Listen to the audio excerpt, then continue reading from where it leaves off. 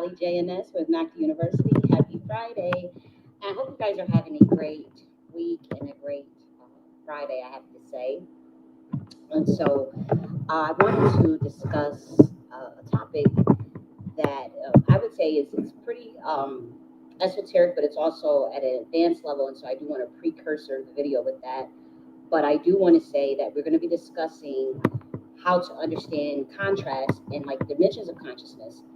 And we're going to discuss that first, and then we're going to talk about the machinations of the tarot, of what makes tarot a science in terms of its technology and its specific mystery sciences that amalgamate the tarot pictographic archetypal system. And so we're going to talk about that in a very concrete manner because I noticed that there's a lot of misinformation on the web about tarot, and it does seem to be a concerted effort to kind of throw a target on certain people's backs, and particularly women, and even more particular Black women. And so we have to discuss and correct certain information that's being spouted in love. We will correct in truth as well, and even very firmly and directly. And so the second portion of this video, I know we're going to delve quite deeply into the actual science of tarot. After that, we're going to talk about the concept of monitoring spirits. We're going to segue into that because, you know, there's some misinformation about the way the system of the tarot modality in divination works. And so we're going to talk about the topic of this, of monitoring spirits and whatnot, and what that means and what that really is. Because it's, I mean, we are calling it spirits, but I mean, is it really spirits? Or is it not just like technology surveillance? You know, it's surveillance of many kinds that can monitor. And then in the sense, when we talk about like human monitors or spiritual monitors, we're going to talk about, we'll talk about the demarcations in that as well. And then after that, we're going to talk about the ancient guardians of the earth. And so when we talk about ancient guardians of the earth, we're talking about like literal specific animals and specific courts and whatnot. And we're going to talk about how the quantum computing aspect of the earth works, because I talked about like how the trees, matter of fact, I do want to make sure my sound is good. I should have done that. And we are on Rumble, and so it should be good on there. Let me just do a sound check before I get deep in, because this is a pretty heavy, deep topic. I probably will have to you know, I have to kind of watch what I say, but this is going to be a pretty in-depth video. So let me just check this out. Okay, cool. So sound is good. Sound is good. And we talk about the ancient guardians of the earth. I know I talked about a couple of weeks ago how the trees in particular act as sort of this quantum computing in terms of teleportation of information based on how tall the trees are and their age, and then the rings within the trees. And then the roots connect to the earth. And so I didn't quite get into details of how this computer actually works in terms of like the technology of the earth itself, the simulation of the earth itself, like stuff you can go and see for yourself, or that stuff you have around your house in terms of the quartz, the moldavites, the Himalayan sea salts, the obsidians, the tourmalines, and how that charges, how it carries the electric charge, and then how those very crystals come from literal caves within the earth. So we're going to show pictures of the caves. We're going to show you those caves. I know people who have been to them. They got some in the Americas. They got them in Africa. They got them in Russia, all over the world. And so we're going to talk about how those specific quartz, how they actually, and you can just look this up yourself, how they can actually work as data chips that can store information, tetrabytes of information, gigabytes of information, and transmutes within nanoseconds and even through FTL. And so we're going to cover how that works. And so obviously, if you have those crystals within the earth and they connect to the trees, then that's, you know, pretty much the bridge between when we talk about high level quantum computing that is natural, that is nature based, okay? And how the AI is seeking to sort of mimic the natural machinations of data transportation and even the way humans interact with nature. And so we'll discuss that, we'll break that down, because there has to be a demarcation for society in terms of the direction we're going to go in. Obviously, there's going to be people that willingly walk into the metaverse, that willingly walk into the technocratic state, even after warnings, even after evidence. And so for those of us that see the play and say, well, we're going to choose love over fear, we're going to choose our humanity over over the artificial, over the transhumanism. And so those of us that choose the other side, we have to still understand the natural processes of the way the earth works. We talk about grounding, we go outside and we ground, and we go outside and we sun gaze. Yeah, that's like the surface level stuff. We know that there's probably some sort of transmission, will you, of information from the sun or from the ground in terms of the Schumann resonance and the 7.83 hertz, that type. But that's just the beginner's level, right? That's beginner's level. But we're going to go into the deep, like, I got to slam it down. We're going to slam it down today. All the way is like giving and many people know these things, and this is not information. It's like, oh my gosh, we should not be talking about these things.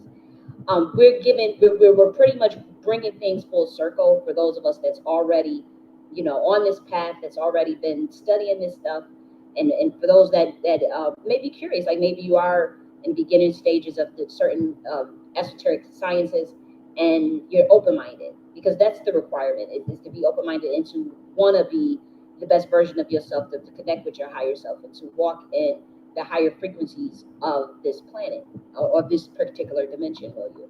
And so that's what's required. So I can't wait to break that part down as far as the way the earth computes and the algorithm of the earth. When I talk about algorithms, we're talking about this ancient ancestral technology that has been passed down for centuries, that can be found within the earth. And we're going to break that down in terms of like certain caves that we're going to look at, and then how you see the artificial version of that in terms of the computer chips. But what are those computer chips made of? And how do those computer chips store data? And so if you can store data that way and put it in your computer, but I can show you clear as day that the same material that's designed to hold the data and to store the data is found deep in caves on these earths, in this earth. And these caves are huge, filled with these crystals, filled with these metals, and somehow, they obviously, you got your soil, they connect to the trees, they connect to these different tourmalines, and they have an electric charge, negative and positive electrons and neutrons. So we can see that clear as day on the earth. Like, you can go to a cave in North Carolina and see a unakite cave. Right now, you can go and dig out unakite. And so if you can see that, and then you can see your computer, you see the same material inside your computer, that should let you know that there is some sort of holographic universal simulation. So, for those that, that doubt, there's heavy research on this. You can go to the Department of Defense and read this research. You can go to the websites from the Army, CIA, and you can see pretty much the things that I'm talking about, because they were trying to develop an AI version of the way the universe already works. And so there's evidence of that. And so that's why there was this obsession with, studying, the occult, and studying esoteric sciences, melanated people's esoteric sciences. That's why there was obsession with that. And that's why they were always studying and monitoring, certain bloodlines more than others, in particular a lot of the melanin bloodlines, and even certain tribes and bloodlines that had, go back to certain genealogies and heraldries. And I've been talking about that for years. I've written books on it, talking about, the connection of the admixture, rather, within certain Black Americans as it relates to American indigenous, the connection between that and the travels from the Sephardic Moors from Spain and Ireland, as well as in Britain, over to America, going in those bloodlines, being a part of an order that goes back, that had to flee and hide their identity, that founded the Knights Templars. But beyond that, they are part of an order from the bloodline of Order of Melchizedek that traces back to the Roman Empire, but then from the Hellenistic period, from Rome back into Tanis. Those are records that some Black Americans are aware of within their bloodline. Now, I'm not saying everybody fits that description, and then you have some that's come over from Africa, and there's certain parts of Africa, mainly West, the Benin, Togo, Nigeria, Senegal area. These areas Those also have specific bloodlines. Now, how do we know that? I'll tell you this. There were a group of American Indian scholars that told me several years ago that there had been constant travel way before Christopher Columbus between the area that is now known as Nigeria, and that's not always its name, right? And then South America, and then certain parts between transmission between South America and North America. Now, this is very important to me in particular because this week I had been wanting to understand how the certain tribes in Africa, such as like the Igbo and Yoruba, but mainly like Igbo and the Osu people, like I was wondering how did they have, how did the information from the Algonquian tribes in North America that were melanated, how did some of that information in terms of like we talk about the tribe of Judah, we talk about certain bloodlines and whatnot, and the intermingling between some of the languages. I was wanting to know how did certain information of theirs get over there, and how does certain information of theirs get over here. And again, the American Indians had already woke this up, but they've got laughed out of the room. They were told that's crazy. You don't know what you're talking about, because it's not in the history books. But they had made it very clear that there had always been travel back and forth, even before the Moors from Spain and Ireland got in the picture and brought Christopher Columbus. They had steered Christopher Columbus over here under the orders of Ferdinand and Queen Isabella. They had Moors on that ship. Everybody knows that, right? And they were Sephardic, all of them, with the exception of Christopher Columbus, who was Ashkenazi, and they came over here to America. That's just a known thing. And since they spoke the same languages as the Algonquian Southeast tribe, American Indian tribes, they trusted, okay, you got Christopher Columbus, which okay, we see our Moors, we've been interacting with them, we know them, we had some treaties with them, we have interactions with them. And so there was also, obviously there was a hoodwink within that, but that's how that started. But back to previously before that, I want to get back to my point. Previously before that, there was this connection between that area, particularly Nigeria and South America. Now, I have personally talked with melanated people from the Igbo tribe who clear as day will tell. I remember this. They said that they have records. Because they got their own horology systems that's different than us. They had their own They had a horology records showing them traveling to Brazil. This was not like the slave trade. This was like they just had trade and travel, and then having the connection, knowing who was over there, the families that was over there. Obviously, that's how a lot of the practices came over in terms of they call it Santeria, but there's also some practices of Palomiambe as well as Budon, as well as the concept of Ifa with some of the Orishas that made it over to Brazil. So, people think that it's just slavery that how they got that information. That's not true. They had traveled way before the transatlantic slave trade. Is my point. Now, when that had happened, they know who they knew who the family that left. They always had track of them. They always had track, and in fact, many of them had came back. No lie. They said that people from the Brazilian area was able to travel back and forth, like to Nigeria, and they had been doing that for thousands of years. That's what was told to me. And at the time, it was like, yeah, okay, whatever. But they actually started showing the horology records because obviously, as they were telling Black Americans this information, we didn't believe it. We just thought they was just trying to cover up their role in the slave trade. Like because we had our pitchforks out at them. We had our pitchforks out at them. We were, you sold us, you sold your people, you sold. We were with that narrative. Don't try to come in our face now. Don't try to come talk about Pan-Africanism now. You know what you did. Very accusatory. Very inflammatory language. And I have to say, I was going through a lot of hurt and healing at this time. So I was number one with my pitchfork out. I was number one. You know what you did. Tell the truth. Tell the truth. And they're looking like, no, we're trying to tell you. So I remember they were trying to show us some horology records. Like, look, these people, like, don't you see? We have our records going back. We know they was going to Brazil and coming back. And, that type thing way before the slave trade is what we're trying to tell you. And I said, okay, whatever. What was interesting is that the American Indians come into the conversation, and they back it up. They said, yo, Jenny, that's actually true. Like, that's actually true. Like, we know about that. Like, we actually been knowing about that from our oral histories. And I'm like, well, how come I'm just not finding this stuff out? And how come I'm just now, learning about, it was really mind-boggling. Now, this was the Boule class in Black America that was telling me this information. It was something that was not well known, so something that they know within their circles, within their groups, for a very long time. And so it was relayed. They were trying to teach us that, yes, even in North America, in terms of how, because I wanted to know how did, certain this term, like these phonetic sounds, like ya, or rah, like all of this yamaka, yeah, like all of this ya stuff, a lot of the stuff that has this um Judahite, energy towards it it could be found in a lot of the Algonquian tribes in America. These are, some of the copper colored Indian tribes. A lot of them were in the Southeast. A lot of them got enslaved. They were around the Georgia and North Carolina area, especially around that North Carolina area during the contraband wars. And also the Tuscarora Wars. Now, if you look at the maps of the Tuscarora Wars, and then you align it up where all of the you lay that same map of where all the Tuscarora Wars were fought, and then you lay it with where the contraband wars were in terms of the enslavement camps.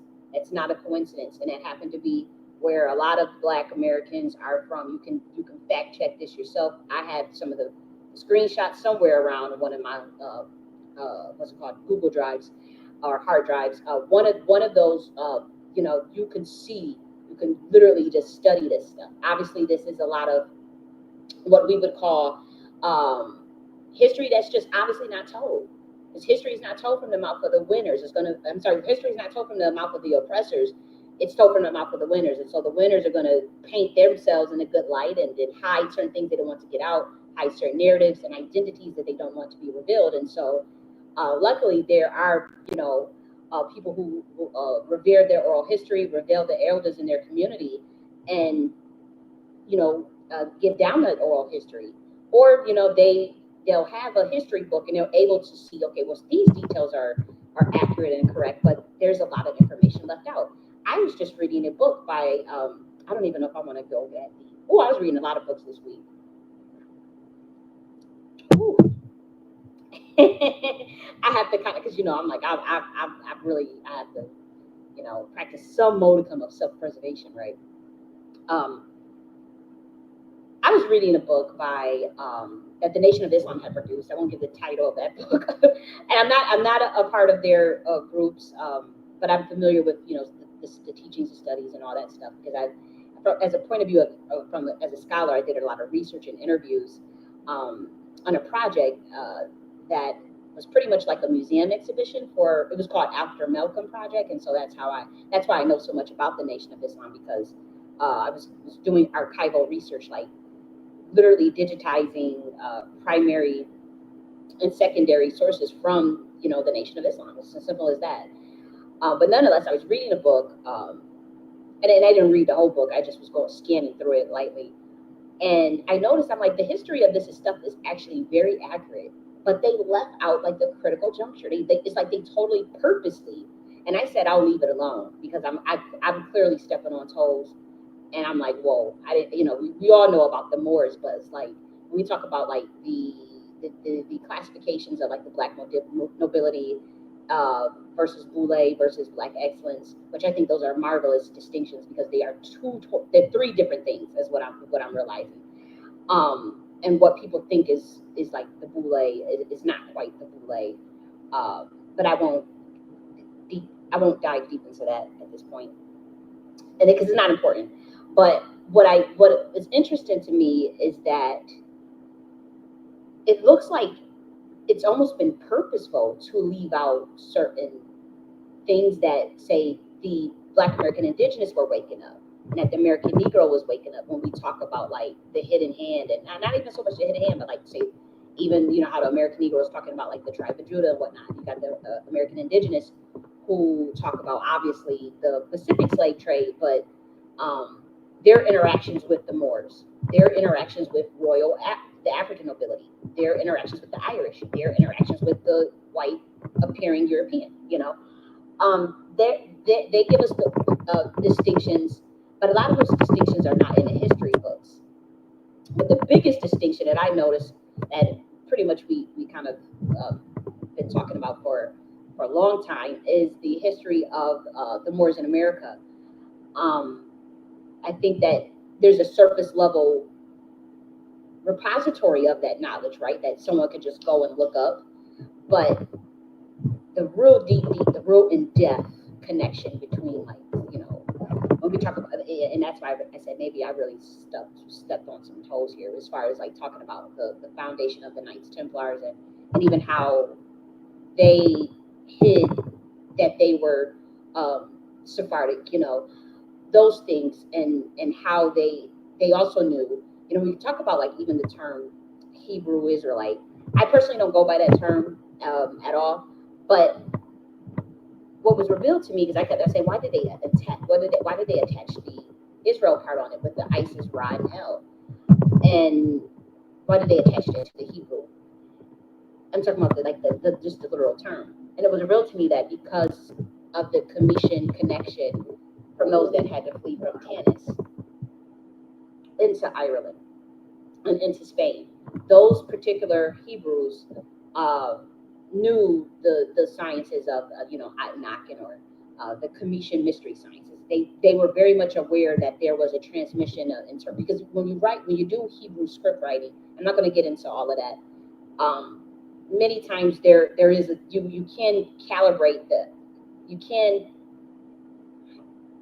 I don't want to, because I don't want to give out information, but what I'm saying is, like, you can code the algorithms based on previous history and previous stories that already took place, with Isis, Horus, and Set, Mithra, Dionysus, and all these things. You can read pretty much psycho a script, so to speak.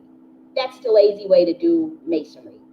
But let's just be real. That's what's been happening for thousands of years on this planet. It's the lazy way to do masonry. But there, the intergalactic, the Atlantean version of masonry is like, okay, we come in with a whole new script, and we come in with a whole new algorithm, a whole new language, a whole new code, a whole new everything, new species, new trees, new everything just goes. It's a whole nother. It's a different version of that.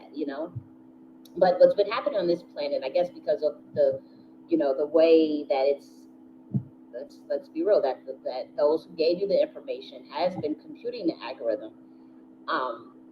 It's been from the perspective of obviously the current mystery science on this planet, whether that be the Kabbalah, the Ethiopian Bible, as well as other sciences such as the Commission, what about Kemet. And so it was revealed to me that is why, that even if they don't know it, like, they may not know that's why they're saying, Hebrew Israelite, but that's where it's coming from, that there's a clear connection between that particular bloodline, and understanding, because we're talking about royal priesthoods, right? We're talking about royal priesthoods. This is not promoting a religion. It's not promoting even religious beliefs. It's just clearly going through where the concepts and the words come from, and so they're not just happenstance. Nothing is ever happenstance. And so that's what that is. I personally don't identify that way, but I'm just throwing that out there. So they always knew. Let me get back on topic. So the American indigenous always knew, that there was a connection between the travels between that particular area of West Africa and North America, and even South America, for a very long time. And like I said, I thought it was quite fascinating to learn about that. But I have to say, I didn't quite take it serious some years ago. I didn't take it serious at all. I just was like, okay, this sounds like somebody just making up some stuff. Because again, me trying to bridge the gap and understand how does some of the American Indian tribes, and just based off out of their own mouth, how do they come and tell me that they are Hebrew?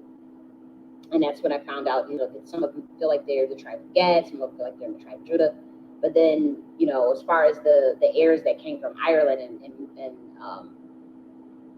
Ireland and Spain, I needed to bridge that together. I need to understand, how does that work? Who's who then? And so I was so happy to see, to remember that connection. Like, okay, they had already told you that they have been traveling back and forth between that area and North America, South America. Now they go from, obviously, if you're talking about Tanis, those groups still had to come from that Sudan, which is, I believe they were calling that Kush, and that used to be Ethiopia too. And then coming up into some parts of West Africa, and those beings going into Sudan and into Egypt. Now you can look at Thutmose. You could look at their, what was that called? Their haplogroup. If you believe in that stuff, you don't have to put the science together just from that perspective. You can do it by artifacts as well. Like, if you don't believe in haplogroups, is fine. But if you study the artifacts and study the writing, Nsibidi writing, and then the Nsibidi writing of Nigeria, as well as the hieroglyphics, and you'll see the similarities. Just if you guys doubt, like, there's no connection between that, just study the Nsibidi language and the hieroglyphics. You could do it that way, or you could just study the haplogroups of Thutmose. I want to say Amenemhet and Thutmose. What's the other one? Queen Thoya. And there's some other ones, but I can't think of them right now. Amhos, yeah, Amhos. Just study those, and then and again compare the languages as well, and that you will see that connection, and then that's how you could start to see how they morphed into more of this, as far as in Tanis, having to morph and blending those sciences. This is, again, we're only talking about royal priesthood. I'm not saying that this is all a group of people or a people group. Okay, I'm literally talking about a noble royal priesthood that pretty much came under attack, and it had to start different orders and secret societies to preserve certain bloodlines. That does not mean that's for everybody to understand. Pretty much that probably relates to about 1 to 3% of the world's population, this information. But it is for a lot of people that are over in this country. It is for at least 12,000 people in America. And so whether that information gets to them, or whether people feel that this relates to them or it doesn't relate to them, it's okay if it does not relate to you or resonate with you at all. Like, if you feel like, okay, that's not me, or it doesn't mean that, okay, what I'm saying is just, invalid because it doesn't relate to you. It just means that it doesn't relate to you. And if it does relate to you, then you may want to look into some details and get more of the knowledge, maybe to bridge it all together. And so I felt it was important to talk about just that streamline of consciousness of how all this stuff connects, as it relates to when we talk about some of the information and how it travels and how it gets into certain people's hands, even if they don't have even a geographic location connection to what they understand, or to what they know.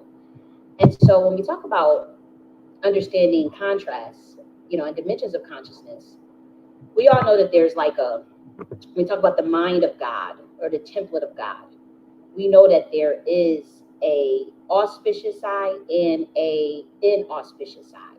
Because I don't like to use the word negative and positive to describe phenomenon that is considered good or bad, because the negative relates to an electric charge that is feminine, and then the positive relates to another electric charge that is masculine. And that's how you develop, electric static, or electricity, or electromagnetism. And so, to be quite frank, it can be quite offensive, to describe everything bad as negative, and it just happens to describe the divine feminine. And so, to me, it seems like it's better to use the term inauspicious to describe something that doesn't serve you, and then auspicious to describe something that does serve you. And so when we talk about, this idea of contrast in the mind of God, or even just like the concepts of good and bad, we know that there is a reflection of the inauspicious and auspicious side, but we may not be conscious of its existence. And so, as humans, right, we know that there is like this underworld of evil. We call it the demonic kingdom, or we call it the demonic realm, and it rules. You know, in that realm, we can't fathom it. Like we know it exists, but we don't necessarily enter into it. We know that in that realm, rules are broken. People don't value one another. There's no respect. Civilized life is broken. We don't venture into such a low vibrational. We are not conscious of that world because we do not enter it. We just conceptually know it exists. Okay. And so that's kind of like how it's like, even with God, it's like, okay, well, I'm conscious that we have this side, or there is this side, or I'll just say universe because I don't want to offend people. Um, in the mind of the universe, we know that there is this conscious, this world where everything is just inauspicious, but we do not enter it. And so it's one thing to view error as a thing apart from us, and quite another to enter into the consciousness of it. And so that is also what happened with Adam and Eve. They were told not to enter into the consciousness of the knowledge of good and evil, just to live in the Garden of Eden and to be in bliss consciousness, which is the auspicious consciousness. Instead of learning about duality, instead of venturing into the realm and the consciousness of duality, obviously they were tempted by the sensation of pleasure, which in human, you guys have the story of the snake, and that was their temptation. I need to go to the powder room real quick, so just give me one moment.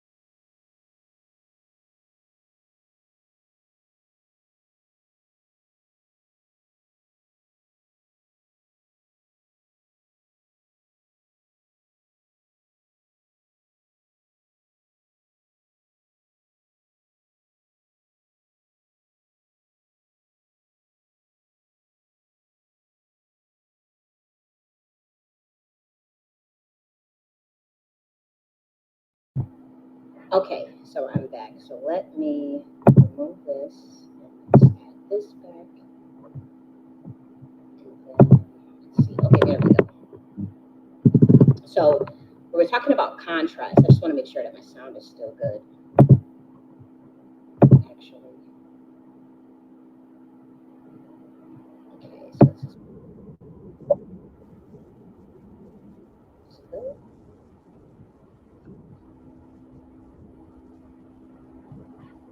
Wait, let me see. Is the sound good?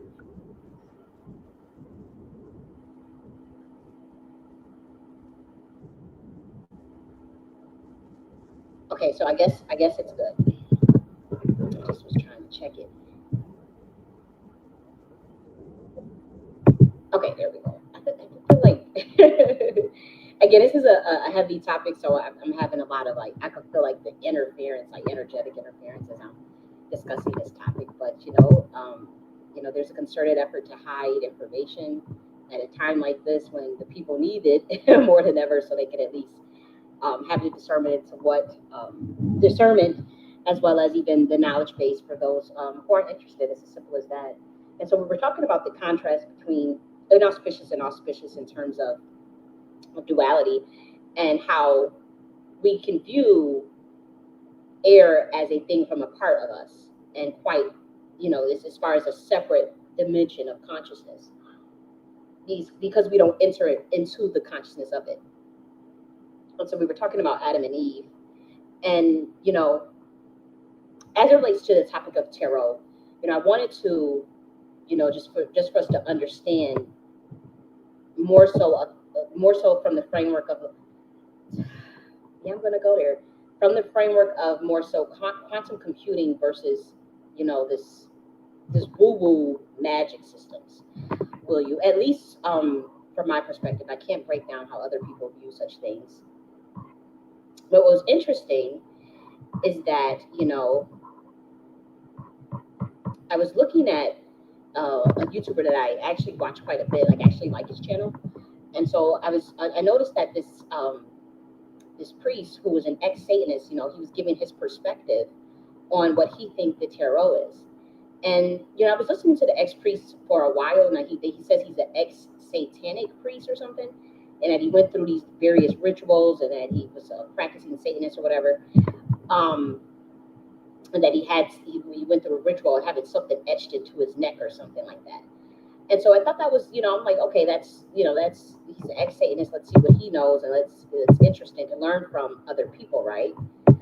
And so what was interesting is that, I noticed for the last couple of videos I've been watching of this particular ex-Satanist priest, is that there's like been, to me, like a sensationalism around the knowledge that he's talking about, and to be quite frank, and even a purposeful misinformation about certain things. And I don't understand why that's the case. And what I also felt was odd was that, like when we think of, like, the dissemination of what we call quote unquote occult information, and who's getting propped up in an algorithm to talk about it in their system, it's always some sort of ex-Satanist. It's always some sort of Luciferian or all of those things. But it's never the victims of their satanic cult that ever get, promoted to the forefront to talk about things. It's never the actual victims who go through, who have those rituals done on them. It's that gets propped up in the algorithm to discuss these particular practices and sciences. Those that the victims that are born into that, even intergenerationally going back thousands of years, who may just know, like, okay, as far as the natural dissemination of that information without even having to do it. It's never that it's never those type. It's always an ex-Satanist priest or something. And I don't have nothing against this guy. Like I said, I was watching, his videos and whatnot, and learning and whatnot. But the last two videos that I saw of his with interviews, I was like, wow, like this seems to be like controlled. I won't call him controlled opposition, but I'm like, this seems to be like someone that's really trying to put a target on a certain community that is not Satanists, that are not Luciferians, that are not that are very holy shamanic priestess, that are more indigenous to certain practices that are in North America and South America, or even understanding primal earth based sciences that have been around for tens of thousands of years. And so I'm like, that's not Satanism. Like, Satanism is a very specific thing, like, and so I saw the conflation with that, and I said, well, maybe he really thinks that, like, he's been in that, he's been there, he saw things. We all have been there and saw things, and have demonized things with, maybe rightfully so, or maybe just jumping the gun. But it's in that path, it can be very arduous. You're gonna see things. If you misstep, if your frequency's not right, you'll get a feedback loop. You'll get a boomerang. You may those type of things. And so I understand, and that's why I appreciated learning from him. I'm not saying that I'm just writing this person off, because I've been watching his interviews and to try to understand more about for myself. Like, what is this stuff about? And I just noticed, certain things that we was talking about. I'm like, that's pretty much misinformation. And why is this something you really believe? Or but it's always an ex-Satanist. And I'm like, well, how do we know? These days, anybody can say they're anything these days, right? But nonetheless, he was talking about the tarot in this particular video, and I just felt, I'm like, I'm looking at this, I'm like, I noticed that it's never the victims of those cults that come forward, or their unique situation that forces them to maybe do things, like tarot readings, even if they are, because they're financially blacklisted or something, they're put on a list to be sabotaged. So it's always an ex-Satanist priest that went through the rituals, that chose that side, that made the blood pact with Satan. And that always get propped up in the algorithm to talk about these type of things.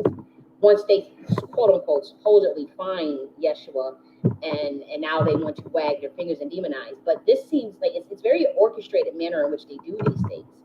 Like, I'm left wondering. I'm like, okay, is this staged, or is this propaganda? As I'm watching, these priests, and he's not just the only one. I just noticed this concerted effort to purposely put out false information on mystery sciences, to put fear in people, or to, I think, deter them. But I also think it's to pretty much control them. To be quite frank with you, I noticed that the current propaganda surrounding these topics is to make sure that the cattle or the sheep stays sheep. And we're not talking about stay a specific religion. I'm talking about, because there's very, very, very advanced Christians, right? There are very, they put the smack down in the spiritual realm. They are very advanced. So don't think I'm attacking anyone's religion, because it has nothing to do with that. We're talking about putting the sheep in sort of a cog in terms of the limitations of where their consciousness expands, where their minds expands, what they're capable of understanding and knowing. And that they want to control that, regardless of what religion you're practicing, your gender, your race. They don't even care about that. It's like, this is a human thing. It's like, we have to control what a human even conceives of in their damn mind, what they think they're going to know, what they think they're going to think about, regardless of what religion they practice in. Because all of these, religions are pretty much, they'll teach you pretty much, in so many words, different ascension practices, with the end goal of understanding intergalactic mentalism better. And so there's we don't get into all of that. But, I noticed that, I was wondering, like, okay, I think they may be propping up some of these people and they're gatekeepers, but they're acting and pretending to, like, I'm not saying that about this priest at all. I'm not talking about him. I'm saying, like, I wonder, because I'm seeing stuff that is just like so. I was watching something even yesterday where they was just like, here, look at this, everybody, look at this satanic ritual, look at this satanic ritual. Then the dude puts up a Bible verse, which I thought is a very beautiful Bible verse, not realizing that Bible verse backed up what the person that was in the video he was talking about was actually saying in terms of her specific journey. This was a Black woman talking. And he kept saying, see, she's demonic, see, she's satanic, see, she's, and it was like, everything that she was saying was actually scriptural, and she was pretty much agreeing with the verse. It's just that because she didn't, I guess, say the verse, But it was just like, I was shocked. And I'm like, okay, so this is being done on purpose. Like, they are paying people to do this. Like, because it's like, there's levels to spirituality and there's levels of awareness. But it's like, if you want everybody at like the 2-year-old level, you have to tell them 2-year-old shit. You got to tell them, hey, if you don't do this, this is going to happen to you. You got to scare them. You got to put the boogeyman over, the fairies. You got to get it entertaining. You got to keep them in. You got to give them hope, but you got to keep them, if you want them at the 2-year-old level, you're going to tell them 2-year-old stuff. And once the 2-year-olds start asking questions, they get older, maybe they 3, they 4, they 5. They want to start asking questions. They want to see books. They want to see evidence. They want to learn more. And they see a book that you read and they see something you got and they asking about it. What's that? What's that? Oh, no. You want them at the 2-year-old level, And so you tell them something very scary about that book right there. You open that book, you're going to get green everywhere. Your head going to fall off. Your breast going to fall off. Your dick going to fall off. Your titties going to... They going to tell you something crazy to make... Okay, never mind. I'll go back to the 2-year-old level. Never mind. Because I don't want nothing that... Oh, no. And then maybe that particular person that you asking them questions, maybe they know a little bit more than you. Maybe they can, show, then, do some psychotronics or some radionics. Maybe they know a little bit of telekinesis. And that'll scare you straight. They older than you. So they say, oh, man, they said if I touch that, then that ain't for me. They said I got to go back to the 2-year-old level. And then it can happen again. Say that you're 10 years old. The person you want to know more. You see more stuff. You see more symbols. You see more. You start asking questions again. They say, "What about that symbol right there?" They using it. They got it all, and they say, "You know what? No. That's not for you. Remember what we talked about when you was 2 years old. That you gotta believe A, B, C, and D to get that, and that's for you. And you gotta, it's real whimsical shit that they telling them. You got to go back to 2 years old. So now the person is 10 years old, but they still at that 2-year-old level because they're being scared and the information is being gatekept and they're being locked out and told that if you go near these things, that your head gonna fall off, your legs gonna fall off, you're going to go da. But maybe some of that could be true. Some of that it could really be dangerous. But then the other part of it, because there's always a duality within whatever you're saying. It could actually be something that's in their bloodline. It could actually be something that is for them. You just want to keep them away from their power. You just want to keep them from exploring other aspects of their consciousness so that you can have advantage over them and power over them, whether you be a mason, a priest, a pastor, whatever. Let's be real. And so I found that that's what's happening today. Is what I say all that to say. I give that analogy to say that is unequivocally what is happening today. That it is. And with that, we want to do a deep dive on information. Like, okay, well, if I personally feel that there's something, was missed in a particular topic of discussion as it relates to tarot, then, we'll just give out the counter information and people can go and research things and see for themselves or decide not to, but I feel very uncomfortable because this is something that I know naturally. I've never had to go and learn it. Nobody had to teach me the tarot. It was just something I just knew. And actually, when I was 9 years old, I was drawn to tarot at 9. I would go to one of my friends. Her grandma was into a lot of that stuff, and we would go to her house, and I can we would talk about these things. We could talk about it freely.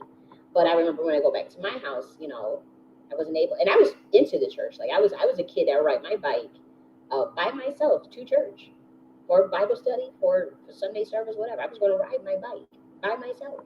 I'm talking about 11 years old, 12 years old, 13 years old. That was just my thing. And even at 9 years old, But I also was drawn. At that same time, I'm not going to act like I was not over on Elmwood in Buffalo going to, the Botanica store. I was up, and it felt so natural. It was going straight to the Amethyst, going straight to the Obsidian, going straight at that same age, going straight to the tarot cards. begging for those tarot cards at 9 years old, begging, wanting them so bad. And my obviously, my adopted sister was like, "No way, we're not bringing that into the house," because once again, oh, that's the demons. But I intuitively knew, I'm like, there's no demons attached to that. Like at 9 years old, so I'm 33. People could look at me, judge me, and say, "Oh my gosh, you're promoting that." I'm not promoting anybody to do anything. I'm merely correcting the science behind it. I don't care what people do. I'm in no business, shape, or form to try to. Um, I have very strong opinions of what I think society should be doing, and how we think. I'm an ideologue in that regard. But as far as like coming up with the mechanisms to try to control what a human does or what a human thinks, no, I'm not interested in that. I don't give a shit. But I noticed that other people are very much obsessed with that, and that's what they think about 24/7. To be quite frank. And not this guy. I'm just saying, like, obviously the powers that are thinking 24/7 and how to get you to walk into the Palantir technocratic. I'm throwing shade. I'm throwing the whole table. I'm throwing the whole tree. People gonna get blasted, when we talk about surveillance and all that stuff, and we're gonna get deep into these things and how people are fear mongering, but also, we want people to expand. And like I said, there is an advanced group that is more into the they practice more organized religion, and I see them in the spiritual realm, and I see them putting in their work, and I see them because they was like, man, we ain't got nothing to lose. We believe in righteousness, we believe in justice, we believe in truth, we believe in enlightenment. We've been following this for a long time. We believe that they're pretty much a lot of, and I'll say this, they are a part of organized religion.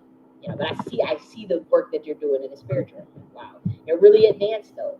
They've gotten past a lot of their judgment, and they realize that as far as like, we gotta just try it at this point. And I'm speaking in code for those that know, as far as like this person that come forward talking about this Nakhti esoteric sciences, was talking about the occult knowledge of the angel kingdom, as well as Yeshua, the esoteric knowledge of the Gnosticism as it relates to the things that Yeshua may have known, the teachings of the divine feminine, this stuff, how it relates, to the Ethiopian Bible and the Ge'ez language, Coptic language, Phoenician language, how it relates to Kemet, bridging those gaps, understanding really how the Hebrew script writing system works in terms of the original forms of Masonry, Atlantean Masonry, which is a group of Christians. I'll just be quite frank, and even Muslims that are like in behind the scenes, whatever, however they're doing it, and they're just like, look, we gotta try to at least turn the tides around if we want to bring more light into this world, and we want they believe but 100% in what they follow, but they also know there has to be some sort of works. We talk about the idea of faith without works is dead. And they realize, like, maybe we got to do a little more work spiritually to get some of the results we want in terms of heaven on earth, in terms of ascension, in terms of bringing back, exposing the man of perdition, exposing what's been done to humanity, and the crimes against humanity, and then bringing in about this new age, or this concept of heaven on earth. And however that happens, they are honestly okay with that. They understand that they may not understand everything, but they know what they believe. They're not deviating from it.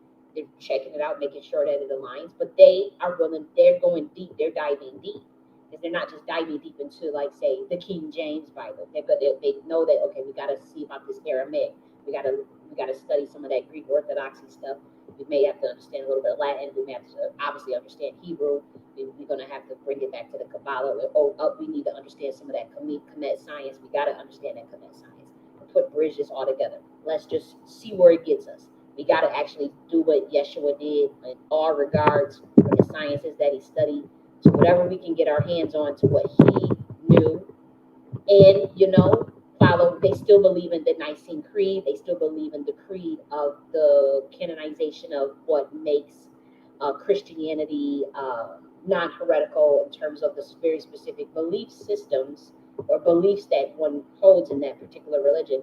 They still go by that, whether they are whatever, regardless of denomination. I'll just say that, regardless of denomination. And so, I'm like, okay, at least I see them. They've been putting in work, honestly, for like since 2022. As far as like, look, we gotta at least try to see if we can make something shake.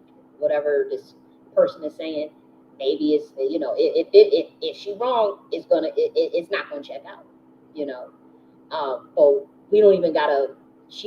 We don't even gotta. It's not even had nothing to do with her. Let's just, follow it and see.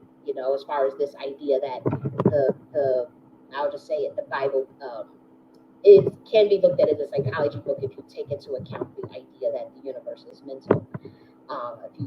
If we talk about like the 12 dimensions of the mind, represented even in physical sense, whether you take it allegorical or literal, it doesn't matter, because Hebrew script writing is very much like stage theater, stage play. Like, it can be very much reality for those of us that understand high level, the higher levels of that science. And so, obviously, we would talk about the 12 dimensions of consciousness, the qualitative. You have the 12 dimensions of consciousness, but also the 12 dimensions of archetypes within consciousness, whether that be judgment, wisdom, love, the actual qualitative aspects of that.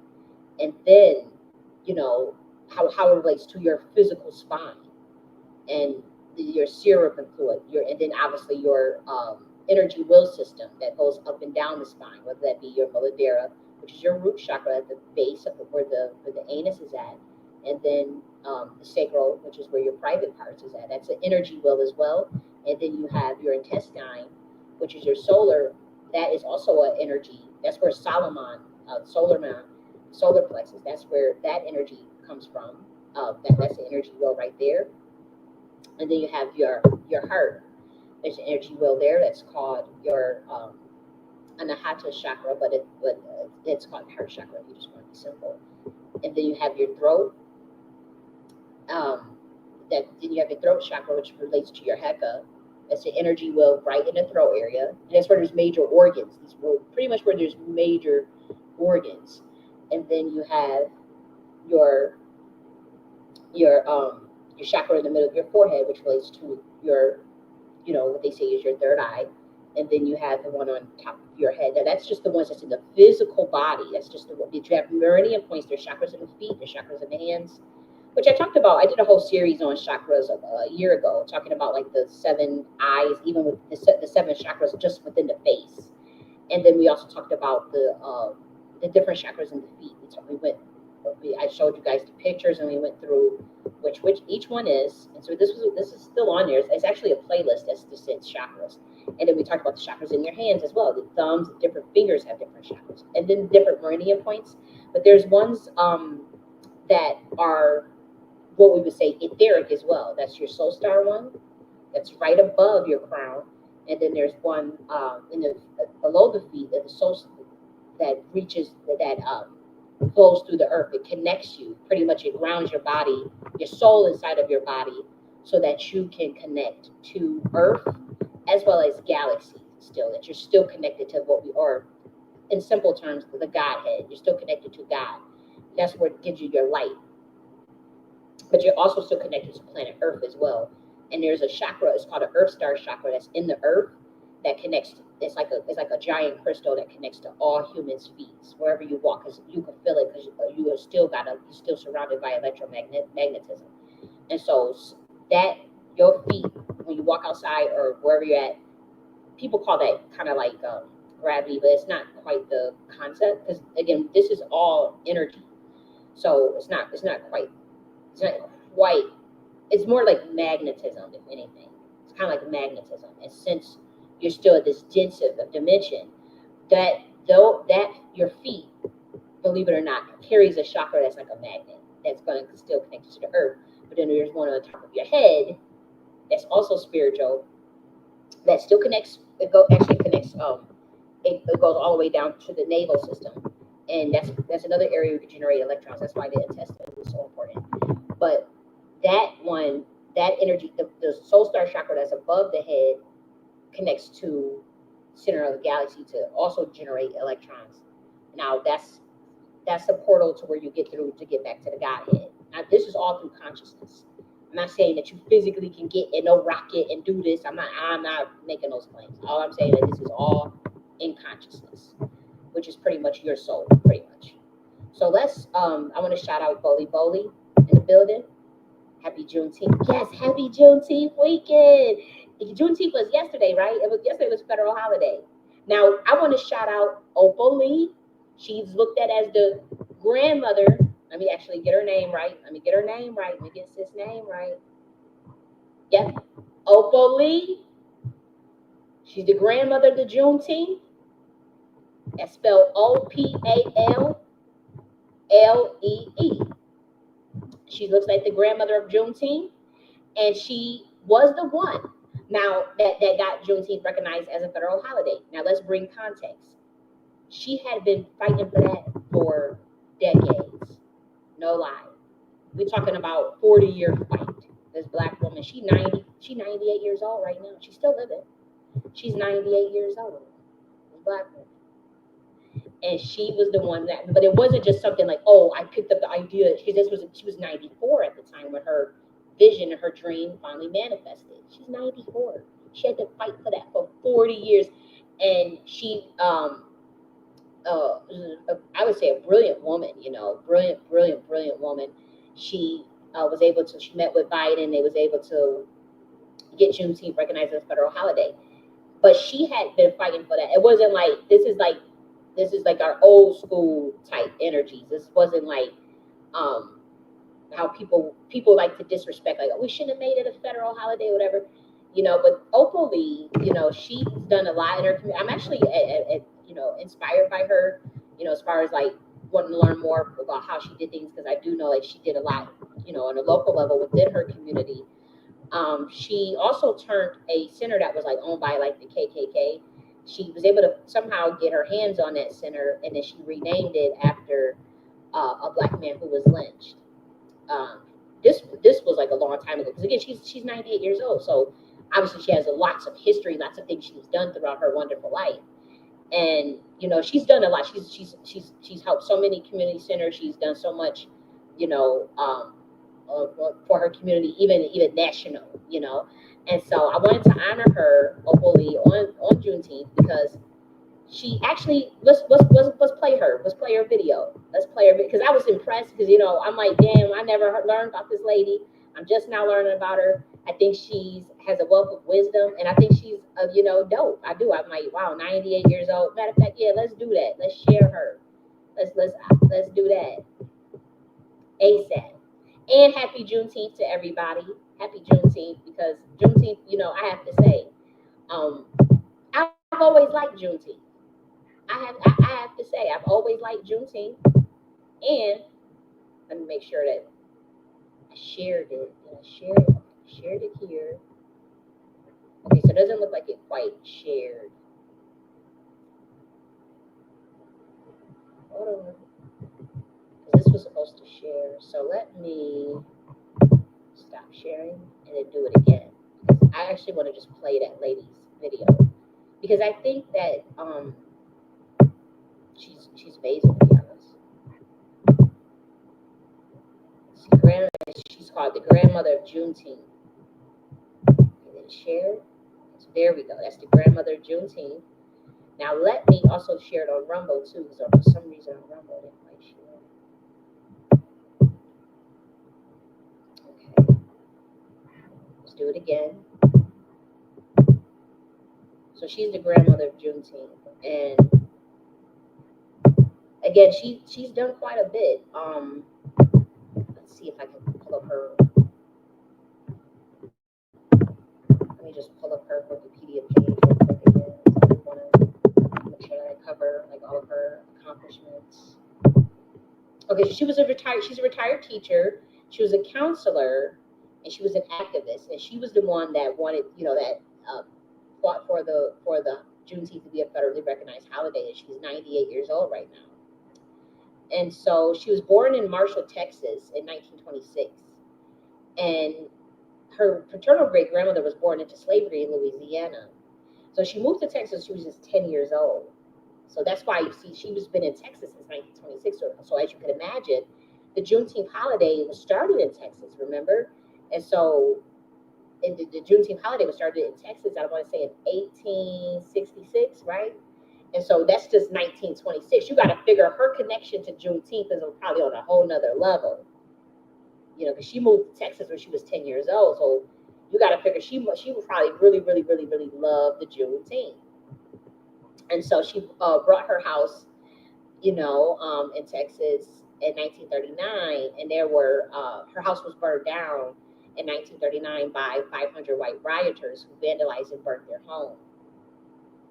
So she didn't buy her house; her parents bought it. Her parents bought a house in 1939, and they burnt it home. And so she said, obviously that happened, in 1939, but it happened around the Juneteenth, so it just made her, it made her think about those type of things.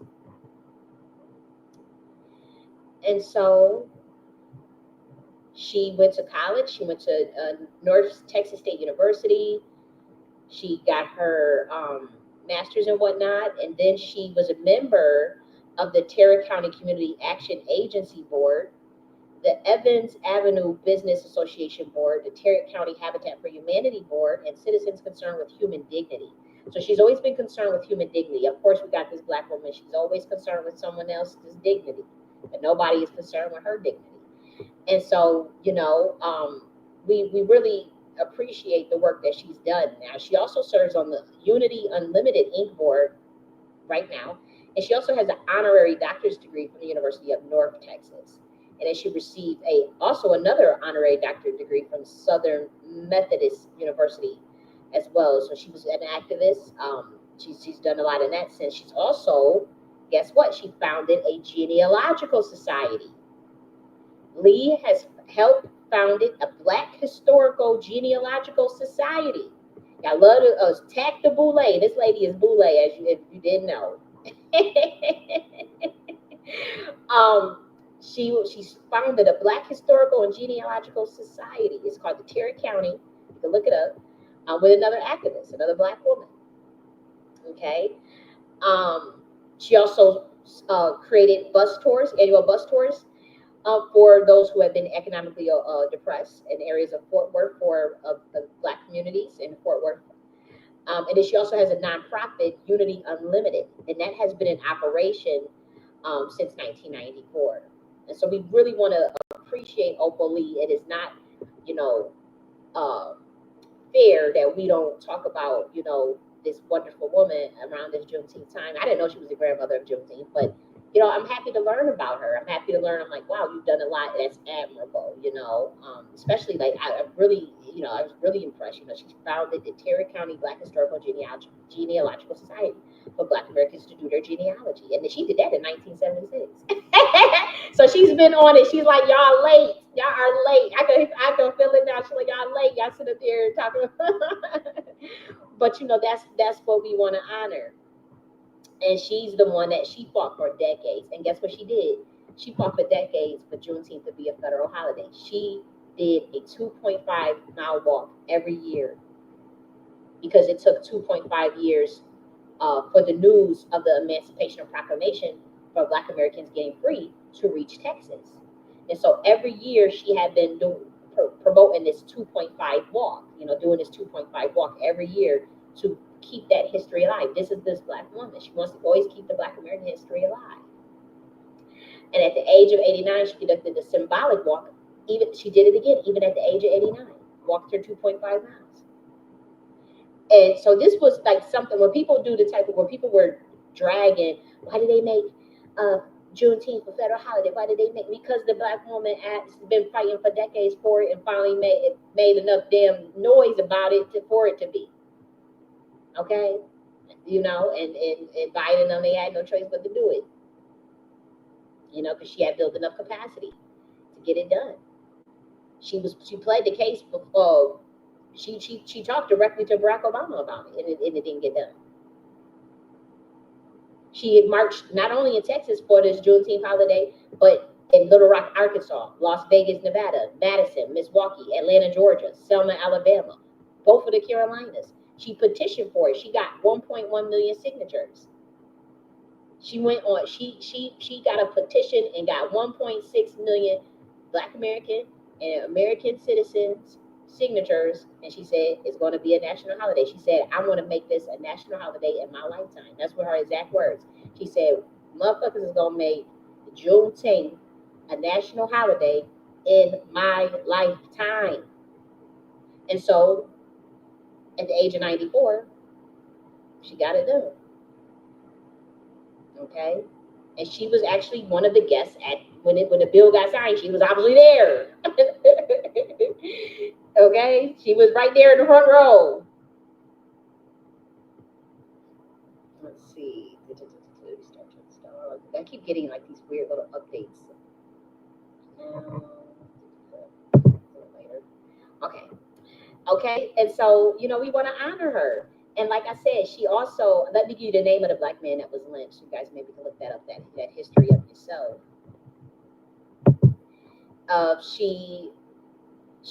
There was a nonprofit, and it was, let's see, Lee also called a board member of Transform Coalition of Work nonprofit and arts organization, working to turn a former Ku Klux Klan auditorium. Yeah, so it was a Ku Klux Klan auditorium, and she turned it into the Fred Roos Center and Museum for Arts and Community Healing.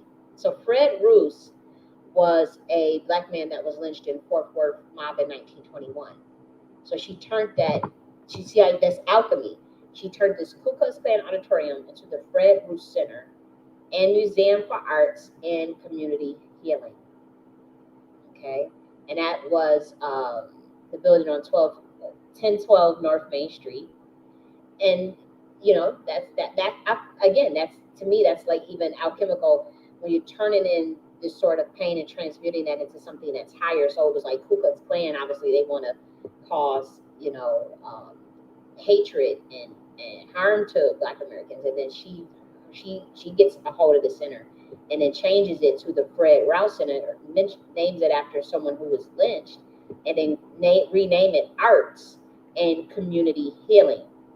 So the center became a center where Black Americans can actually go to and get the community healing. And so, you know, she's been around for a long time. And again, like I said, I just like the way, you know, she's done her part, and I admire her. And it's like, okay, I feel like I could learn a lot from her legacy. And so I want to play what she has to say, because she did talk about closing disparities and equity. She talked about, you know, how do we deal with the disparity as a nation, and address the country. And I felt like her words of wisdom is very important at this time on this Juneteenth holiday weekend, rather, from a 98-year-old. She was 94 at this time, but let's listen to what she has to say, because, you know, we're going through a lot of changes in America. And these type of members, her type of bloodline, oh, you better believe her bloodline was the one that started the infrastructure for Americans in terms of the safety nets, the community organizations, the community centers that you see, the nonprofits. We talking about her bloodline. And so I think it behooves us to listen to the words of wisdom of a 94-year-old in terms of the change that Americans are dealing with, the structural breakdown that's happening in America. We need these words of wisdom from the bloodline that founded this country, who don't get credit for it on both parts, whether you were the enslaved people who had to build it, as well as those from the Boule and Black nobility class, which many of the times it's both. And I can imagine that even with her bloodline, it's clearly both, based on just a little bit that I've researched even behind the scenes. And so we want to listen to one of the elders of this country whose bloodline founded this country. It's been around for a long time. Again, her paternal great grandmother was born into slavery in this country. So let's listen. To help people. Well, it's in my DNA to help people. See, she said that it's in my DNA to help people. Well, it's in my DNA to help people.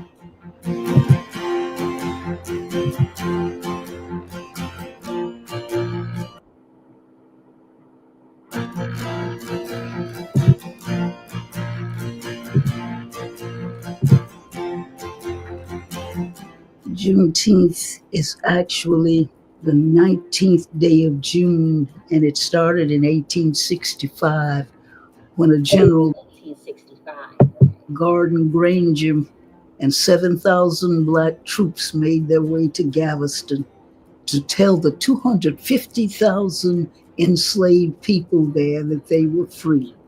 He nailed that order, it was called General Order Number 3, to the door of Reedy Chapel, African Methodist Episcopal Church. And when those people came in from their work and somebody read that to them, they started celebrating, and we've been celebrating ever since. They gained so much. They gained the ability to name themselves, to have children that weren't taken away from them. They were able to dress, to own property, to vote, pay taxes, all of these things. It was freedom then, and we need freedom now. And I see Juneteenth being a unifier.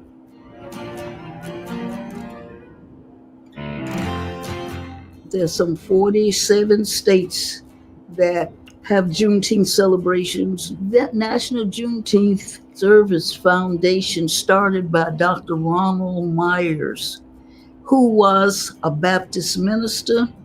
He was a medical doctor and a jazz musician, all rolled into one. And Dr. Myers went all over these United States setting up Juneteenth festivals and educational components. We owe him what we have today, where we're trying to get the bill passed to make it a national holiday. And what do you have plans for this year for Juneteenth, and how can people get involved? I thought you never asked. We are planning a caravan like we had last year, that over 300 cars followed my 2.5-mile walk from downtown Fort Worth to Will Rogers to symbolize that it was 2.5 years after the emancipation that the news reached the enslaved in Texas. We moved to Fort Worth. My parents bought a house in a neighborhood only whites, and they didn't want us there. On the 19th of June, they formed a mob, 500 strong, the police said, and my father came with a gun, and the police told him that if you bust a cap, we'll let that mob have you. The paper says that the police couldn't control the mob. Our parents sent us to friends, and they left under cover of darkness. But those people tore that place apart, burned the furniture. If we had been allowed to stay in that neighborhood, they would have found that we wanted the same thing they wanted. Decent job, decent place to stay. My dad put food on the table. The kids go to school. At that time, their children in one direction and we went in another. But we all wanted the same thing, but we weren't allowed to stay.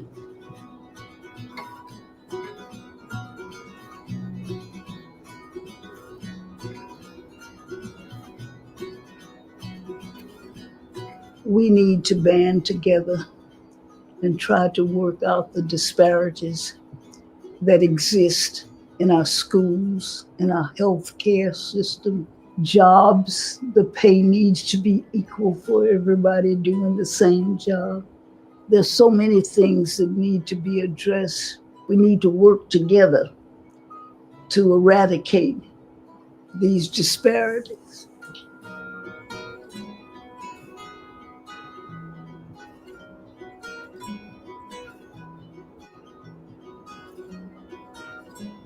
We need to keep the pressure on. We took that many signatures to them in September.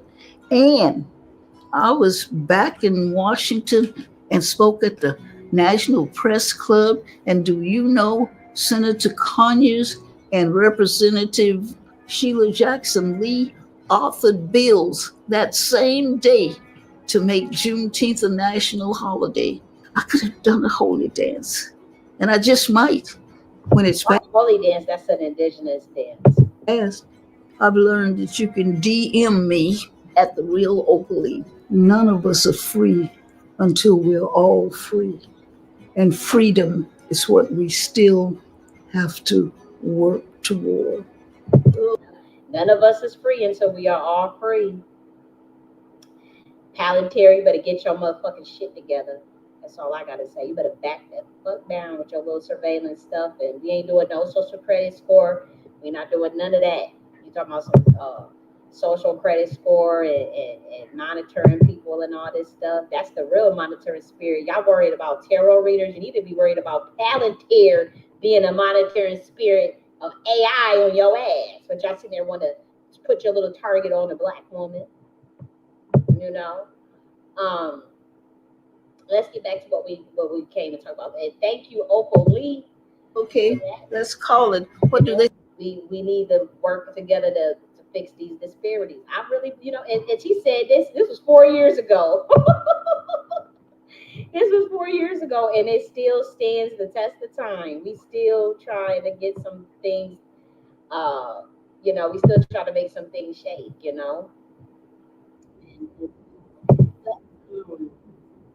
Let's talk about, I want to do this breakdown of this esoteric of the tarot stuff, because it is important, because there are a lot of women, to be honest, that have had been forced into, that's uh, been locked out of the system. And I noticed that there's a concerted effort to kind of attack that line of work lately, because Black women majority make up that work and have been in that work for centuries. And I noticed that there's like this concerted effort to spew as much misinformation about it, to sort of deter people from. And again, it's an inadvertent attack on business. If you ask me, that's literally how I take it, because of the amount of misinformation that is so blatant. And then what gets propped up and what gets non-propped up, or that's looked at as not algorithmically friendly, or look it's like disenfranchised. It's very covert, but it's obvious. It's not like, okay, we're just being paranoid, or this is just something like, no, it's like, this is objectively like clear as day misinformation. So why is someone spewing misinformation is the bigger question, at least in my mind. And so we're going to discuss that, and we're going to look at that and break that down line by line, and we're going to just do a high level overview of things. What I want to say, I want to read just a little snippet of something, for those that are advanced, that are kind of past this, because this may, like, for those who listen to what, like, this ex Satanist priest is about to say in this YouTube video, for we're going to do a play his clip. It's going to sound like maybe like something that could be very remedial compared to like where you're at spiritually. And so, I know that some of the people that may listen to me, or that watch my channel, they probably, extremely advanced on some levels of, and help me out, and give me information, and are teaching me.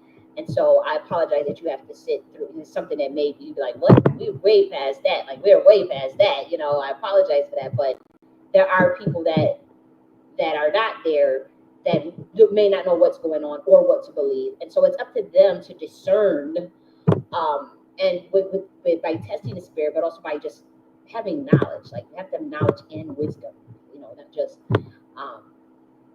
you have to merge the logic and the intuition. You have to merge the heart and the mind. It has to be heart and mind coherence, to really steer the course of your reality, so to speak. And so I want to read just a snippet for those that may be a little more advanced, who can understand what's going on here. So I'll read this excerpt out of this book, and it says, "This goes to prove that ne'er one comes to the absolute or cause side of existence. The greater is one understanding that wisdom and order rule, and that he who joins wisdom and order rules with them.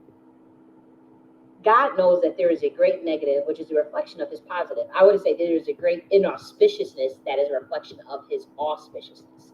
But he is not conscious of his existence. We know that there is an underworld of evil in which all the rules of civilized life are broken, but we are not conscious of that world because we do not enter into it. It is one thing to view error as a thing apart from us, and quite another to enter into the consciousness of it. In the allegory of Adam and Eve, the man and the woman is told by wisdom not to eat, not to enter into the consciousness of the fruit of the tree of knowledge of good and evil. But the pleasure of seduction, the serpent, tempted them, and so they ate. Sensation, affection, and love are closely allied. Okay? Affection is personified, and the serpent is the most subtle of the beasts, filled animal forces alive in its substance. The serpent represents the divine feminine, by the way, or the Kundalini energy. The subtlety of sensation in its various guises is in its pleasure, the thrill that comes with mind and matter joined in the ecstasy of life, when the desire for the pleasures of sensation indulged in the guiding wisdom ignored. Okay, a realm of consciousness is established that regards material universe as the only reality, which we know is false. Okay, let me just make sure I get this. Okay. The Lord, the knowing side of man, talks to him in the cool of the day, in the heat of passion, and the joy of pleasure. Man does not listen to the still small voice, but in the cool of the day. That is when he cools off. He reflected and hears the voice of wisdom and judgment, saying, "Where art thou, Adam?" The great day of judgment, which has been located at some fateful time in the future when we shall all be called before the judge of the world and have punishment meted out to us for sins is every day. The translator of the Authorized Version and of the American Standard Version of the New Testament are responsible for the Great Judgment Boogaboo. In every instance where judgment was mentioned by Jesus, he said in the day of judgment, but the translator changed a to the, making the time of judgment appear a definite point in the future instead of the repeated process. Yeah, that's why you have to understand the Aramaic or the Hebrew, or try to get back. I look at a lot of the Orthodox, the Jewish Orthodox, just to get some of the Hebrew versions of these words, because they don't translate quite the same as if you look at it in English. And so if you're gonna follow this stuff, I would say your equations must align. This is not just a book where you could just feel good and just chop up stuff that you want. It's a grimoire. It's written by Black women. We don't talk about that. We don't have to talk about it. You ain't gotta believe it. But your equations better match up and add up. And we always still use logic. Yes, we're very much whimsical into the quantum entanglement and quantum superpositioning and all out there in the space and all this stuff and the different dimensions, and very, very, very spiritual and very intuitive and very emotional. But when it comes to that particular science, there is a logic. It is arithmetic based. It is intuitive based. Some of it is cryptic, but the logic better add up. The logic must be there, or else you're going to be looked at with suspicion by the angel class and by the spirits when you start to spew misinformation, because it's like, what is your agenda? Because the equations have to match.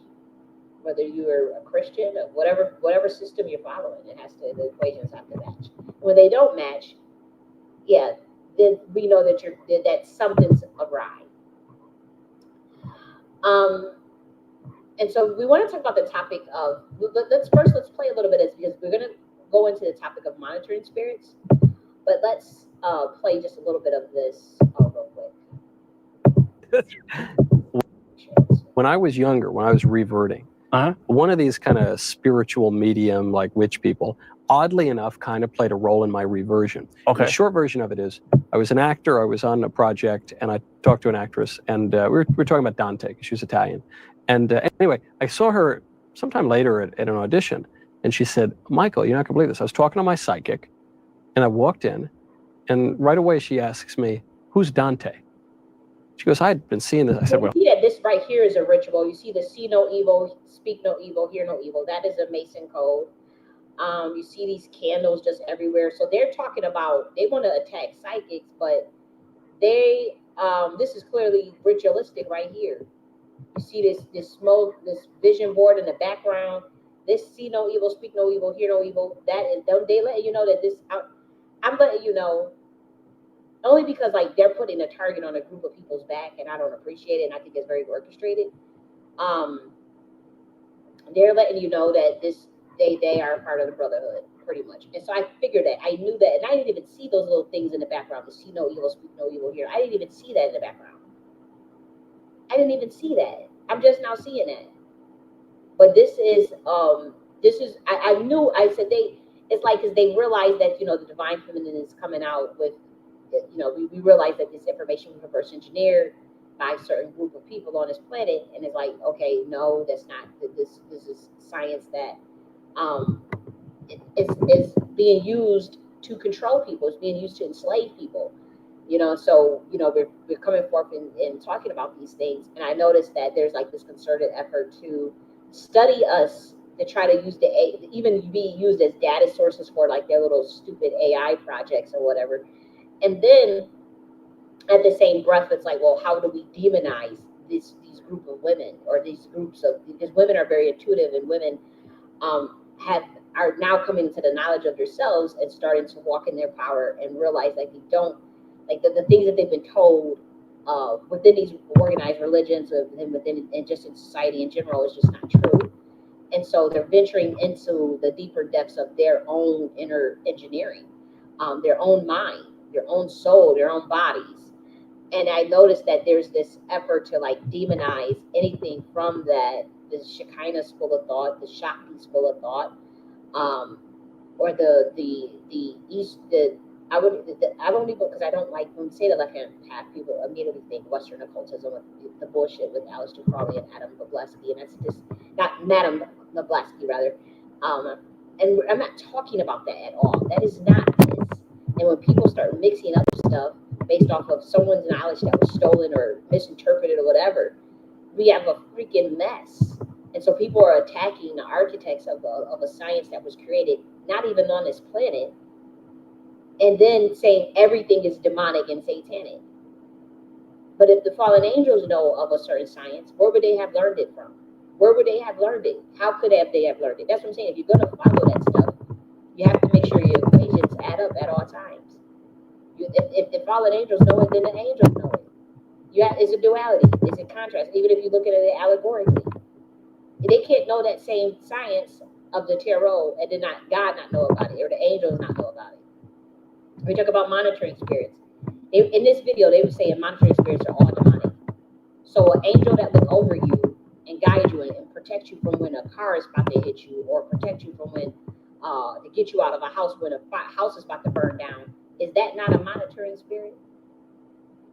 So all monitoring spirits are demonic.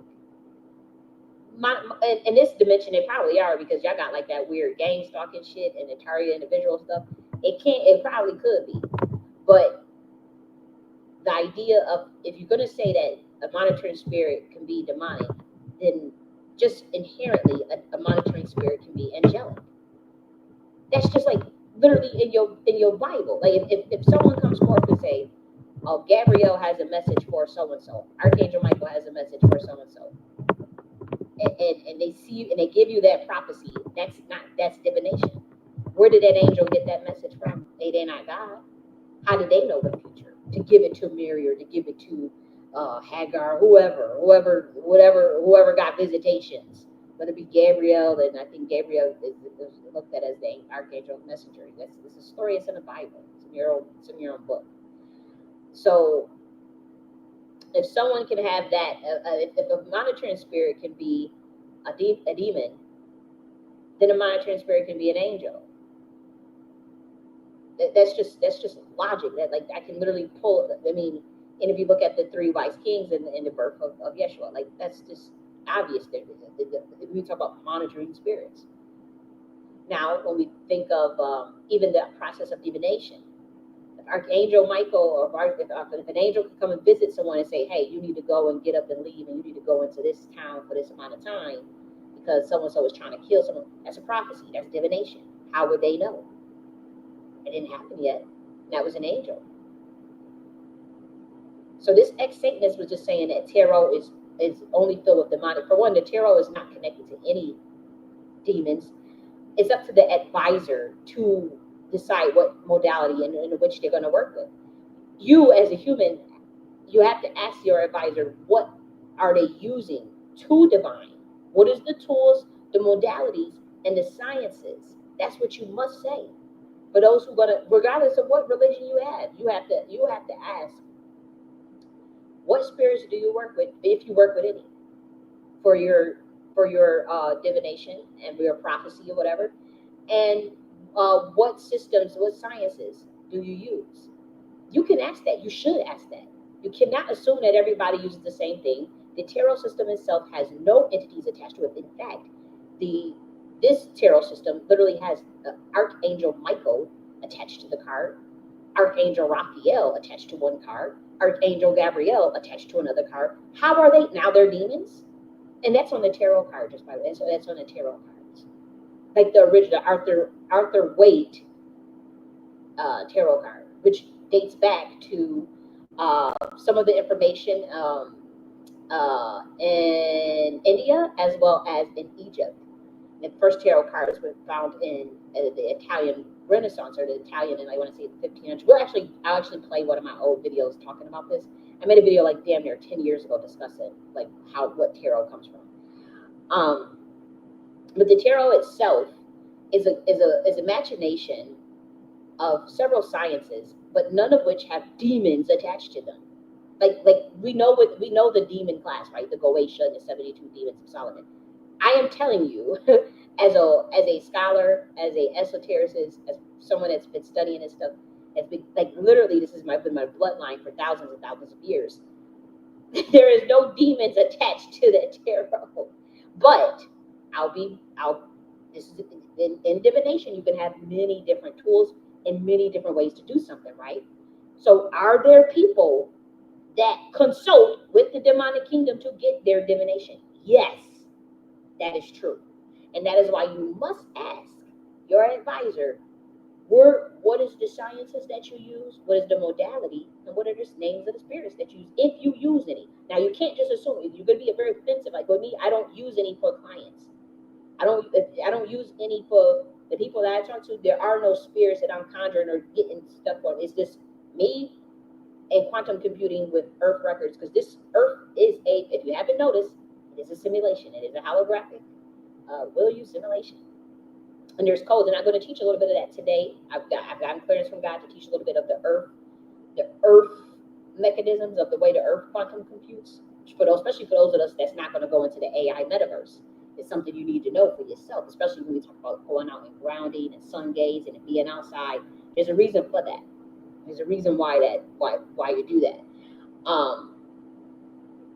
And it's not as deeper than just like, let's raise our frequency, let's ground our energy. Like, no, that's like the baby version of that. But we're going to talk a little bit deeper into that. When we talk about the tarot, though, if you were to ask me, no, I'm not using. There's no spirit that I'm talking to read the tarot. It's literally archetypal pictographic images. And so one thing with women is that we understand, or even the human soul, I'll say this, the human mind, especially melanated people, the human mind, believe it or not, when it comes to certain people, certain bloodlines, they understand things in pictographs better than actual languages, better than speaking a language, because that's where telepathy used to come from. The idea of being able to send images and symbolisms and being able to decode them. And the beauty of that is that you should be able, if you know ideographic, pictographic, archetypal language, the beauty of that is that you're able to pretty much understand any language, or you can communicate pretty much in any language if you understand the archetypal images of the collective consciousness of humanity. If you guys want to know the more academic or dry scientific version of what I'm talking about, study Carl Jung, analytical psychology. He studied our shit and just made it all academic and took it to the Western field of psychology. But Carl Jung's knowledge of archetypal collective images of the consciousness, he studied tarot. He pretty much, and I wrote a document on this, I want to say years ago, like showing like he pretty much is studying melanated people's sciences, like, and then just throwing analytical psychology on it and making it real academic and whitewashed pretty much. But yeah, when we talk about like the images of the tarot are analytical psychology in a sense. and represents the numerology, Kabbalah, and alchemy, and astrology all in one through the images themselves. Those are not demons. Those are sciences. It's just inherently not a demon. And so let's listen to what this guy has to say, and you be the judge for yourself. Hold on, you see a psychic? What? Excuse me? But then she said, yeah, I've been seeing a psychic. Anyway, out of the blue, she asks, who's Dante? And that's such a weird thing, because we were just talking about Dante. And it really freaked me out. I think I might have even called the woman, though. She didn't call me back, thankfully. And what freaked me out about it was, there is a spiritual reality that is not totally explicable by physical means. And and then the next thought I had was, hold on, there are people who go to psychics, who go to tarot card readers, who go to, and so you say the devil promises you something that he can't pay off. Well, of course, what do they promise there? They say, we'll predict the future. But the devil doesn't know the end of the story. He don't know what's going to happen in 10 minutes. Yeah. So it's like the psychic, right? And that's true. I have to say, like, when me testing these systems on this planet and, like, just see it, they really don't know. Like, when we talk about this energy of the adversarial, the enemy of our soul, so to speak, there is, and it's a technological beast, though, is what I'm saying. They say it's the devil, but from my understanding, what it is a low governing force, and there is some sort of system on this planet. Well, I look at it as satanic, that is obsessed with absorbing energy, absorbing souls, so to speak. But it's a different way. But they put it in a kid version. They package it in a very kid way of understanding it. So I'm not going to try to talk over people's head or anything. But for those of us that know, that have been targeted by that system, and if you've been targeted, you know what that shit feels like. But you also know that it's like they be dumb as fuck. Like, they don't know the future. Like, they don't know much of you. Have to pretty much volunteer information. And I do know that there's even a group of people who share other people's information. So you have to be very careful and see who's clicked in cults and societies and groups and stuff. I just was reading about, like, the people were pretty much warning other people, rightfully so, that there is a group of people that have a network where they literally just share each other's information, and they'll call on certain clients. But you have to be careful with that. That's very dangerous, And so, in that sense, that network that shares that type of stuff, like, that is like in my eyes, that is more like the devil network, where they don't necessarily know the future. They don't have the actual gifts. There's no gifts. There's no spirit in it. They found out another way to watch people and to monitor people to come off like they have that gift. Because the spirit of divination has been around for thousands and thousands of years, but also angels and demons have that gift, and humans have that gift.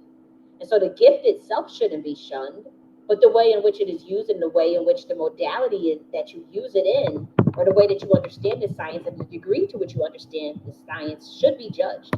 I agree with that part, but just to blanketly say that everybody that works with this system is demonic, that's offensive, because you're the ex-Satanist. We're not the ex-Satanists. We're not in a cult. I'll speak for myself. I've never been in a cult. I've never been in that type of lifestyle. Why are we getting fucking judged? We should still be judging you. I have like it's weird, because it's like, you know what? This past week, I was just talking with one of the homeboys from Andrew Media. I'll just say that. And for those who've been following, they know it. So when I say that, they already know who I've been talking to, the actual name. And I just said, man, these people would kill you. They that far gone that they just, the level of the advancement of where we're at now, and then, like, what's been done and what's been hidden and what people have been lied to about. I'm like, I said, when a homeboy, I'm like, y'all waiting for a homeboy or whatever, whether it show up or not, I don't care. It's not on me. I make my peace either way. We good either way. But it's like, because, I'm still in the process of literal, analogical, or shit, predictive programming, script write this shit myself. I'm literally in that mode. Like, probability distribution science, let me just script write this shit myself. That's fucking royal heir. Let me just do this shit myself. And by that I mean like I'll manifest this like this being that people are actually waiting for, or whatever. That's just too high. I'm not trying to step on nobody's toes. I'm just saying, if you know, you know. But I'm like, we were talking, and I'm like,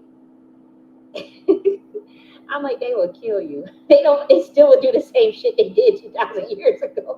I'm like, it's like, what? And I really think it's creepy. I'm like, why would you sit up there and just blatantly? And I guess because they you see the monkeys in the background, see no evil, speak no evil, hear no evil. So I guess with them it's like, we about to be up here and tell y'all a bunch of misinformation, and to tear you off of some shit, and also to put a target on a whole nother group of people, women's back, pretty much, because women are in the domain of this knowledge. Women can do that very easily. They can divine very, very easily. But it's nothing for women to do that. Every human has that gift. Don't get me wrong, right? It can be dormant. Some people have it more than others. Some people have access to see certain things and not other things, right? And there are women that have been financially blacklisted or targeted because of their bloodlines, and so they have to do those. They have to do divine tools. They have to use their gifts to take care of themselves. And they're not going to go and sling some ass or sell some ass somewhere, But they have been systematically targeted, And then when we see and we know that their brotherhood is behind it, we know that they're behind it. And so to see them doing these propaganda hit pieces all over the internet, to deter people from okay, well, don't support these people, don't support, they're demons, and we're like, what? It's really obviously purposeful and orchestrated, but it's like, wow. But it also makes me think, I'm like, people are just not there yet. And I think the call to come 5 years early or 215 years early in human years, I think it might have been for those that's in the know, that's been down here on this assignment with us, our spiritual team, spiritual guides, all those things. Sometimes I wonder, was that the right call? I didn't make the call. It was a group of us that made the call. But I'm like, by that I'm talking about the process of actually coming back, reincarnating back. I say I wonder, they needed that 215 years, but it was kind of like they would have it was an emergency. So, but it's like the way you craft out systems is through your heka and through the energy, and that's what we're doing. And to be honest, we're finding some I would say success with that. Not me as an individual. We're talking about collectively. And I've noticed now, here's this concerted effort to come out and say, oh no, guys. But it's not like someone is trying to tell someone what to believe or what to do.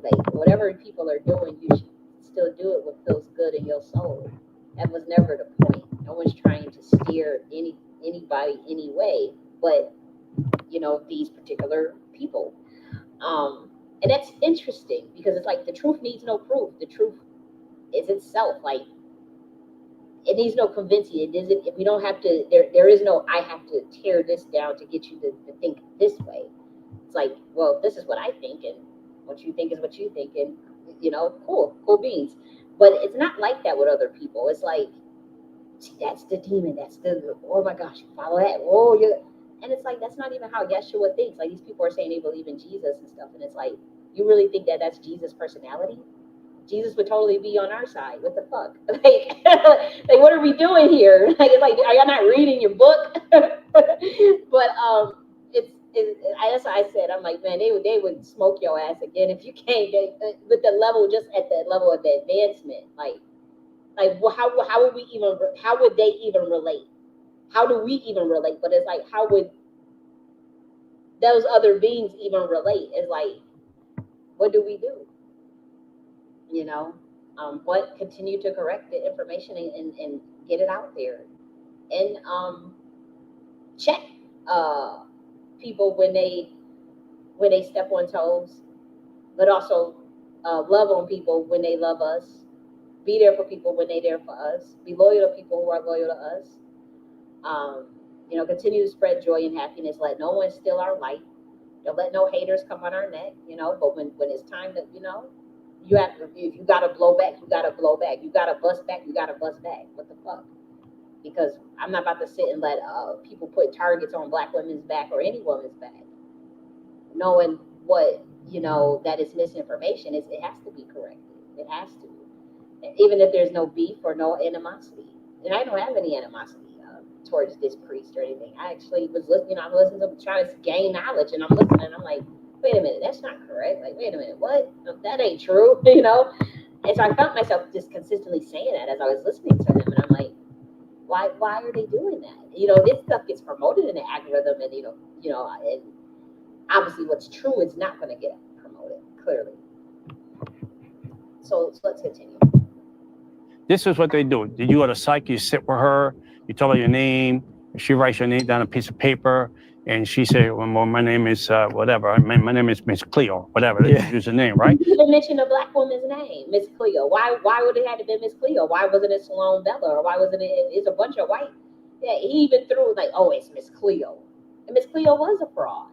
Unfortunately, she was a part of that. Again, there is a group of people that totally look at that as a financial enterprise, and then there's people that have been doing that, know that stuff naturally, and have been financially blacklisted or have been victims of their fucking cult, and they just have no choice but to do that because they have issues with getting a job, or if they've been around people, they'll get workplace mobbing, political workplace politics and shit. They're getting shunned at the workplace. People systematically doing bullshit to them at the workplace, and so they just figured out they try to start something at home, and do it that way, and so that they can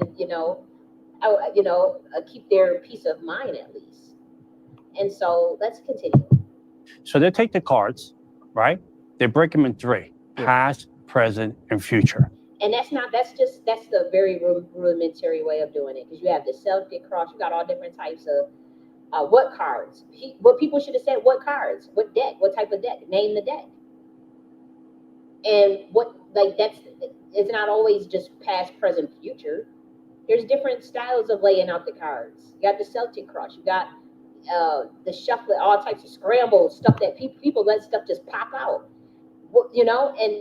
and so my thing is like, I would want to know what type of deck, because your claim is that there's demons on those cards. So we need to know what tarot deck are you talking about? What is the name of these demons? You can't just throw out just bullshit out there like that, because the tarot doesn't have any demons. In fact, the Arthur Waite, Archangel Michael's a demon now. Archangel Gabriel's a demon now. Archangel Uriel's a demon now. Archangel Gabriel, they're in the deck. They're in the deck. The women are the demon now. Just like the Queen of Pentacles is a demon. Really? It represents the earth element. Maybe Taurus and astrology again. Tarot, and I'll just say this one more time. In particular, is a archetypal system. Okay, that represents the collective consciousness of content on planet Earth. So it is a combination of alchemy, Kabbalah, numerology, and astrology, and is combined into pictographs. So none of those systems work with demonic entities objectively. Now with the Kabbalah, you do have a lower Kabbalah, but the Kabbalah is frequency based, and so you get the most out of it the higher your frequency is.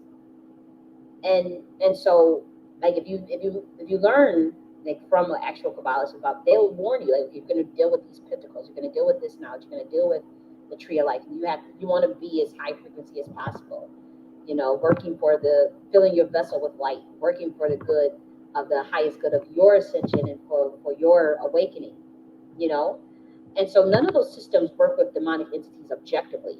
However, there is a divination system in which people can, of course. And honestly, they most likely are not even using cards when they do that. You have to, if you're going to conjure up a demon, you most likely need to know ceremonial magic. You got to do the circle, the thing, because you have to be able to banish the demon correctly, or else you could have fucking shit flying over your house, and that demon come and beat your ass, take you out. So the chances of someone working with a demon for something as simple as divination is literally slim to none. I don't even know ceremonial magic. I have never conjured up a demon. That's heavy shit. That is heavy stuff when people get into that. And so the chances of them attaching it to a tarot card and using it on random clients is very slim to none. Now I do know there's probably people that do some bullshit just so they can have like access wealth and access money. There are people that probably think like that, and in that sense they probably would go through like the long standing ceremonies and rituals to get the divination into, and they may be talking to an actual king demon or something to divine, but that's another modality, and that does not necessarily have anything to do with tarot. You could divine pretty much using anything if you understand quantum teleportation. I could divine using trees, a leaf, the sun.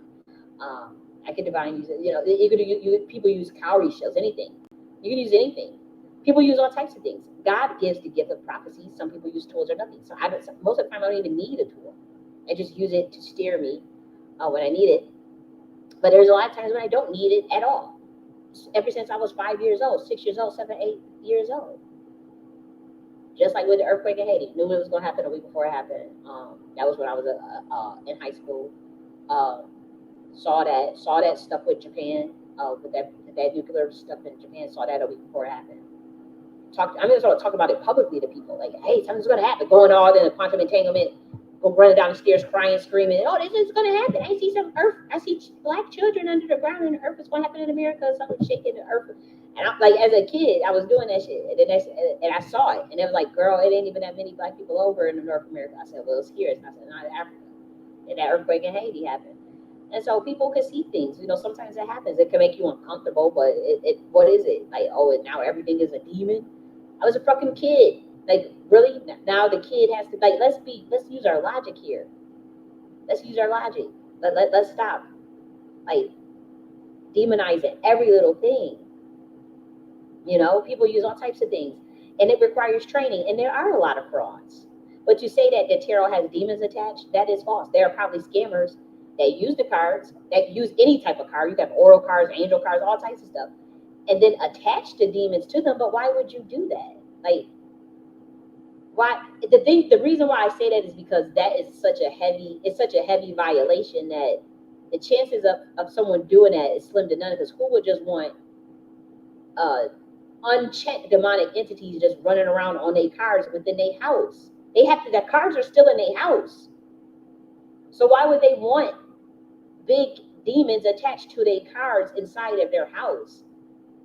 And so I guess you guys may say, oh, they had some type of, no, people ain't doing all of that for tarot. I can tell you that don't even sound right. Oh, because they have a pack and all that. No, that doesn't make any sense. But what I would say to the public, to anybody that goes get a reading, yes, you should ask, what modality do you use? What sciences do you use? Are you using spirits? And if so, which kind? How do you divine? What are the tools? They should be able to tell you, and it should be able to make sense, and they should know what the fuck they're talking about. Like, I'm not an astrologist, but to understand tarot, you at least need, and I had said this years ago, like, you at least need to know at least 2 out of the 4 to get to understand tarot. Sometimes for women, that sciences is already in their DNA, it's in their epigenetics, so they don't need to intricately study each science. They'll know it naturally. Like, I never had to learn, somebody sit me down and train me on tarot, or train me on alchemy, train me on numerology, and they train me on Kabbalah. I knew it naturally. I knew it's been in my bloodline for thousands and thousands of years. So I knew it naturally. I just looked at it, I just understood it. And so that's me. It's pictograph. Here's the thing. Humans understand archetypes of the collective consciousness. We look at the emperor, the first thing you think of as father figure, structure, foundation. Oh, you see a Capricorn. Okay, we're dealing with Saturn energy. We're dealing with Earth energy. 4.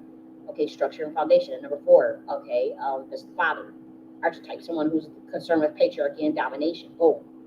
That's it. There's no demon attached to that fucking card. Like, same thing with the Lover's card. We have Archangel Raphael, healing, communication. Like, what is the Lovers is represented by 2, that's divine feminine. Like, that there's no demon attached to that. Why are people going around saying these things, attacking women? That's how I literally take, because this science was created by women, so I literally take so much offense to that. especially like it's like melanated when he bangs with the fraud ass Miss Cleo, you know. But it's like I totally take that as like someone that's, you know, this is a very intricate science, and it requires, you know, maybe some people to study it, they don't know it naturally. If you're not a woman, and that's the thing, like I noticed, like, you know, with the male brotherhoods, is like, okay, the women, they can just understand all that stuff naturally. These men, they have to study for like 40 years in a cave and do the butt sex ritual and do all these things to try to awaken their kundalini. And then, you know, you got a female at the age of 10 that already understands the tarot science. So that woman becomes a threat, and a woman gets monitored, and a woman gets, they'll target that woman usually. You know, these secret societies of males that are monitor them, try to use them as source energy, and then try to sacrifice them if possible. In a very literal sense, it's been happening for thousands of years. And those who are loyal to that order, because there are men that are loyal to that order of the Shekinah, of the Shakti school of thought, of the divine feminine. Especially those in the order of Melchizedek, which is the bloodline that Yeshua comes from. The Sophia energy, the Great Mother energy, the Oracle energy. They already are well in that. We've taught those men our sciences. They will die before they violate those sciences or give it away to the men that hate us. So it's like an order. It's not just like men against women. It's not. Because there are men that are on our side, just like how there are women that are on their side.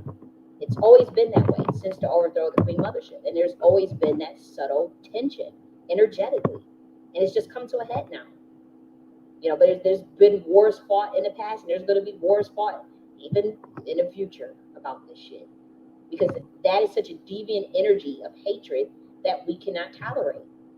On planet Mother Gaia, planet Earth, feminine planet, or the sun, feminine planet, Mars, Saturn, Mercury, Jupiter, Neptune. The planets that got birthed out of Saturn as baby satellites, Uranus. You know, which people don't work with you. I like Uranus energy because I do know it's an octave of Saturn, and what I like is it's an obnoxious version of Saturn, or the kid version, and it talks about revolution, inventions, and technology. Now Saturn is also very concerned with technology, right? In order, though. A lot of order, a lot of the old school karma, justice, a lot of structure. And see, Uranus was birthed out of Saturn octave to counter that. In terms of when you need revolution, when you need new invention and innovations, and when you need dismantling of systems. That's what Uranus gets you. Neptune gets you the indulgence energy, which Jupiter does too, but Neptune, the dark, all of these planets have a dark side to them, you know. We won't get into all of that, but those are not demons. So what the planets are demons now. Like, let's be real. Let's grow up. Let's stop being a 2-year-old. Let's stop being a 3-year-old. Let's grow up into, you know, the nature of things. All of us. Okay, we all have work to do, including myself. They tell you to break it in 3 bundles. This is the tarot. The tarot cards. Okay. So you break it in 3 bundles: past, present, and future. We got Royal Deluxe in the building. Let's shout him out. Let's show what he's saying. He said, risky. Yes. I guess I need further context for this, because I might have missed what it was about. Oh my gosh, it's so coincidental. I was speaking with someone today, claiming brotherhood and talking so much dirt on Queen Mother. See, that's what they do. They want a war with us because they know that their time is up. And it's not just a man thing. You're talking about like the way the system is ran, the powers that be, these corrupt systems, and they happen to be ran by the brotherhood. Let's be real. And they know that we're on their head. We know what they did. We trace back their history. We've gone all the way back. We know who's the women that's in those bloodlines, the women that have been born in those bloodlines who have been targeted and sacrificed. We know. So they want to do a cover up, whatever, but you ain't about to target women and talk about the sciences that we've created are demonic. No. And do you say he was so fake, lying to sell a book, to sell a race horse, spending everything to aggrandize himself? Right. And see, that they still want to sell that race war. And I was just talking. I'm like, man, how people want to do all of that?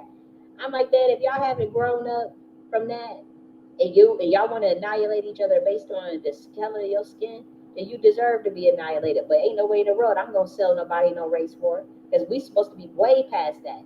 You don't like each other, you don't want to get along, you want to have your own little community of the ethnic enclave. Do you? Just don't try to impose on nobody else. Don't try to riot on somebody else. It's thriving. Don't get jealous when you want to say you want to do your own thing. Okay, let's everybody do their own thing. We all delineate. Okay, cool. But then don't get jealous and try to riot on somebody's shit when you see their community thriving, when you see state going up and up. That's my thing. Because if you leave us alone or you leave me and I got my people, we in this, y'all say you don't want no black people around you. Okay, you're done with black people. Cool. Okay. And you say, oh, we won't cut y'all off. Okay. If I'm around, motherfuckers gonna get organized. If I'm around, motherfuckers shit gonna be structured. And I guarantee you, if they listen to me, they will be in that position of it's gonna be a Tulsa 2.0. Oh, it's gonna be Kemet 2.0 around this bitch. It's gonna be Kemet 2.0. And we not. And for those who want to rock with us, you can come over and rock with us. You can come over. We don't care about your race or your color, but if you gonna go that way, let's go that way. Because we gonna be thriving no matter where I go or who's around me. That's just my nature. But when I hear them really wanting to talk about, I kind of thought it was dying down because it's just so stupid. It's like, why would you want? Because again, you know they doing conquer and divide. You know they want a distraction. You know it's just nothing but billionaires wanting humans to focus and fight on each other, so you're not focused on the crimes and the stuff that they doing. The fact that they robbing the people and they galvanizing power and control. Yeah, they want you to fight a race war so they can enact martial law on your motherfucking ass. You'll be a damn fool to follow it. You'll be a damn fool to follow that. I would really be. I'm like, if whoever, whether you black or white, if you in your mind cannot ascend and evolve past that, then you deserve to annihilate each other. That's how my beings, that's how my species feel. Like, because we told y'all don't fight. We said that we should be past that. We should be evolved. We shouldn't be fighting as humanity. We shouldn't. And so, but if there's a group of, again, you on a free will planet, if there's a group of people that whatever, for whatever reason, you're so insecure, you gotta feel like you use violence because of somebody else's race or religion, then you deserve it. If you that low in your consciousness, y'all annihilate each other, whatever. What can we do? Because the worst case scenario is those of us that did not participate will go on into a higher IPU, a higher dimensional consciousness. It's as simple as that. Whether through death or through a parallel universe split. It is what it is. Silo split. Like, what can we do? But my thing is, but they try to sell. They always want somebody scared and all this stuff. Everybody they always want some fear-based shit. No more fear-based stuff. It's gonna happen. It's gonna happen. And even with the spiritual community, they want to push all this fear-based. Oh, some demons and some demons. You the biggest demon around here. I'm like, everything is about all these Christians is running around doing all these videos about demons and Satanism. Why are you not talking about Jesus and Yeshua? Ain't y'all supposed to be worried about the end times and for God to come back and all this stuff? I'm like, I talk more about Yeshua than these people do, than the actual Christians. I talk more about Yeshua than the actual Christians do. And I'm like, I'm looking, because I actually follow a lot of Christians, and a lot of pastors, and I be listening, and I'm like, just like how homeboy said, I would be a Christian if it wasn't for Christians. And I was talking to Yeshua. I said, man, the only thing that they taught me is that they will kill your ass if you come back, because they totally just don't understand. I'm listening. I'm like, okay, I learn more about Satan from the church than I do about Yeshua. So why do I want to sit in the church? Because I'm not here to be, that's Satan, or that's demon, or I don't think like that. I'm from the angelic class, so it's like I think of everything more so like, well, that's angelic, well, that's love, or that's peace, or that's joy, or that's happiness, or that's sensual, that's pleasure, that's love.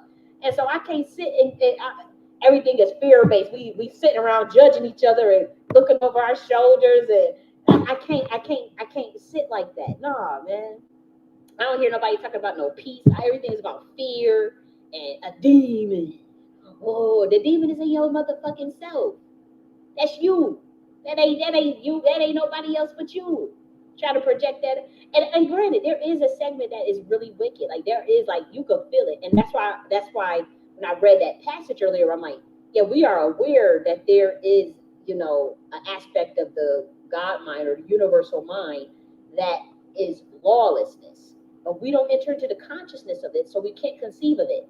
In 2022, I entered into the consciousness of that by accident, and that's why I was freaking out. Oh my gosh, this is wicked! This is wicked! Oh, and seeing the stuff that was happening to kids, you know. So you know, you see what's happening with the little ones being trafficked and whatnot, and that freaked me out, you know, and seeing how people were harvesting other people's energies and sacrificing people in the industry. For some reason, I was able to just see that clear as day, and that was just like wicked to me. And so my soul just instantly rejected it. And that passage in that book that I read you about, that's the process of that, where it's like, damn, I entered into the consciousness of that when I never entered into the realm of that knowingly. I never would, but I guess from some reason, you know, God was kind of just like, look, you need to wake up a little. Because I was kind of like, you know, yeah, I was into conspiracy theories, but like, I actually didn't really believe that it was, you know what I mean? But it was like, no, like, it's real. And so it freaked me out. I'm like, that's the wicked, that's the sick, oh my gosh. And I guess, like, you know, it's sensational, but at the same time, you can't sell that to people. I wouldn't sell that to people and make people afraid of living on planet Earth or just in general. But you have to mold and create your own reality in that sense. And it's not easy. It's hard, even for myself. I admit that. It's hard, you know. But that's the thing. So let me just continue to play this. Future. The past, demons roam the earth. They know your past, familiar spirits. Yeah. They know what you do. They know what you've been. They know how many abortions you had. Hold on. I got kicked off of Rumble, so let me reshare it again on Rumble. Because again, they feel like, my thing is, this is my only thing. If you speak in the truth, you don't have to lie. Just tell the truth of what it is. You know, you don't have to lie about it. And so it makes me a little nervous to see, you know, this community coming out, and they are ex-Satanists. You see the Masonic symbols all in the background, and they want to demonize actual spiritual priestesses, like that have been around for since the beginning of time, who authored pages out of the Bible and whatnot. And like now it's like it's a concerted effort. It's slow and it's subtle, and they hope you don't catch it. They hope we're dumb enough and distracted enough to not catch it. But I catch it, and I check it. You know, you should ask, and again, do not assume. And word is bond. So if you ask me, okay, do you work with spirits to divine information for your clients? It is a no. Objectively, it's just a no. It's a very scientific and methodical process, actually. Now, in my personal life, my ancestors may give me a message. Yes, absolutely. Angels may have given me a message. God has given me a message in my personal life. But as far as like, for me using that level, it's not necessary. It's not, because most of the time the clients are asking me questions that are kind of mundane. So if you ask mundane questions, you get a mundane modality, which is just the earth records, to be honest. The pictographs are enough. It's a mundane question. It's usually one something, oh, so-and-so. And you got to meet people where they're at. I don't judge. Sometimes it's a little uncomfortable because I'm much more advanced. I'm extremely advanced. I would like for people who had more serious questions, but at the same time, you know, it is what it is. You know, people are at where they're at. So if they want to know just some shit about some who's cheating and all this nonsense, that's on them. You get out of it, the most you get out of it is contingent upon the questions that you do ask. But there's no demons. I would say there's no demons. And most of the time, to be honest, people know the answers to the questions that they asking already. They just be looking for some sort of confirmation, don't trust their own intuition, or don't understand how their own subconscious mind works. It's as simple as that. But most of the time, people you do low key be knowing already. The gift of clairvoyance is given usually to everybody. It's one of the easiest gifts to obtain. Why? Because you can use a tool to do it. You can pretty much look at the damn sun or a damn moon and know what's going to happen next week. Seriously, if you really into it, you can go and look at the damn tree and know what the hell going to happen next week. I have proven it on my channel, on my YouTube channel. We talking about like global events on a weekly basis. I've done it for 8 months straight. I stopped doing it because, for one, it take a lot of energy, and two, like it's not to me. I just didn't feel comfortable doing it every week because, for one, I don't want to give like, I won't say the enemy because I don't like talking like that, but I don't want to give people data. Pretty much, that's what it was. I don't want to give people data. That stuff has to be kind of more underground. But for me, I have proven that I can do it on a global weekly basis or for viral events, whether that be like presidents dying on a weekly basis, whoever it was, the president of Iran, that I said it was something was gonna happen, and it wasn't vague. It was like very intricate details. And then 3 days later, it happened. Federal payment glitches where I was trying to warn, but everything that I was doing, I was trying to warn people, help people. So I remember I said, hey, you guys got to prepare for payment glitch or whatever with benefits. What happened? That same Monday, 500,000 people were affected. It was a federal glitch in a benefit system. So people had to go to the food pantry.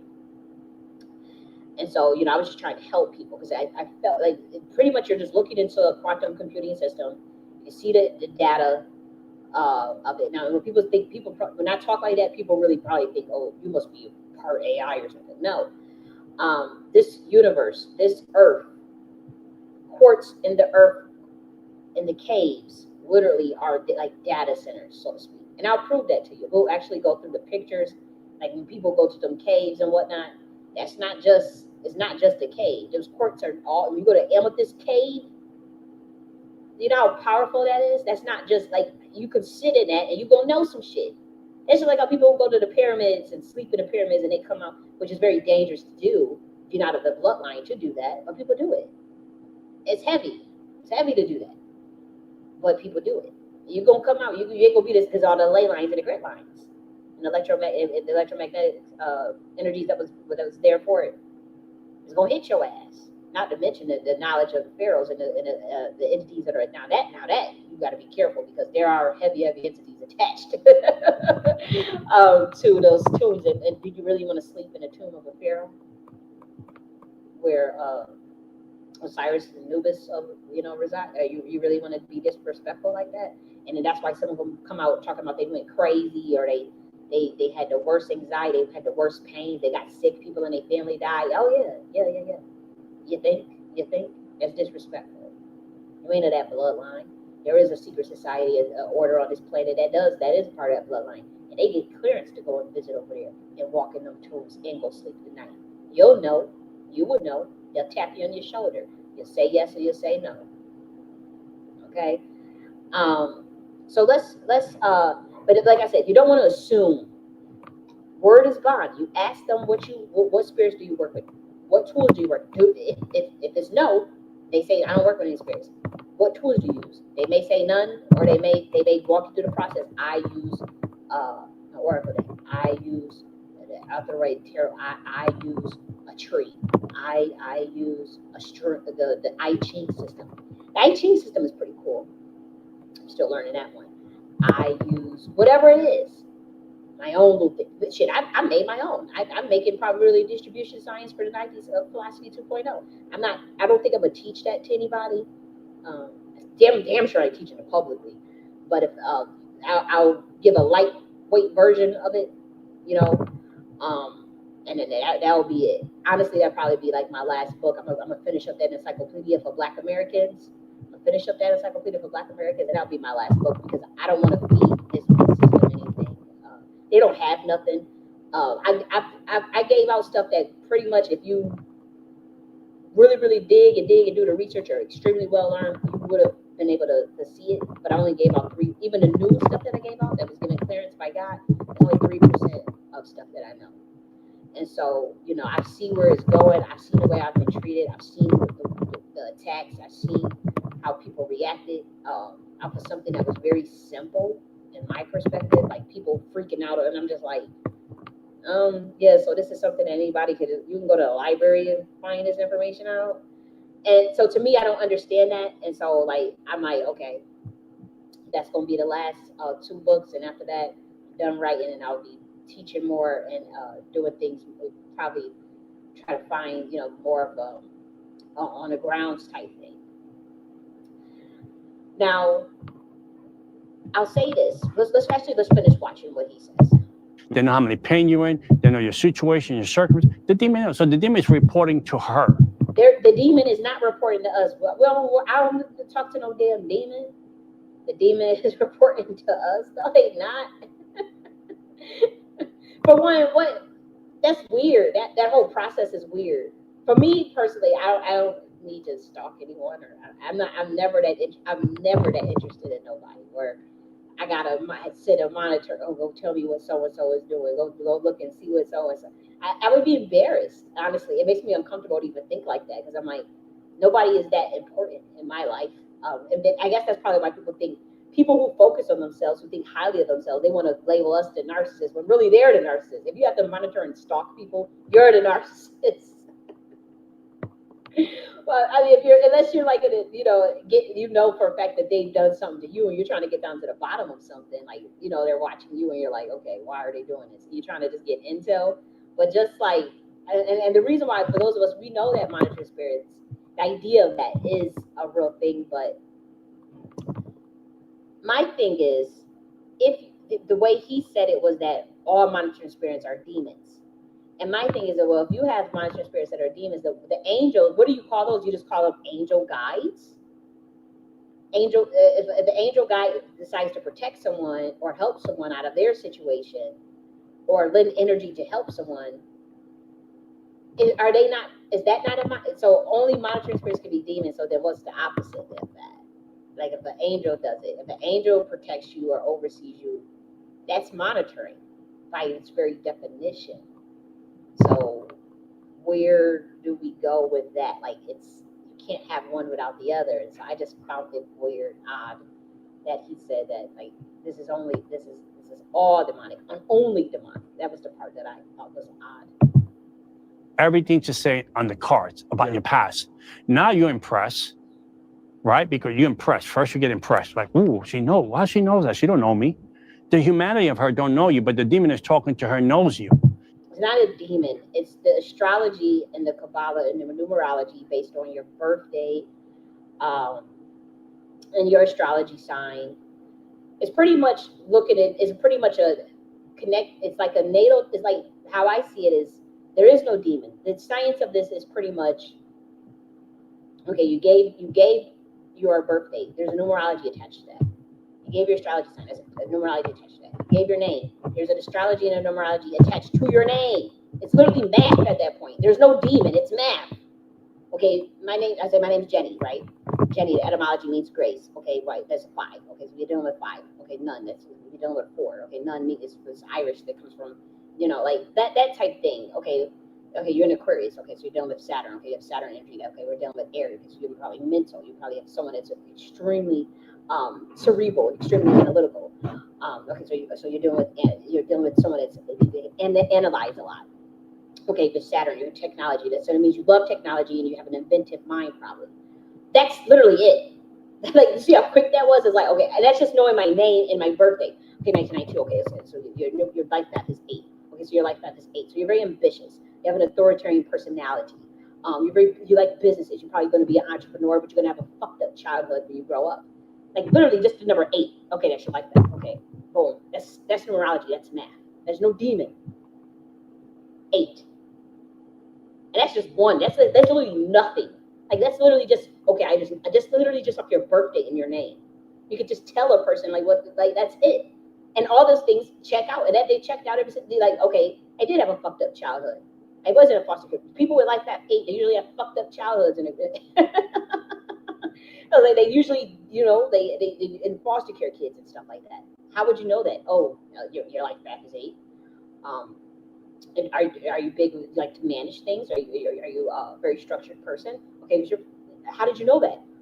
Saturn, yeah, it's nothing. Aquarius, okay, aloof personality, very friendly, probably very attractive. You have probably nice legs, but you probably don't like people. You can be introverted, you can come off very cold and emotional, but you're actually very friendly. Boom. How did you know that? Yeah. But then also you have to get very interested. You have to give details. So as far as the details, that's from your name, the numbers, the Kabbalah, the numbers. There's energies attached. There's it's not demons, but there's things that are attached even to the person's name. Okay, but there's no actual demons at that level. Now, I'm pretty sure that there are people that are doing that. You know, I'm pretty sure there are people that are cracking open. Oh my gosh, But I don't understand why they would do that for divination, because it's the easiest gift to have. Is everybody has clairvoyance. It wouldn't make no sense to make a pact with a demon to get the divination gift. God gives that gift freely. Like every human, generally, it can become clairvoyant very easily. So I wouldn't understand why would they want to go get that from a demon. To me, it doesn't make sense. But that's just me. But yeah, it's a very methodical scientific process. Now, when you combine it with the archetype, so now let's say I have the name. I know that your name's 5, Jenny. You know, means grace. Okay, so you're a sweet person. You come off very sweet. Your last name is 9. You're probably very studious person. Very analytical person. Now, let's just introduce a random card of the tarot. You know, just a random card. That for the Aquarius and the air energies, that would be the Strength and the Star card. So now we're dealing with a powerful woman that, you know, the Strength card is a woman that's opening the mouth of a lion, the Leo. Okay, that's the card for the Aquarius woman. For the 8, okay, that will be attached. That's how we would know more about you. Okay, the Strength card. Okay, then the Star, someone who knows about renewal, inspiration, creativity, good with collaboration at some levels, especially from the creative sense, but also concerned with healing of the mind, body, and soul. The Star also can be seen. The Star card is also associated with Aquarius and the number 8. That relates to all Aquarius people. So if you're an Aquarius, that would, like say, if you're looking at the Arthur Waite tarot deck, there's no demon attached to that, at all. But if you wanted to know, like, for those who are Aquarius and Life Path 8, those would be your cards. And so we would also automatically know those things. Inspiration, renewal. The Water Bearer, someone who floodgates consciousness, who comes up with new ideas, who gives strength to their community and their society. That's how you would know those things. And then say, like, if you ask a specific question, now you ask me something very specific, right? Hey, so I would like to get married in 3 years. Is there any blockages on my love life that's going to prevent that? Okay, boom. So we pull something. Maybe let's see. Maybe I'm gonna just, because I want to protect these sciences, because people are going to denigrate them. Say that 8 of Swords come up or something. I'm trying to think of it. Yeah, the 8 of Swords. Mental plane. That's what has to be some psychological blockages and self-imposed limitations. And then say we have, say a 10 of Pentacles or like a 2 of Cups or some shit. Okay, so actually it's easier for you to manifest love, but my advice to you would to let go of any self-esteem issues that you have, any self-imposed limitations that you have around yourself. If you have any blinders on about societal fuckery, let go of that, and then you're able to manifest love better. If you have a 10 of Pentacles, love's going to come later, probably later on in your age, to be honest. 10 of Pentacles is usually like, you know, retirement, you're family oriented, you know, that type of thing. So it may come later in life. It's probably somebody that you may have known in your childhood, or if not, it could be someone that you consider that you have mutual respect for and understanding for, a friend that you knew that you end up just getting married to. That somebody you may have even been fucking before. You know, then that's how we get very detailed information. It's not a demon. It's just that's how you get the very specific shit. And that's still lightweight. That's still nothing. That's literally nothing. And then there's different forms of quantum entanglement, because of clairvoyance, because, you know, there's one where you're looking at Akashic records. There's one where you're looking at earthquake records. There's one where you're doing quantum entanglement. For tarot, it's usually always the earth records. It's not even Akashic records. Akashic records, you have to go through 2 angels to get that information. I have access to Akashic records. I rarely, if ever, used it in readings with my clients because it's not necessary. That's too advanced. It wouldn't make any sense. I'm not going to the angel kingdom to ask them some bullshit to go through a gate, get to go get some access to books unless it's something serious. It got to be real serious. You ask me about some nigga that's cheating or some shit. I ain't using no Akashic records for that. You use the Earth records. You look at the Earth records. It's as simple as that. And there's no demons involved. In fact, if you want to go to Akashic records, you have to go through the angelic kingdom. You have to go through Metatron and Santa Fe. You have to go to Santa Fe. And those are angels. And so although I have clearance with them, I have connection with them, I don't use that system on just a regular ass client. For what? That's too powerful. Quantum entanglement, hell no. I don't just go use that. For one, I don't have control over that. That's the Godhead decides when that's necessary. And that's just it. They have to decide if that's necessary. But once again, if the demons know the knowledge of divination, were they not at one point in the angelic kingdom before being thrown down? Where would they learn that knowledge from? Where would they learn the knowledge of divining from? So God allows a group of demons to develop their own mystery science now. They learned it in the angelic kingdom. And when they came down here, they taught it to humans. That would be the only thing that would make sense. I'm just saying, if you're going to follow the religion, the logic has to make sense, or else your equation gets thrown off. And you end up not understanding some shit, and then when the shit really goes down, you're going to be caught with a bag. This is why people are following the man of perdition. This is why people are following people off of cliffs, cults, and all this bullshit, cult leaders and weirdos off a cliff, and having to backtrack. And I've had to do it myself because we're not making sure those equations match up. And people follow the false prophet, people follow this, and they can't see when somebody's standing right in front of their face. That's why they'll smoke their own leaders, they'll smoke their own refuge, they'll smoke their own messengers, they'll smoke their own prophets, because they won't do. This is the problem that planet Earth is having. They won't follow the equations and their own stuff that they purport to believe. You have to follow. If they don't match up, then you're gonna end up screwing yourself over. Because if you're gonna say, okay, the devil don't know anything, so that they don't know the knowledge of divining. They don't know what they're doing. But if you're saying that the demons do know, then the demons had to know it from the angelic kingdom. Because where did they come from before being thrown down? Isaiah 14. Oh, Lucifer, although have you fallen of the once laid relations? No, it's Elzion in the 33%. They came down here.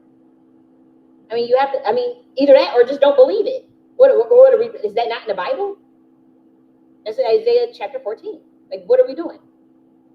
Either you're gonna follow the shit or you're gonna throw the whole thing away, but you're not just gonna make up lies on people, whether you're a gatekeeper or not. I don't give a fuck if you're a Mason or not. Like, we're not doing this shit. You're not about to put targets on our back because you're trying to cover up some bullshit. No. If a demon can divine, how come an angel can? How come prophecy is in the Bible? How come angels visit people in their dreams and tell them they're gonna birth a son in the Bible? Is that not divining? Is that demonic too? So just Satan can divine now? Really? And all I'm saying is you're not putting no target on Black women's back, because we are the ones being financially blacklisted. So a lot of us have no choice but to do the readings, because we created this science, to be frank, in 125B, and taught it to Lucifer before he came down here. Just last week, 3 major Black female YouTubers who teach people how to find work from home, how to help these three major Black YouTubers. They're all Black women. They've been helping people to put money in their pockets, help people put money in their pockets, find work. Their channels were literally targeted overnight. And that's the only ones that happen, even the ones that's doing the commentary. So it's a concerted effort, let alone the spiritual channels. Don't be talking no real shit on YouTube. Don't be talking no, you really about to get aggravatively buried unless you done took the oath. That's what they do. Come on, welcome to the 20. They've been doing that shit. There's nothing new. But they laughed when it was, because a lot of, let's be real, they was targeting the most talented people. Just like on Clubhouse when they removed all the talented people. So it was all fun and games. Everybody was ha ha ha, yeah, because they was already jealous of them people. But now they're gonna do it to every fucking body with Palantir shit. So, that's what happens when you look at injustice and don't help motherfuckers. But Black women, even in the month of April, Black women were the most fired from the government positions. They lost more jobs than anyone in the country in the month of April. It's a fact. So, then now it's like, okay, damn, they're gonna find a way. And these Masons are targeting. They're targeting Black females. Now it's like, okay, let's target the tarot readers too by lying, saying that they're telling the whole public that, hey, if you go see them, there are demons attached to it, and it's just not true. All you got to do is ask your reader how they divine. What is their process, and they should tell you. For the angels, we use quantum teleportation from data, either in earth records and Akashic records, for serious questions. Like I told you before, most likely won't be for no client, And then quantum entanglement, that's for world messages, viral stuff that's going to happen in the world. If I'm going through quantum entanglement, that is world message for the world. And we would rarely use quantum entanglement for clients. It's way too advanced. And for one, the process is too. That's not even. You don't even thinking about no damn client. To be honest, you're not even thinking about. And if you're in a quantum entanglement session, you're not thinking about nothing but God and getting a message out and seeing it in different dimensions. That's it. You don't think no fear. You ain't think about nobody gonna come on your door and knock and kill you. You ain't thinking. You don't be thinking. You don't think you have zero fear. And that's kind of the danger of it to me, because it's like you'll say what's really in the depths of your soul and the depths of your mind, from aeons and centuries, from epigenetics, from centuries and years and times of memorial, from the primordials to whatever dimensions your life and soul has been on. That's where it's gonna come from, and from the Godhead itself. And whatever come out, and then it'll be like, oh shit, they can't understand. Oh, it's gonna be seen as crazy, and that's the first thing they're gonna say anyways. Oh, it's just crazy. They're having an episode, and shit. Maybe this shit. Maybe that's not the bad thing, but at the same time, though the system is running, is trying to discredit you, but they using you as a source. They using you as everything. They see you as everything. They literally worship you, but then they telling it they want the public to discredit you and think you crazy. And so that's kind of. And I'm gonna, as I talk about that, I'm just gonna read 2 pages. We're about to have our Orlando Brown moment, and I don't give a fuck. I want to read 2 pages to people to understand, like for those who've been really like wondering, like, okay, well, who is this being, and what is this being, and what is going on, and how do I approach this? I want to read 2 pages. From I'm not gonna give the details of where this information comes from, but it comes from these ancient orders that are in West Africa. But what's interesting is, as I read these 2 pages, it shook me to my core, because for one, there's a process here in North America that has the same process that the American indigenous are aware of, that I do know. And guess what? How do I know that? Because in this book that is about the West African secret societies, they mentioned the angels in the Hebrew scriptures. They said, we know that we conjure those beings. We know when they're coming in, and we know who they are. When they come in, we treat them a certain way, and we know how to deal with them, and we know that we do have to keep it from the public, and the public rarely sees them. And so what happened now is like a shooting star, with certain beings being born on this planet. What happens now is the complete opposite. It's sacrilege, because what they do is they put those beings on target individuals list and monitor them they have zero privacy. They share in these Project Phoenix is called, COINTELPRO 2.0 apps, the monitor projects and all these things where they monitor these people and target these people and try to kill them, put them on no-touch kill list. These are literal like spirit beings. And it was interesting. It's like I said, ancient melanated tribes knew how to bring those beings in, knew how to treat those beings, what it meant for those beings to be on this planet. And it doesn't mean they were going to be, wealthy or whatever, right? Because that wasn't most of those beings were not wealthy, but they were protected by the nobility class. Usually, they're very much protected by the chief and the nobility class in terms of like having a decent standard of living. They're not going to want for anything. And to be honest, the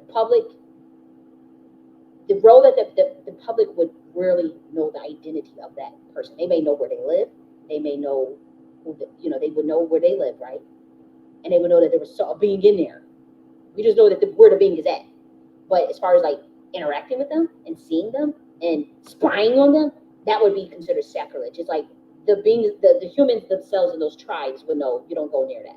Only the nobility class can know stuff from them, and probably the other priestess shaman class who conjured them in. I mean, they're looked at as like literal spirit beings, and they are in flesh, right? They are human, you know, they look like humans or whatever, and they're born and they die, they do die, and there's in a specific manner in which they have to go and die, right? And the reason why this particular, these pages on this book shook me, because it was the process of what they do when they need to go and transition over. And that process happened to me 3 times since 2022. And it's like a natural instinct. It's like when the salmon go back to swim up the stream to go where they go, you know, check out, right? Is how these beings do it. Now, this book was written hundreds of years ago, and they're talking about the tribes that do this.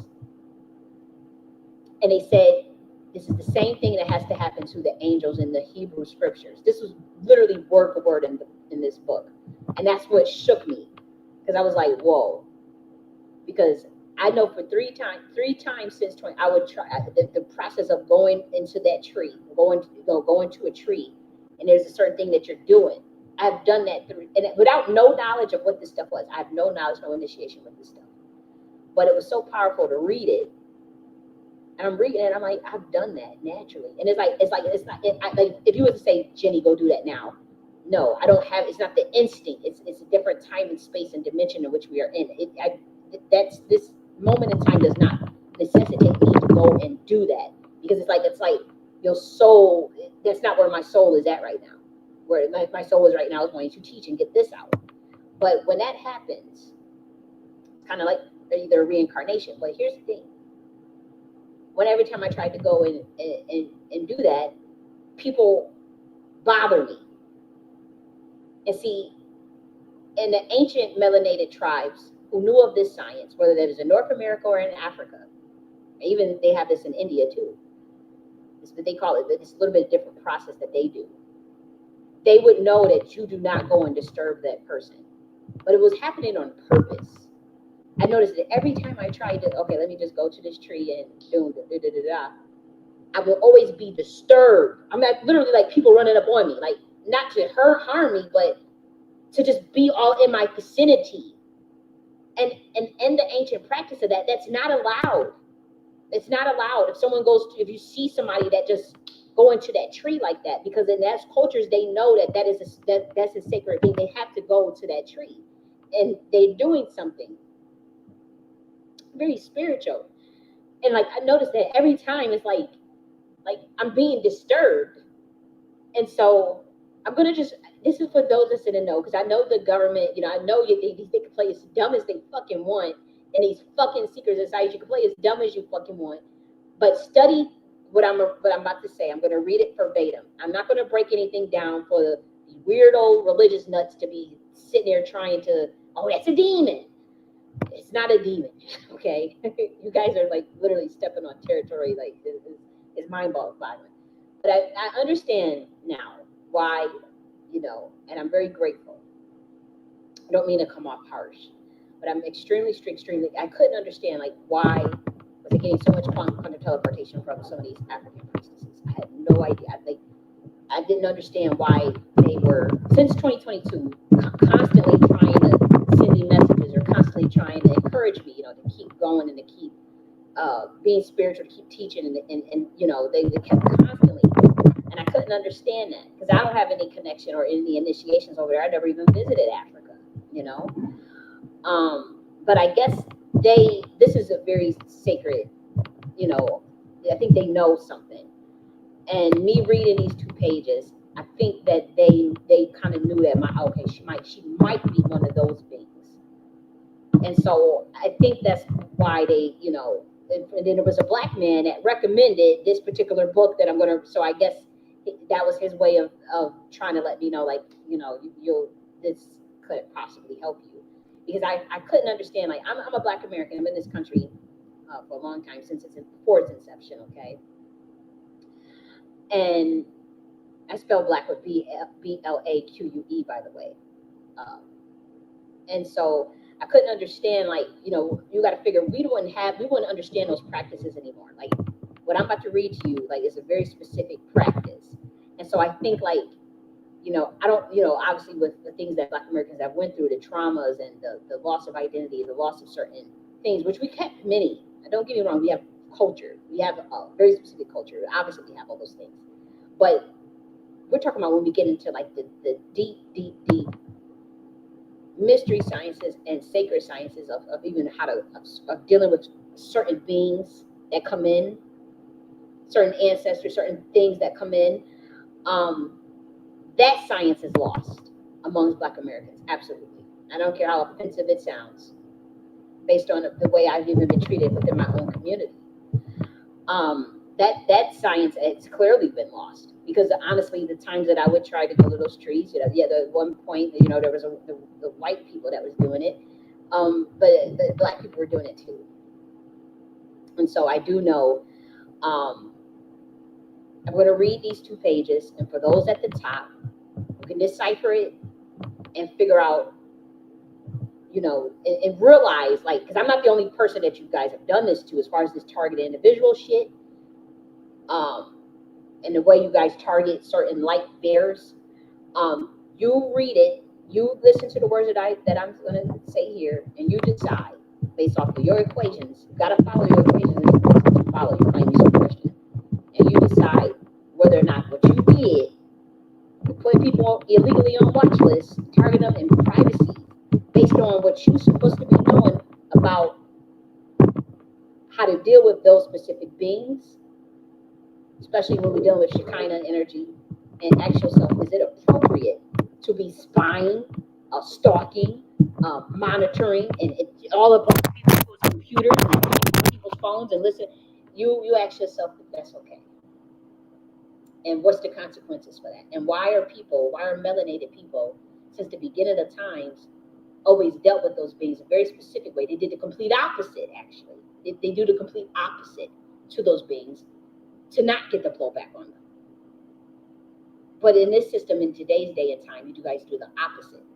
But why were melanated people traditionally doing the very opposite? The very opposite. And so let's read it. Let me just make sure that my sound is good. And that good on here. Let's see. Before I read it, they had jobs that came down with knowledge of good and evil. It's what humans do with it, inverts it, and makes it destructive. No, I don't think humans do with it. It's what humans do with it that inverts it. I could say so. I could say it's what humans do with it. It's the frequency that the intention, the frequency, and also the information that they have, because those that came down with the knowledge of good and evil, sometimes they might have not taught humans all of the information correctly themselves, literally, because they may not have known all of it. And I make the claim that the fallen angel Lucifer did not have all of the knowledge of 125D Atlantean Freemasonry. That is my claim, that he didn't have all of it, because just the way it's taught, just the way I could just look at the planet and see it. I'm not the only person that knows that. Like, there's a Black man that tried to teach that. He ended up, I would say, I said, once he had talked about the pyramids and Lucifer, I said, they're going to go after him. And within 2 weeks, they threw him in jail for 7 years. He's going to get out. But I knew, because he's a Hebrew. He's a Black Hebrew, and he knows he's from the tribe of Judah. And he's also part American Indian. And he was teaching the same, something similar, when he mentioned about, this information is botched, because I already checked. I said, damn, I ain't gonna say nothing. I ain't gonna say his name. But I also knew, I remember I looked at a person, I said, they gonna throw him in jail. They gonna go after him. I said, why? I said, because that's how Lucifer rolled. He exposing him too much. He put in too much of a, because at that, there's a lot of people watching it. And so I knew, I said, they're going to get freaked out. And they did panic. They panicked. They even put in the court documents that he couldn't say nothing on social media anymore. That's how scared they were. Then they just throw his ass to something. I guess they wanted, you ain't going to come down here teaching. But if he took that oath, that's probably why he was allowed to get locked up in the first place. He did something because he was too clicked in with their stuff. So they threw his ass in jail. But I would say it is what humans do with it that inverts it, sure. But I would also argue that I don't think they have all of the. I don't think the beings that taught humans it knew all of the knowledge themselves, or were qualified. An angel is not qualified to teach a human that type of knowledge because they didn't go through a whole process of the order of Kali, the dragon riders, the Council of 99, and get clearance from God to teach it. And so my thing is that it would already have been botched for certain humans. Not all of it, but if a fallen angel decides, okay, we need full control over humans, would you give them all the information to begin with? No, you wouldn't. No, you wouldn't. You would invert it yourself, especially if you're trying to, if you have to use a conquer divide method to control humans. The racism, the white against the black, the female against the male. They already inverted it themselves and then taught it to humans. What I'm saying is they taught humans the reverse engineer version of it to begin with. And there's some humans that figure that out. There's some humans that don't go near it anyways. It's like, okay, I don't want to learn. I'll just stick to what I got or what I feel. You know, that's usually what that means. And that can make it destructive too, if you ask me. I think it's a little more intricate. Let me see what else you said. You said totem animals, spirit guides, and familiars. Yeah, I don't know the context of what you're saying. So you're awesome, perfect information. Oh, thanks. And you said synchronicities, archetypes, Brigmayers. Right, Brigmayers, personalities, so many modalities. Also, I know Abraham Maslow. I wrote about Abraham Maslow's The Hierarchies of Needs in a book about 5 years ago. All those things, and Briggs-Myers personality test. I like the Briggs-Myers personality test. I'm INTJ. I wonder what you are, but I'm INTJ type. But a lot of people don't put too much stock in the personality ones, which I would advise people not to do that themselves. Like, don't put too much stock in the Briggs-Myers because those are just, that's their modality. You know, you can make your own, to be honest. He said science of genetics and epigenetics. Right. The science of genetics and epigenetics. And so what else was I saying here? So let's finish seeing what he was saying. Because demons roam the earth. In the book of Job, God summons, the devil said, what have you been doing? I've been roaming up and down the earth. Yeah. Right? So now she's telling you your past and you're impressed. You're like, whoa, you know, how she knows that? Right? And then now she tells you, take the middle cards, the middle deck. Now she's going to tell you about your presence, things you're going through now. And now your curiosity. But that's based on your name, numerology, the astrology around it, and then the actual archetype of the collective consciousness in the card. So if it's say it's the present, say it's I usually see, let's say it's Page of Pentacles.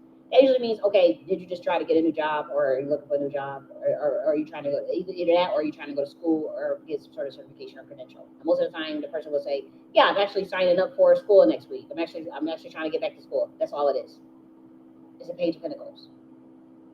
So, and that's usually an earth energy. So you'd be trying to be more grounded, more structured. It's not a demon. It's just it is a simple. It's an archetype science. It's a pictographic science. That's how we know. That's it. It can be a hit or miss. It may not even resonate. That might not even be real. Like, it's not nothing to put too much stock in it. Like, someone says, well, no, I'm actually not trying to get into school. I'm not trying to. That can also mean if they say no, if they say no to both of that, then maybe they're just learning. It could be that they're just in a phase of wanting to learn more about themselves. So maybe if they're not physically going to a school or not physically looking for a new job, maybe they are learning more about themselves. Maybe they want to learn. They're being They could be also doing something, being self-taught, teaching something themselves, reading a new book or something. It could be something simple. That's literally all it is. Up and running, you know, on red alert, because now you're curious. Oh my gosh, she knows my past. Now she knows my present. She's wheeling you in. Yeah. So now she's telling you your marriage is messed up, or your husband is messed up, your kids are messed up, you're having problems with your neighbor, you're having problems at work, you're having all these things, because demons roam the earth. They spying on you. So demons roam the earth, but there's no angels that roam the earth. But I want to read these 2 pages real quick. Okay, so it's the idea behind the individual called to the office, may that he or she, and again, this is for the high level people that understand something that know that can help me understand more so, because I know that I read this and I know for a fact that the way I live my life is kind of like these pages. And when I try to go to that tree, I be literally, it's like you're forced to go, like it's like God, and I'm literally waiting. I'm literally, and then I get disturbed, literally by a physical human. And it's been 3 times since 2023. So you guys put it together, and you ask yourself, was your behavior okay to do that? And compared to the melanated ancient rituals and customs around those particular beings. The idea behind an individual called to the office may be that he or she is the voice of the guardian deity or that of the society itself. When the first, the head may be either the oracle or the high priest of the oracle. If the oracle, he or she may be considered just the voice or much more than the voice, that he or she may be the spoken word or the speaker. If the last, then the head ranks as the deity, omnipotent, therefore not to be gainsaid. His will is then supreme, even the council being merely the echo of his decisions. Thus, the head officials of Ayako and Okonko are merely voices enunciating the messages of the society's oracles, but the head of oral is supposed to be the living embodiment of the god Olaron. The head of the Afa is the shadow of the god Ifa. The head of the Akun is the child of the god Akun, and the male and the female who rule Ayini are declared to be direct descendants of the god of the same name. So this science can also be found in ancient Egypt. This is the same science that picks the pharaohs, okay? It is the same science that selects the presidents of the United fucking States, okay? And it is also the science that can be found in many American indigenous practices as well, okay? So the idea of the head being the high priest of the guardian deity, and again, it's not this exact, we're talking about the science, obviously, translated from more of the Kabbalah school of thought or the Commission school of thought when we talk about Egypt and how they selected their pharaohs. This is just the West African, more so, I believe this is the Yoruba school of thought, okay?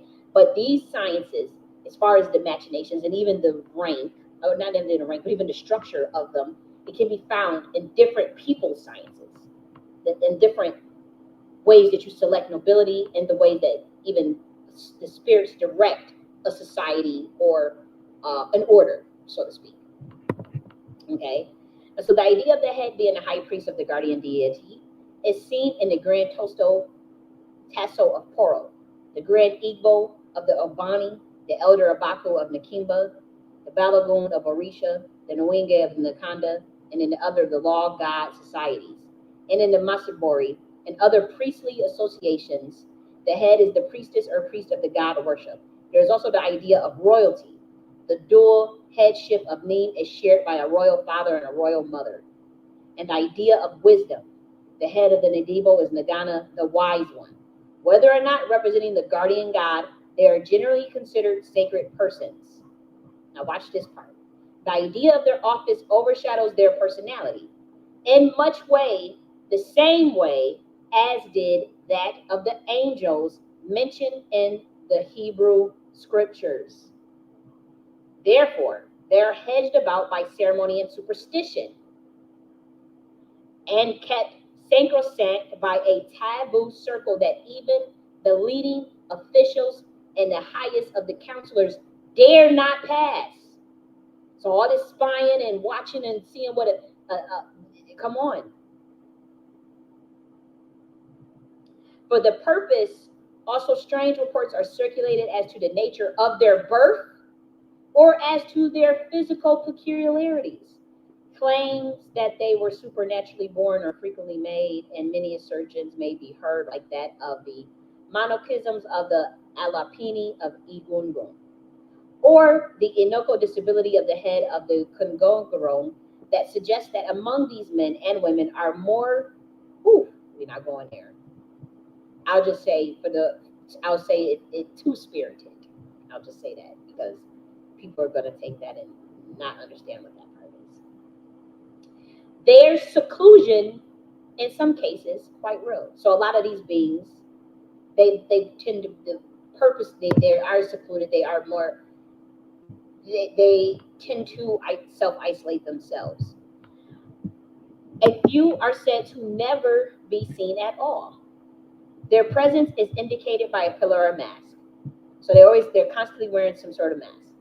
The Grand Igbo is non-existent as a personality. He is a pillar carved with phallic signs and a tortoise. At ceremonials, his deputy wears his official insignia. The head of the Oro is a mask, sometimes set upon a pillar, said to bear the image of the god Olaroon, and sometimes carried on the shoulders of an official. The head of the Yaka allows only an arm to be seen, and that merely when he stretches it round the corner of his hut at celebrations to receive the gifts of the faithful. The Grand Torso goes into a privacy hardly ever broken, living and dying alone. This is the Grand Torso. When he realizes that the hand of death is upon him, he goes into the bush fields. There are a palm frond thatch by a tree, and lying within its shade awaits and calmly awaits his transition. So these are what these beings do. But again, it's similar to how the angels in the Hebrew scripture. So you put the two together. Yes, this is the angelic. This is the occult information of the angelic kingdom. Welcome to it. Okay, but those beings, they tend to, you rarely see them. Like the way that those beings will be treated is not the way those beings will be treated today. They get spied on. They get everything private. They monitor and trying to watch everything they do. But back in those days, melanated people knew how to bring them in and how you would treat them. And they wouldn't be around all sprawled around the public. You know, when we talk about how that looks in Black American culture, those beings are now coming back in Black American culture. And we don't understand, okay, well, some oracles coming back, some damn ancient priestesses come, what the fuck? And those beings are being highly, highly disrespected. And they're not even being, it's throwing off the whole ritual, whoever summoned that energy, which we know it was a group of Black Americans. They could have done that 60 years ago, 100 years ago, 200 years ago when they were in the freaking fields. It don't matter. Someone forgot those practices of how to treat those beings and how to even let those beings transition out. For one, you were never supposed to see them. You were never supposed to put them on a fucking watch list to be monitored by the fucking Department of Homeland Security and the CIA and shit, and have the fucking weirdo pro-Black conscious fucking community sell them out and monitor and have them all, the Masons all, have the pictures all. Come on, we know what you're doing. We know what you did. You can deny it all you want. You're going to deny it to the grave. We get it. We get it. I get it. But it's like nobody gets away with anything. And I read them 2 pages to you to let you know that those beings still come down.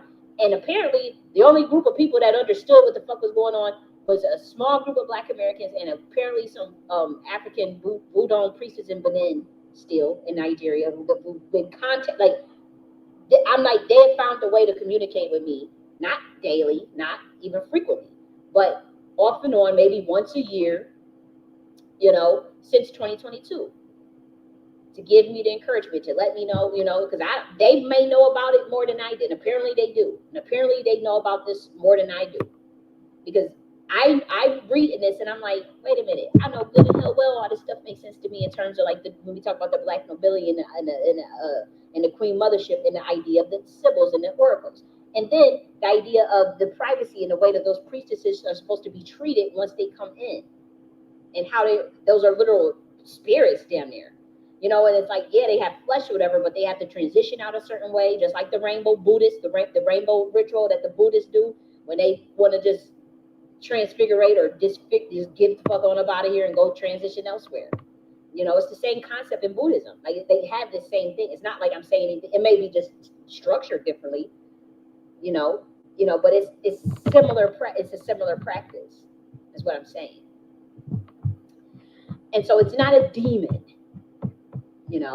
But I noticed that that was the rumor that was being spread even about me, and it's like, well, they had to say that to you because they want you, they ushered in the Trojan horse on your ass and beta switching on your ass, and they want you to follow the man of perdition and the false prophet. So it is what it is. And that the whole, and it made it easy. And I was just telling Yeshua, I'm like, it's just like, this is the easy setup, an easy play for, because of our, they don't understand our sciences. They thought they did, and like they demonize every little thing we do, even the angelic kingdom. I'm like, what would you do if someone was really trying? Oh, that's a demon. That's that. And it's like, what? It's confusing even for me, and it's very uncomfortable. It's like, okay, we need justice, and we're not at peace because there's no justice. And I'm talking about just society in general and humanity in general. But let's finish looking and see what he says. Called monitoring spirits in the demonic kingdom. So they're monitoring, they're reporting back to her, telling her all these things about you. Now you're blown away. You know, you're like, wow, how she know these things? Now she has you spiritually, because now she only captivated you. Now she has your curiosity. She captivated you. And then the third step will be your future. Then yeah, he only used the she, and then used the black woman's archetype to do it. And then said it was all demonic. And he's the ex-Satanist. He's the one that's the ex-Satanist. He's the one that has something etched in his neck from Satan himself. He said it. I don't see a bunch of light around him. You could look at people's light. Like, you should be able to look at somebody's eyes and tell what the fuck they about. Where's the discernment? Where's the discernment? It's an ex-Satanist with a bunch of Masonic rituals and candles everywhere. But we don't know if he's still, is he really a Christian now? We don't know that. We don't know nothing about, like, the thing is, like, this is the third video where I've heard he spread misinformation about ancient practices that happen to be created by melanated women. Yeah, I'm gonna have a problem with that. I'm like, why is he doing that? Why is he doing that? And my thing is, why y'all not speaking of the teachings of Christ? It's so much. The reason why I'm shocked is because it's like, it's all these Christians supposedly constantly talking about Satan. Oh, they doing this, the demonic. You shouldn't even be looking at that stuff. They sit there playing BET Awards, playing stuff from Moloch and Baal on their channel and shit. Why would you even introduce that to the Christian audience if you're so Christian? That makes me instantly suspicious of it, because I'm like, why y'all not talking about Yeshua then?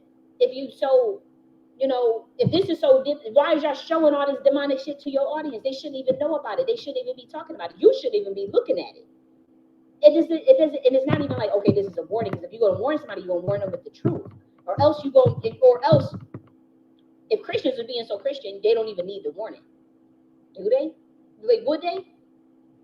Because either you have to follow it for what it is or not. Either the equations match up or they don't. And if they don't, then don't follow it. Then you're not what you're saying you are. If I'm going to a Christian and learn something about Yeshua, and all I'm seeing is a bunch of shit about Satan and demons and a bunch of lies, I'm so well versed in this stuff. And I'm listening, and I'm like, that's not true. Why are they teaching that? Why are they telling people that? Then that's not going to make me want to be a Christian. That's going to make me, I'm actually going to be like, you know what? Yeah, so if Yeshua come down, y'all would do the same thing he did 2,000 years ago. If he was to come back, you guys wouldn't even be like, it's just a mess. And so I guess you guys would follow, you know, the man of perdition into a technocratic AI slavery, I guess. Like what else is there? Because everything is a demon, but you're following the demon, and the demon is within.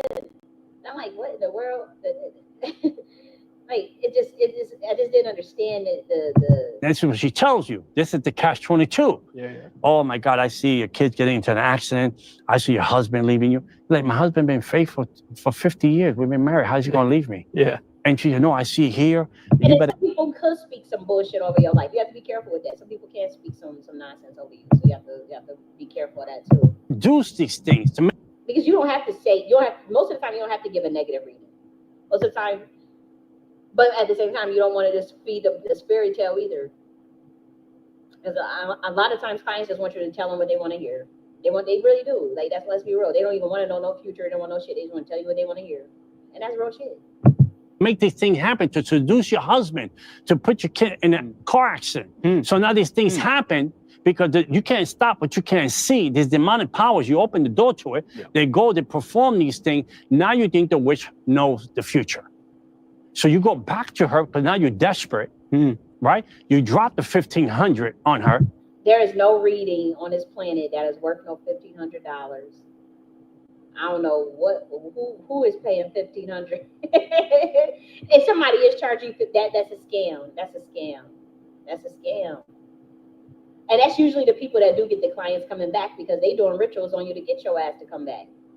If somebody charges you $1,500, where they at? I'm like, but again, I think he come from that. I mean, there is a really dark-sided shit that go on in that stuff. Like that's why I don't talk with nobody all up in there. Like I'm not clicked into them networks because they throw curses on each other because they jealous of the person or they don't like the person, like that kind of childish shit. They have witch wars, this thing called witch war. I like that type of shit. When I saw that stuff happening 10 years ago with the witch war stuff and how these women were getting jealous of me. Oh, you got more clients. Oh, you're a better teacher. Oh, you got more gifts. They all would band up on you to do witchcraft on you. They do it to me, and I'm not even a part of their shit. They think I don't know. They do it. They'll do it to anybody with a lot of light. Oh, and don't actually be like,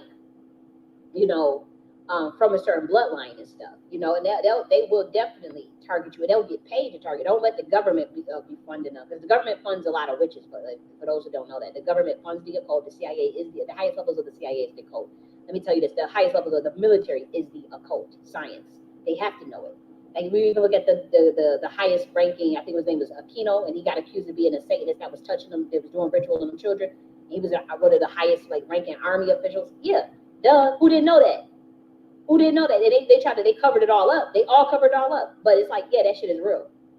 And so if the occult and the government, they go hand in hand. If they want to target a light being, a light bearer, a morning star, an angel, a human, spiritual, a very, very spiritual human, certain real Christians, because most Christians, they are not a threat to the system at all. But like the real Christians, like they'll target them. They'll put you, they'll target, they'll do witchcraft on your ass 24/7. They'll get your ass light beams, radionics, psychotronics, sonar technology, frequency. They'll get your ass. They'll try it. It won't work usually. Usually it won't work. Sometimes it will. Sometimes it will. And they'll send Goetia demons. They the ones that working with the demons. They'll send Goetia demons at your head, all types of shit.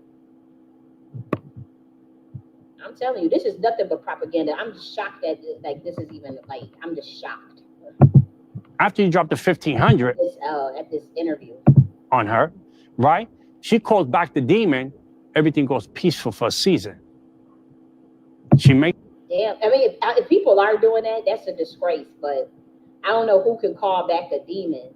You can't control a human. Can't control a demon. And if they can, they have to do the lesser Solomonic magic, and they have to do that's ceremonial. They have to do that. That requires ceremonial, very precise ritual to control that demon. I mean, what human? Do you know the chances of that? The chances of a human being able to control a demon, even an angel. Oh, get the fuck out of here! You get smacked the fuck up.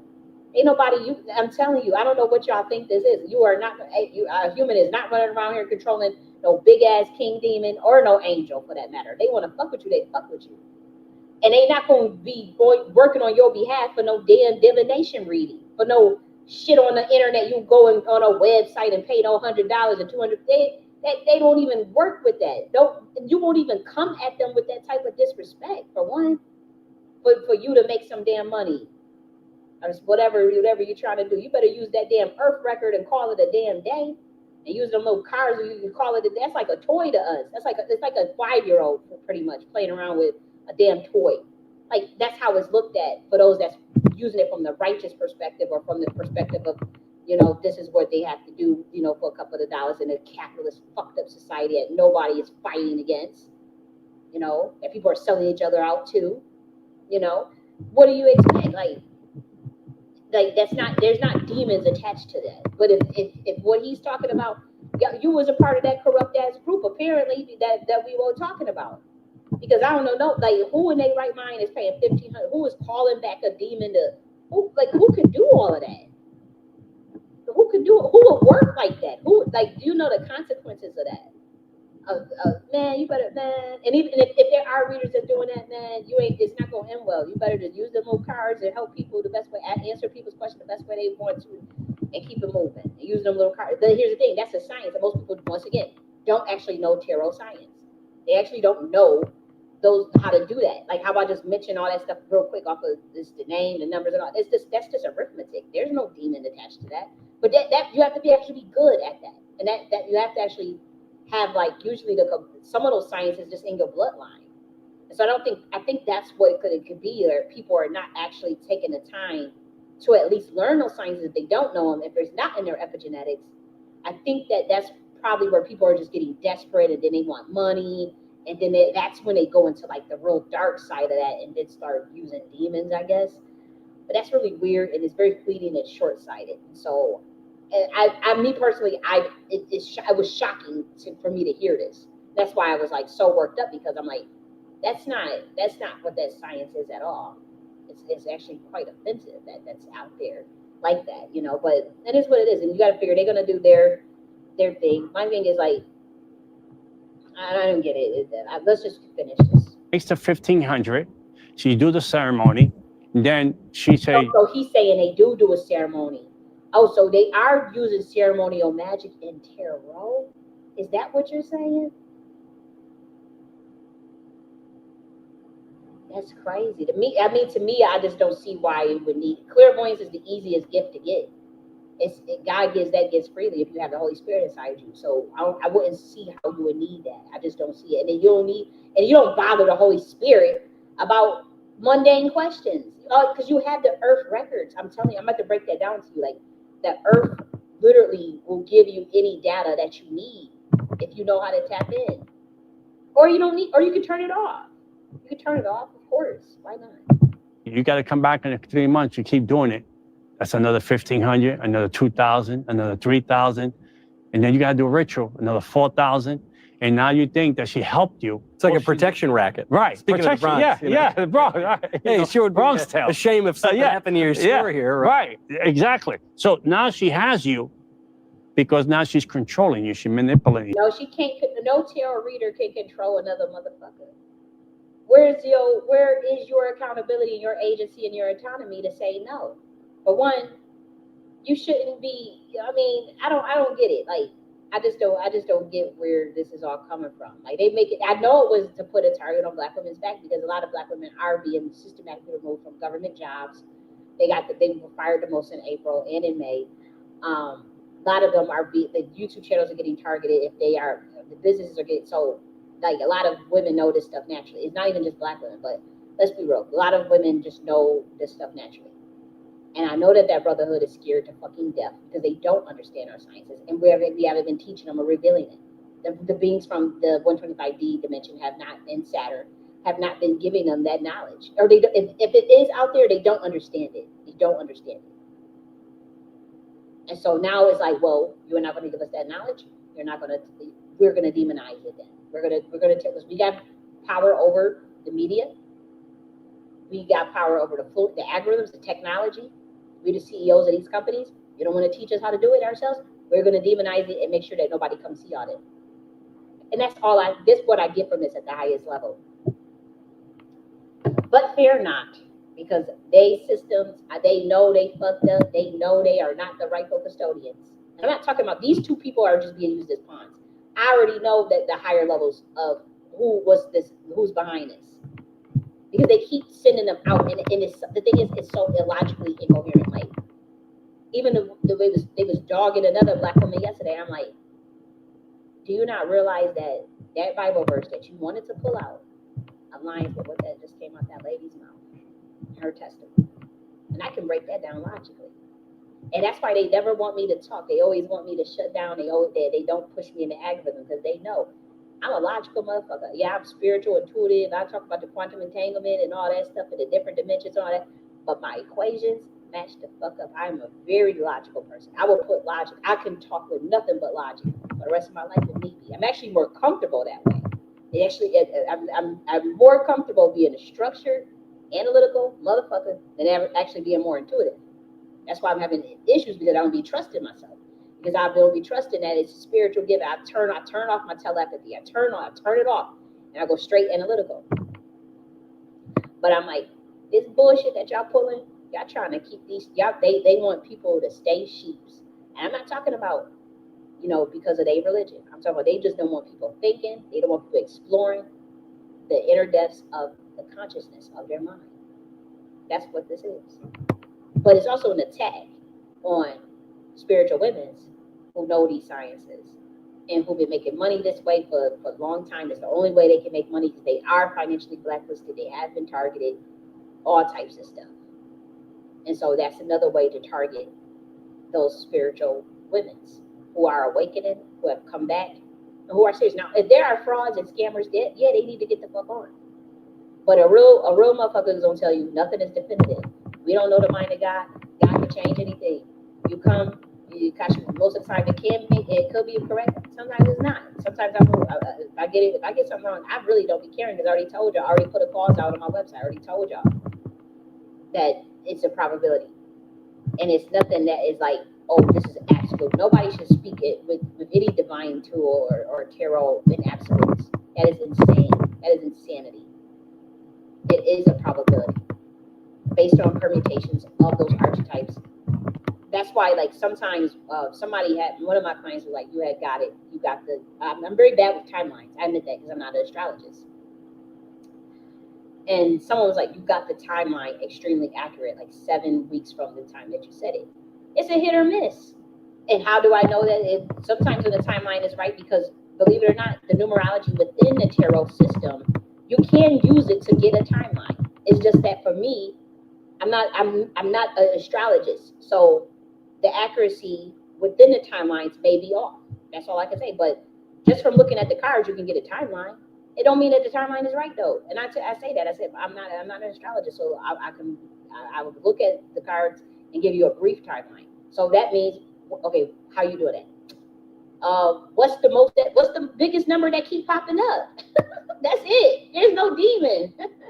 It's like, okay, here's the cards. There's like 12 cards or something, and I keep seeing the number 3, 3, 3, 3, 3. Okay, we got earth, water, fire, air. Okay, what's the fastness and speed of these energies? Okay, could be weeks, could be months. I don't fucking know. It may not even be accurate. Do I care? No, it's a science. This is something for humans to practice. It's just a tool to practice your clairvoyance. That's all it is. Like you know. And in a real world, a priestess like me, we're not supposed to, like, I'm not, for one, the way the society is structured, you guys want to blame me for the way, okay, I move, okay, but this society knew what they were doing and know that priestesses and certain women, they're supposed to be set up by the nobility class. You don't, and they want to lie and say that they don't have monarchies and all this stuff. Yeah, the system is still ran that way. But then don't conjure or put those people in those particular archetypes that don't have the structure or system to take care of them and expecting them to work on the behalf of society. You guys are going to have to, let's be real, this capitalist system is going to have to go for people to really live in their truth, and that just goes for all humans. I was still, you know, like with me, I've been working for free for a long time with my school and with everything that I do with teaching. I've never been one that's a money hungry person. That's not even my style. But it, you know, even within, you have a poor righteous teacher, you still just don't have them homeless out in the streets. What the fuck would you do that for?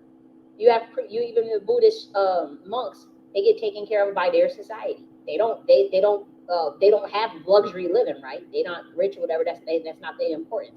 But they still have the basics of food and roof over their head and clothes on their back. That's it. You're supposed to take care of your oracles and your priestesses and your priests. That's just common sense. And your scholars. That's just common sense. But no, you get jealous of, oh, you go to witch wars. Oh, that's a demon. It's so then don't have that in your society then. Then your society is a robotic technocracy metaverse. Let's go to that then. Leave us the fuck alone. That's what the fuck I say to that. Because God ain't in that. God ain't in no fucking metaverse. No technology, AI system. Leave us out of it then. Don't conjure us up. Don't mess with us. Don't fuck with the angel kingdom. Don't be labeling us fucking demons. We will go at your head. And even like what the hell does that even mean? Angel and demon kingdom? Like, what is, like, these are imagination processes within. It's too advanced. I ain't going there. It's too advanced. Let's just play the rest of this. I'm on one today. Forgive me. In you, to your family, to your loved ones, And now you think she helped you because she made things peaceful for a while. It's witchcraft. They don't know the future. They create chaos with demons that put a witchcraft that's put on you. And the only person that knows the future, he has a great future for you, is Christ. Now, that right there, my friends, was very powerful. He said you can't stop what you can't see. He's talking about the demonic kingdom. He's talking about demons. It's just like everything is a demon. Everything is a demon with you people. You guys focus more on demons than Jesus. Demons that have been roaming this earth for thousands of years. You demonize your own planet. So they roam the earth for thousands of years. You're demonizing your own planet. Like, this is a beautiful planet. So now you got to be scared of all the monitoring spirits on planet Earth. Oh my gosh. But you could talk about the angel guys that protect you. The angel guys was monitoring you too. The angels don't monitor now. The angels are not monitoring on this planet. No, just demons. Really. But there's really a lot of beauty on this planet. You go to the beach, you go to the ocean, you look at some trees and birds, beautiful flowers. That's all a demon too, I guess. I don't know. Like this stuff. You guys got to work on this stuff better as far as bringing in Christian. If I was to listen to this, like even if I was, on the dark side or whatever, like, and I heard someone just like really just, I would be like, what in the world? Like, okay, I'll take Yeshua and leave this bullshit. Y'all go ahead with that. Like that's what I'll say. To that, and there's a lot of people. That's why I like the really advanced Christians. Like they making a lot of moves, to try to clean up something. That's why a lot of the stuff is being exposed. Like all this stuff. Like there's a group of them that is using that esoteric sciences that come from the angelic kingdom that we have taught them, that we've released this information, and some of them are put to ass and saying, look, you'll see what it does. And they have been able to expose these industries and get motherfucking charges on people and all types of stuff to bring things down. And a lot of it is staged. Don't get me wrong. But we say stage, you're talking about script writing. And that's a science to that. And so if people say, you know what, I'm going to, bring out a certain outcome or be a co-creator in my reality, so be it. But yeah, this stuff, because I've been watching this channel for a long time, and I just noticed it just took a turn for like a left, like it just turned. And I'm like, why is everything about Satan now? I came to learn about, like, because Black people was a Christian. I'm like, I really like this guy, and I'm like, not, in a sexual sense. I'm just saying, like, to learn the information, especially, information that that I've been learning from like Pastor Darby, and I like Pastor Darby. He passed away, unfortunately, and so I'm learning. I'm like, wait a minute, this is just misinformation. It's just inaccurate. Like it is. Like even the stuff about I'm like, wait a minute, everything's getting demonized. I don't want to live in a world where everything is a demon. I don't want to. That's kind of fear based to me.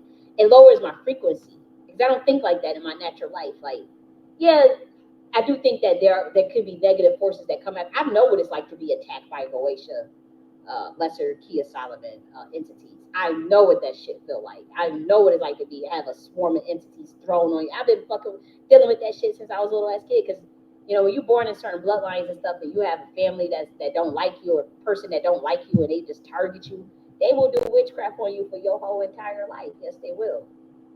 And that whole idea of the target individual, they've been doing that shit for a long time to people.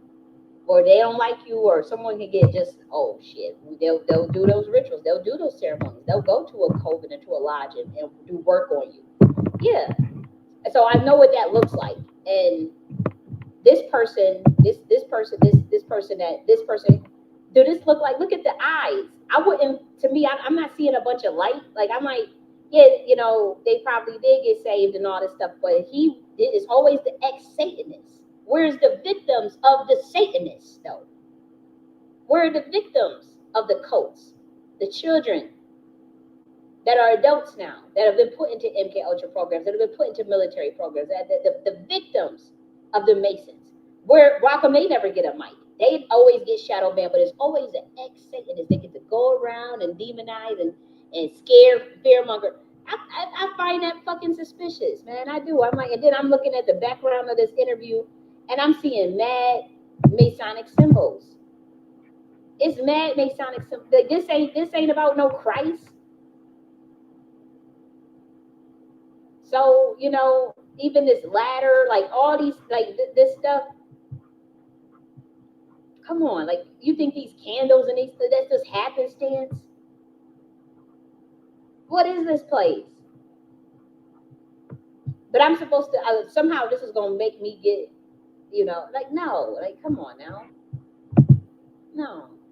But the spirit of Yeshua is not one of that will be into religiosity, judging people, condemning people. He's more like a homeless hippie out in the streets with others, preaching on the corner to people who will listen, performing miracles, learning the mystery sciences, the same ones that are attached to the tarot, okay? The Kabbalah, numerology. Yes, Yeshua would notice. How do you think the three kings knew he was coming in? By way of astrology. The three kings knew he was coming in as a shooting morning star. And warned Herod. Now, they didn't warn Herod, but Herod knew too because he had his priestesses on it too. Because they look at what? Your natal chart. Your birth chart. When did the person get married? Who told her she was going to have the son, a child with the Holy Spirit? An angel. Divining. So is all of that demonic too? Very free spirit. Yeshua was a very free spirit. Hated religiosity. Cussed out the Sadducees and the Pharisees with all these laws. I didn't come to abolish the law. I came to fulfill the law. And now obviously they feel, oh, you're blasphemous. We can your ass the fuck up out of here. Get your ass up out of here talking like that. It's very bizarre to see like all this judgment and condemnation from this particular group. Yeshua was hanging with the outliers in society, people who got rolled off, and a female priestess that he was bonded with since age 5 in the order of Melchizedek. And so they were turning water into wine and drinking it. Hanging with the those who had the leprosy, healing people with leprosy. Okay. Honestly. And I was saying that, I'm like, man, old dude came back, man. Y'all would act a plumb fool. Y'all would kill him. You wouldn't know it. You wouldn't be able to see it. You'll follow with exactly what you're following right now, the Palantir shit. I'm gonna read this real quick. An analysis of man and his threefold nature reveals that on every plane there is a certain reflective and discerning power of mind and its thoughts. In the body, conclusions are reached through experience. In intellect, reason is the assumed arbiter of every question in spirit. And intuition and inspiration bring the quick and sure answer to all the problems of life. Jesus was the greatest teachers of men because he knew all knowledge, from the highest to the lowest. He did not blight the senses by calling them air, because they are limited in their range of vision. But he lifted them up. He took Peter, James, and John up to the mountain and was transfigured before them. When we realize the spiritual possibilities with which we are endued by the omnipotent mind, we are lifted up. And all those faculties that we have called are lifted up with us. If I, the I, be raised on high from the earth, will draw on to myself. Wisdom, justice, judgment are all grouped under one head in spiritual consciousness. Webster says in effect that to the ground of reason and judgment, which makes conclusions knowledge, is found in a connecting link that binds the conceptions together. In religion, there is this postulate of and then I guess I cut it off. But yeah, so I just wanted to leave that for people who I just want to go talk about the greatest teachers of men of understanding the knowledge of high and the lowest realms, and not this demonization, this demon. Jesus Christ, literally, like literally. Okay, so what I'm gonna do now is I'm gonna stop sharing. I want to stop the screen share and I'm gonna share it again. Matter of fact, said I think my test is good. Yeah, and the tests are not important. Like none of that. I don't. Like I said, Myers-Briggs is not. To me, I wouldn't say, hey, go take that test. No.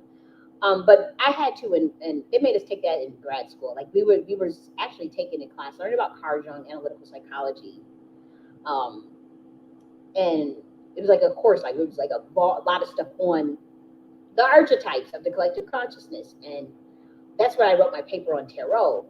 And then a part of the, understanding analytical psychology and like the part of the curriculum, they had us take the Myers-Briggs test, just for shits and giggles, but it wasn't like nothing that we were sitting there like really putting stock in.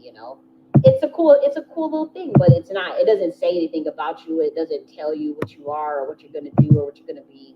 It's just a quick little fun little test, and that's the long and short of it, to be honest. And so that's what that is. You said I think it's an attempt to support monotheism. I think it's all an attempt to support monotheism. What is an attempt exactly? Like I guess I just be needing more like context on what you're saying, because I've been talking so fast and going from topic to topic that I won't know how to connect like this comment to like what was just said or something without like the actual like context. But I'm glad you're here. And so I'm going to play this. What is tarot? How does it work? And I actually made this video in 2017. It's re-upload from a channel that I did accidentally leave my other channel because I was trying to merge it. I thought you could merge YouTube channels before, and so I read the instructions wrong. And so in my attempt to merge what I thought was I was merging my channels, I really did thought you could do that. I ended up accidentally deleting my other channel from 2017. Yeah, so this video was literally made in 2017, guys. So you're gonna see like me probably sound like talking slower, very boring, because it's only 22 minutes long. But I do think, in the spirit of like what we just talked about, I think it's important to break down like more of the, the history, because now we're gonna talk about more like the history of tarot and stuff, and the science as well. So let's do that. It's only 22 minutes long. We can play that. So today we're going to talk about what is tarot and how does it work. So tarot is a hieroglyphic divination game that is a symbolic representation of archetypal patterns of the collective unconscious, and when read properly can assist in our spiritual growth. Okay, I just want to acknowledge Royal Deluxe comment, putting down spirits, nature's divining spirits. You're right. You know what? And the Catholic Church they've been trying to get in front of this a couple months ago. They didn't know. They did admit that, there's something going down here. But I do think like the other probably denominations just of Christianity just was like, let's just put it all down. Let's just hurry up and get in front of it. Whereas the Catholic Church, I have to say, was kind of like, and that's why that's why I noticed that they're gonna probably, which I don't agree with the Catholic Church. I don't support the Catholic Church, but I'm saying like there's probably going to be a rift between the Protestant churches and the Catholic Church, because the Catholic Church came out and told the truth to the public. They did. They just said, look, there's spirit. There's portals that we open. Yeah, there's angelic entities and demonic entities. Yeah, this shit is real. Yeah, but I noticed the Protestants kind of still want that under wraps. And I'm thinking that could be where it's coming from. And see, my bloodline, we were more so from the Protestant. We've never been at war with the Catholic Church, supposedly, but there has been some disagreements, even within the orders, the Masons in the Catholic Church and the Jesuit order. And so I can understand where that could be like, they're trying to get in front of it. But I agree with you, Royal Deluxe. I do think that's all it is. It's to support monotheism. But my thing is, if they're not even pushing Yeshua, they're not even pushing the esoteric teachings of Yeshua. They just pushing like everything is demonic and demon. That's weird. Like what if they're not even pushing monotheism? They're not even pushing God or the Holy Spirit. It's like they just pushing. Everybody think that it's just creepy. It's like, why do they want Christians themselves all into this fear-based, judgmental type of thing? And they don't even realize that there's a hidden hand playing them. I could see that hidden hand. That's why when I hear them talk, I'm like, okay, I already know that. I'm not upset at neither one of the, at the satanic, the ex-Satanist priest that was talking. I'm not mad at him, because I already know that it's coming from way higher level than that. I already know why they doing it. I know where they targeted, and I know they freaking out because they stole that science from the female order that Yeshua was from, And they realize that we back, and they realize that we talking about things and getting information out, and they just pretty much, they don't understand. They never understood those sciences, and since we won't teach them it, since we won't sell it out, and since they thought I was going to be up here just talking, that I ain't give out shit but 3% of stuff. I ain't give out. They thought I was really about to get out here and sit my ass up here and give out 125 the ancient ass ancestral knowledge from Atlantis and Saturn and melanin itself and the primordials. Are you fucking crazy? No. I didn't give out shit. I gave out enough to where people who already had those sciences could supplement it and realize, here's what's missing, guys. Here's the other information that was left out. Here is the story. That's what it was. But it was to help people. And then Nakhti philosophy, that's a whole separate science. That's not occult knowledge. That's a science to undo social engineering and mind control. And for those in propaganda control, and to be able to understand your consciousness, to have full authority over your consciousness, to manifest the state of consciousness that you desire, to transmute childhood trauma and fragmentation into a higher dimension, into higher desires that you want, and also to overcome desires. So if you want to be a shaman monk that's all into the austerity and into the the austere lifestyle, that's kind of, believe it or not, more of the path that I kind of reside on. But I also believe in the divine feminine and the Shakti school of thought. Then there's people who want to be businessmen and entrepreneurs. You can use the science for that too. That's what it's for. Transcendence, or ascension, or descendant. But it is what it is. But we're honest about it, and it's very upfront. It's a framework where you have to plug in the knowledge to activate the science. But it's the content, your specific content, what you deem auspicious, what you deem inauspicious. And I can see how the powers that be kind of look like, hold the fuck up, that's so dangerous, because we want to control these humans. We need them to be sheep. Bah. That's what they saying. Bah. They want humans saying that in your brain. They want damn cereal for brains in your head, and this what the words they want to hear in your brain. Bah. They don't want nobody talking some probability distribution science 125D. Oh, what's going on? They don't want nobody talking about some, let's create our own esoteric sciences. Let's create our own stuff, and let's be free, and let's be in love, and let's talk about how we gonna sit up here and in our consciousness, talk about these constellations, and talk about these different star systems, and talk about the planet Earth, and dig deep with these persons, connecting with nature, connecting with God, connecting with love. They don't want that. They want in your head, and they want to show you the images of the news, AI images. They want to show you the images of what they want you to see. Go on X. Go on. Here are the images. We want you arguing about race. What they want to do. You're supposed to be thinking you just a nigga. You're supposed to be thinking you just ain't shit, and you ain't supposed to have no. You ain't supposed to talk about some ancient Atlantean, and you were part of the Godhead. You want that you God body. No.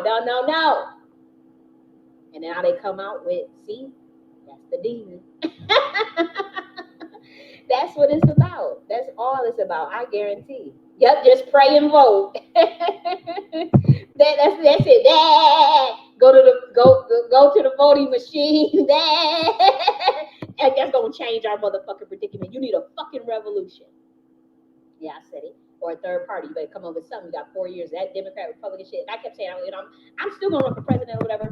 But I gotta do that from a whole nother lens. I gotta create an ideal parallel infrastructure, because, which I've been talking about in my books for years.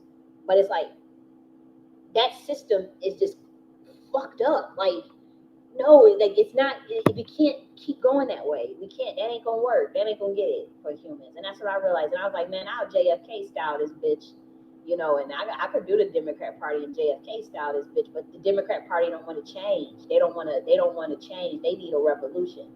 And if they want to keep with the same tide of true shit, it ain't gonna get it, because Americans don't trust them. The Americans don't trust the Republicans.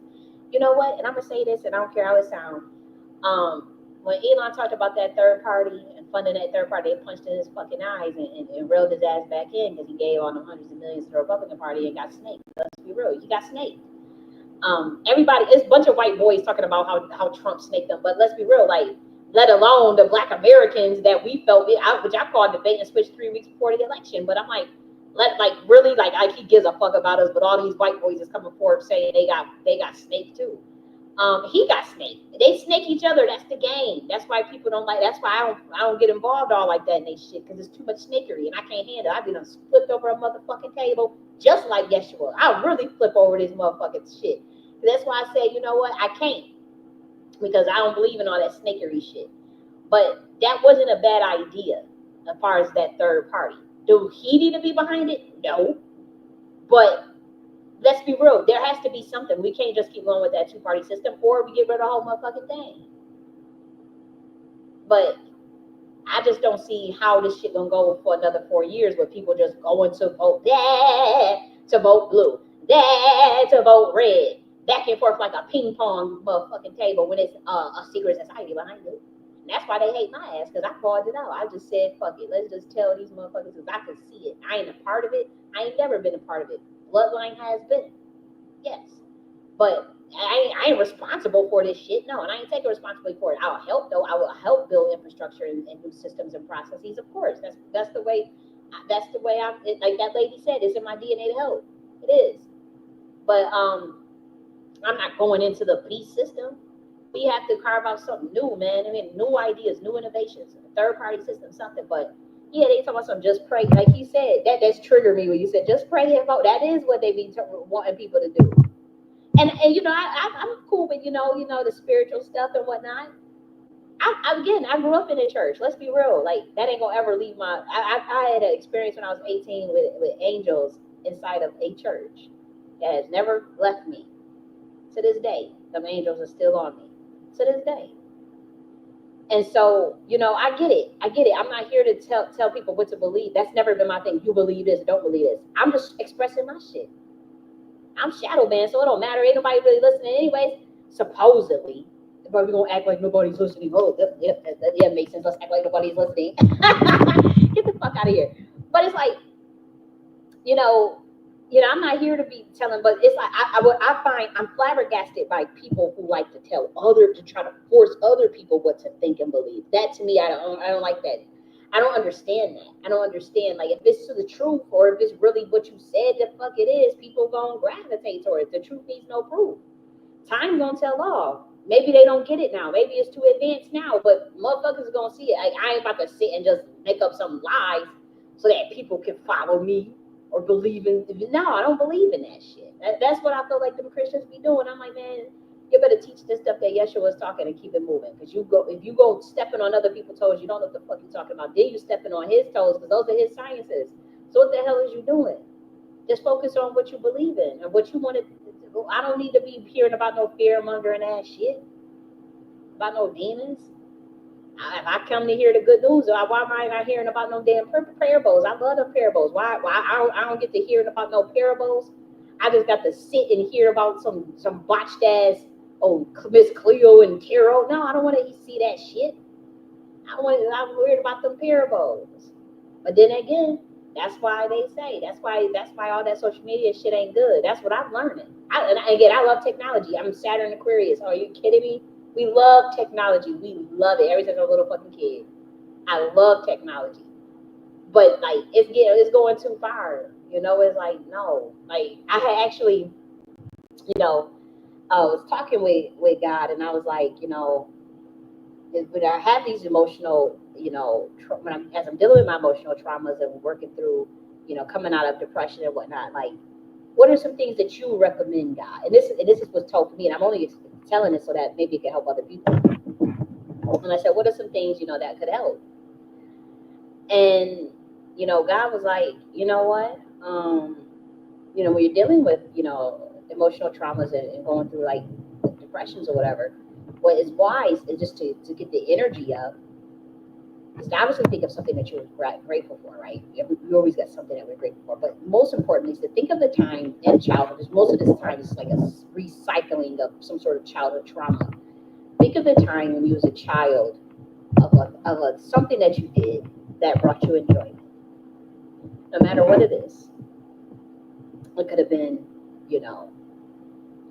little game, a little whatever it is. Just think about it.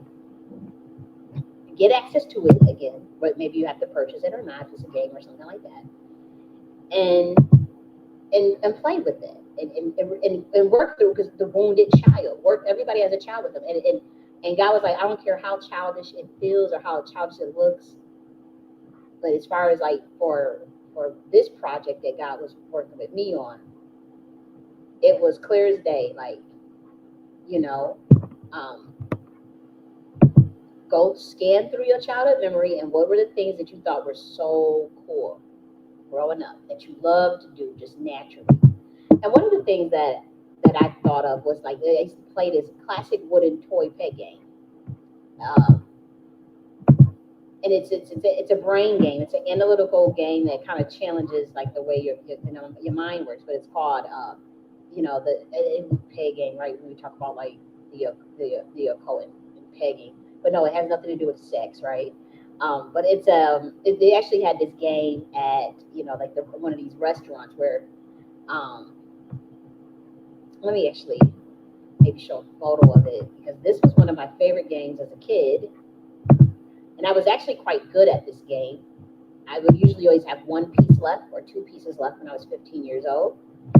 And I could totally, like, this was one of my favorite games. And so, as I'm working through it, and God was like, you used to really like that game when you was 15. You were really good at that game.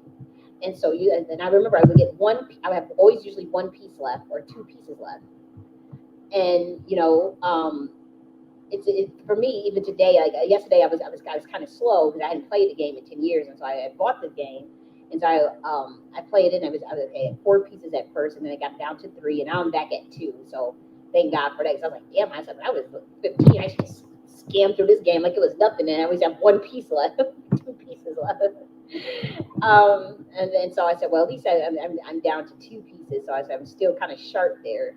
But God was like, yeah, get the stuff that you used to get when you was a little ass kid, and I don't care how people judge you and say you're this or that. Go and get it. And so then I got this game, and then another one was the bubbles machine. I bought a bubbles machine with bubbles. Because I used to love bubbles as a kid, and God was like, look, I don't care if that was what you got and that was what you enjoyed when you was a little ass kid. As we working through the traumas, as we working through the healing processes and the depression, find something that bring you joy when you was a little as kid. And God said, relay that to the people. Whatever, if say someone you going through emotional issues, or you going through some traumas, or you going through depression right now, God, that's what God told me to tell y'all. You think of what you liked when you was a little kid that brought you joy in those moments, and start to and do those things, because a lot of this stuff, the social media is bringing about the anxiety. The social media is bringing about the depression. It's the screen time. It's the technology. And when we were little kids, we didn't have all that technology. And so that's what God was trying to say. It's like, it's the technology. You guys get these damn brain games. I bought like probably over like I bought obviously Rubik's Cube. I like the Rubik's Cube growing up. I was always terrible at the Rubik's Cube, so I'm kind of learning how to do that one again.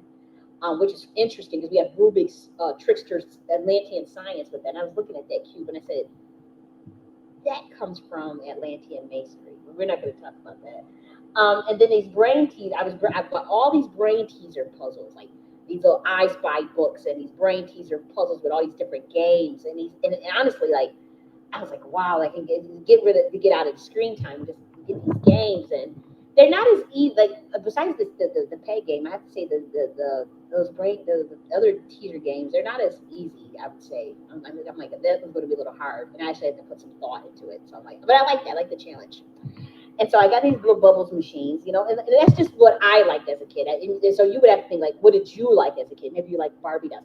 And God always said me, that's something that, as a message I got to give to Black Americans probably next week, about the Barbie dolls, the baby dolls, like, people think that, playing with those dolls is only for children. But believe it or not, in our culture, dolls are very spiritual, very, very spiritual, because you put spirits in them.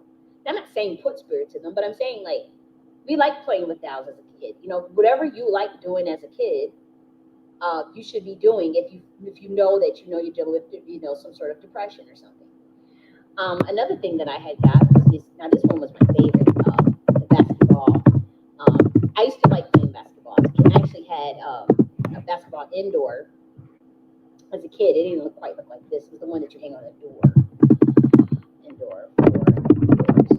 And so I got me one of these bad boys again. Because I had one of these when I was a kid. And I ain't gonna hold you, like this, it was so fun to me. It was the funnest thing to play that damn basketball. I mean, I'm telling you, used to hear shit banging and bouncing all over in that room, in my little room. And so I said, well, let me get me one of these again. Because I used to love me some basketball. I'm gonna give me a bigger one though, because the one I got, I ain't gonna hold you, it's too small. The hands are I need something bigger than that. But I got me one of these, and I ain't gonna hold you, I was having a ball. I was having a ball since I got this little bad boy. And and everybody that knows that, whatever, my little secret is that I'm a nudist. And so I don't like to wear clothes in the house. I wear clothes outside, but I hate wearing clothes in the house. So I don't run around butt naked with this, this little ball. And I don't care how people can say, yeah, I know I'm eccentric. I don't give a fuck. I don't care what people think about me. But I was on my eccentric shit. I'm out here, I'm like, shit, I'm putting the ball, I'm like, this bring back memories. You put the ball between your legs and stuff and trying to dribble. I'm playing all in the house with that little basketball. I'm butt ass naked. But that's what, you have to think of the things that you like growing up. A lot of people like playing football. Remember that game, Bop It, dun, dun, dun, Sneak It. I remember as a kid, I used to see so many Black American kids play with that game. They love it. Twist it, bop it, and then when you got it wrong, it scream. Just to get us from out of that, all of this shallow stuff. The shallow stuff. I think if one thing that we like, growing up, and then obviously the things that you like as an adult. Obviously, like with me, I like my essential oils, and whether it be your these different little plants and stuff that you like. Maybe you like plants like or experiment with herbs and different things of that nature. You want to hold on to those things as well. But if you know that you're particularly dealing with, maybe some childhood traumas, but you want to revive some of the things that you did, as a child, as a part of that healing, and just for fun, like it truly brought me so much joy to play with these little games again. It truly brought me so much joy to have the bubbles. And I want to, I might go to a park or something, but if there's some kids around, when the kids are outside, I would love to have that bubble machine going so they can just play with the bubbles everywhere. Because that's really, that would really bring a lot of joy to see some kids out there playing and then can have that bubble machine going for them. Because I like it, but come on, I'm an adult, so it looks nice. But what's interesting is that in Buffalo, New York, and I'm going to say on Elmwood, there was the Bubble Man. We used to call him the Bubbles Man, and he was on the news. Like, he was on the news a lot, because what he would do is he would have a bubble machine and play the bubbles outside of it, and have the bubble machine go out the window. And so there was a bunch of bubbles everywhere in Buffalo, New York, coming from this particular apartment on Elmwood. And it was just an elder white guy, that just liked the bubble machine. And it just, and because even the news covered it when it was like, why is there so much bubbles? But then, like, I thought it was funny, because I'm like, he still is keeping the kid inside him alive. Because remember, like we talked about the teachings of Yeshua, unless one becomes like a little kid, they cannot enter into the kingdom of God, the kingdom of heaven. Go study that verse again, because I'm giving y'all some game here, but it's like, become like that little ass kid, that canvas that doesn't discriminate against, once again, it doesn't discriminate. These are the gory, that's too deep. I don't want to get onto that. But that doesn't have all this discrimination. That is that blank canvas that is in wonderment. And as we know, kids have high levels of creativity. Kids, it's not about being gullible, but it's like kids honor. They're not caring about what other people think about them. They're not worried about what the world has to say. They're not drenched in the world's nonsense and the illusion. And so that's what you take from that verse, becoming like a little kid. And I think that's why when I asked God, I'm like, well, how do I deal with the emotional traumas that I'm dealing with, and the emotional pain that I have? and forgot to say, a lot of this is linked to your childhood. Why don't you just get you some of the shit that you used to have when you was a kid? Become like, honor the little kid with it. You're not honoring the wounded kid. Why did you stop playing basketball? What's wrong with playing? Get you that thing and play that basketball up there. So what is butt naked? Go and play that damn basketball hoop and go get that bubbles machine and get your little brain games that you like when you was a kid. I used to love crossword puzzles, any little thing with a book with some little I Spy and all that shit. I used to love that shit growing up. So I said, let me give you this shit again, because and so keep the mind sharp. I like things that keep my mind sharp. I used to have that Luminosity subscription. Remember the Luminosity brain game subscription? I used to pay that. I think it was like $50 a month or some shit like that. I used to pay for that shit. I'm always big on keeping everything sharp, And so I said, well, I don't want to be all at a computer all like that, as much. I work from the computer, but like, I'm like, it's a little bit too much. And so I said, well, let me, find some of these little things that are, play with the Rubik's and all these things that challenge the mind, but, are still, it just reminds me of more so how I grew up as a kid, because I didn't have we had a computer, but I didn't have a personal, we didn't have, it was like you had to ride the bikes. And I actually did. I bought a bike. I bought one of them desk bike machine that go underneath the desk when you're working, because I used to love some bikes. But actually, I probably want to get like a real bike, because like when I was a kid, everything was about bikes, basketball, playing some dancing around, and some brain games, board games, vows, that type shit. So I would encourage humans, like whatever you did as a kid and whatever things you were doing, the things that you like growing up, to get into that. Obviously, if you want to make it more adult, you can do that. But like whatever it is, whether it be basketball game, you might need to get you one of them. Remember they used to have it. I remember growing up, I seen a lot of Black Americans with pool tables in their house. They used to have a lot of pool tables. I never was good at pool. I ain't even gonna hold you. I was never good at pool, ever. I'm telling you, I was terrible at pool. I would never forget. Man, I don't know. I just was never good at pool. I would get my ass whooped in pool, man. Not in Connect Four, and like certain things wherever it had to. But for some reason, I was never good at pool. And I also used to like this get ping pong. Just whatever you thought, whatever you grew up doing, whatever it could have been, equestrian, those type of things. We got to get back into those things. Yeah, ping pong was good. That's kind of like tennis, though, right? Is ping pong like tennis? The ping pong game was pretty fun growing up too, I have to say. So let's go back here. Let's play it.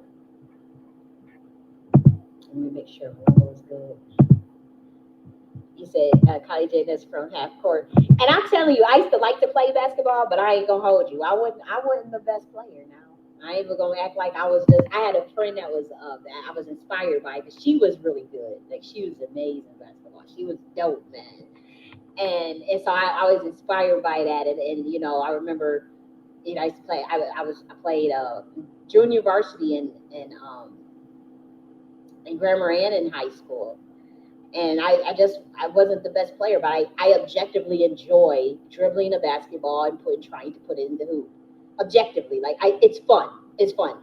But like, I'm nowhere near, like, like I'm not what's it called, a Candace Parker or nothing like that, or Simone Augustus, by no stretch, or Tamika Catchings. I grew up watching them though, and I truly admire. I used to love watching women's basketball before all. I love women's basketball now. No, I grew up watching women's basketball. It was nothing. I used to watch Sue Bird and Diana Taurasi growing up. I watched all of the women Olympics. Don Staley, like all of these, like they were inspirational to me. I'm like, damn, like these women play. Like I admire Candace Parker. I admire what was it? Super. It's a bunch of. I mean, it's so many. Cheryl Swoops. I mean, come on, it's so many growing up, and I actually watched the WNBA, but more so college women's basketball, more so than the males. And it wasn't like, oh, on some gay stuff. Because I mean, obviously, we all knew about Allen Iverson, right? Let's be real. Like Allen Iverson, Kobe Bryant. Like we grew up watching Patrick Ewing. Was it Patrick Edward Patrick? Real tall black guy. You know, I used to think he was so fun because I used to like, what's it? I'm like Patrick Ewing. Let's see. Is it Patrick Ewing? Yeah, Patrick Ewing. Because I don't know. I have a different type of attraction. But no lie, like, and I know people would probably think like this dude looks like a straight monkey. But I was so attracted to this guy as a kid. I was so attracted to Patrick Ewing as a kid. I don't know why. I have no idea. I don't know. I think it was the length or the tallness. I don't fucking know. But you know, like I never was into the, you know, like I had friends that used to watch. I used to watch the All-Star game and the dunking contest. I had friends that loved to watch the NBA. Everything was NBA. NBA. You know, so I get that. But for me, I'm like, you know, well, there's girls that play too. You know, but me coming from, you know, the Shakti school of thought, I've been this way ever since I was a little ass kid. You know, and I said, well, you know, the girls, you know, I want to support, you know, why we don't support the WNBA? What about Lisa Leslie? Like, what about the girls? Now, I was on that type of shit still as a 12-year-old. I'm like, well, the girls play too. And so I would watch, you know, I would watch the girls, you know. And again, I'm like learning from them, you know. I'm not thinking I wasn't thinking of being sexual or anything. And if I was, I would say it, you know. I wouldn't give a fuck. But you know, I remember like I'm like, okay, so I watched the All-Stars with the boys, watch them, and I love, you know, with the Olympics, I was going to watch the boys and the girls, you know, because we were expecting gold for the American basketball team. Are you kidding me? Like, I think don't we always get gold? So we were always going to get gold. So I was always going to watch, you know, that was, but you know, and I love the basketball. I objectively like basketball. I objectively liked soccer and hockey and swimming too. And it was funny. I was just talking with a friend. We were reminiscing on our past, and we were reminiscing. And we had this in gym class. We had this white Russian boy. His name was Sergio, and we were reminiscing about like how when we would play soccer, because we couldn't understand like how come I would be the first one called, even though I was one of the least athletic. Like I wasn't like the best athlete, and so. I was telling her, I'm like, the reason why Sergio was calling me first for us, for you know, it's you know, what's it called, the game where you gotta, what's it called, schoolyard pick. You gotta do schoolyard pick, and I was never picked dead last, but I was never picked first, you know, for certain things. You know, it's like, okay, we're gonna pick you in the middle, or because you're our friend, you know, type thing. But when it came to soccer, even though I was not a good soccer player, I am not a good soccer player. But what would happen was like Sergio was a good soccer player. He was the best soccer player in the class, and then it was like some of the black kids that were really good. So Sergio had this thick Russian accent, and he only hung around us because honestly, the Americans, the American white boys wasn't feeling him because he had this thick accent and he was weird. He had this Russian culture. We didn't understand him, so he was hanging around us, and you know we were cool. He was like, okay, whatever. But when it came for soccer and the schoolyard pick, he was when he would say, okay, Sergio would be a captain because he was the best soccer player. You know, maybe someone else would be a captain because they're a good soccer player. I can't remember who it was. Probably like one of the other kids in the class. But Sergio, you know, you're thinking, okay, he's gonna pick like the next best soccer player in the game, you know, in the class, and he would pick me first. Like, and everybody be like, Jenny, are you picking her second? They thinking I don't bully them or something to picking me. Like, how did you pick her? What the fuck? Like, Jenny ain't an athlete. She ain't athletic. But what it was is, okay,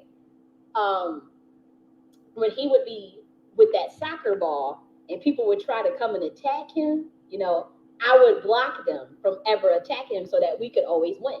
And he realized as long as I'm on his team, like we never lost. We never lost. And he realized like it was because of her. Now, what would I do? Me being Jenny, you know, yes, I can admit I was an obnoxious asshole as a kid. You know, I would kick the shins of whoever was trying to go after Sergio so that we could win.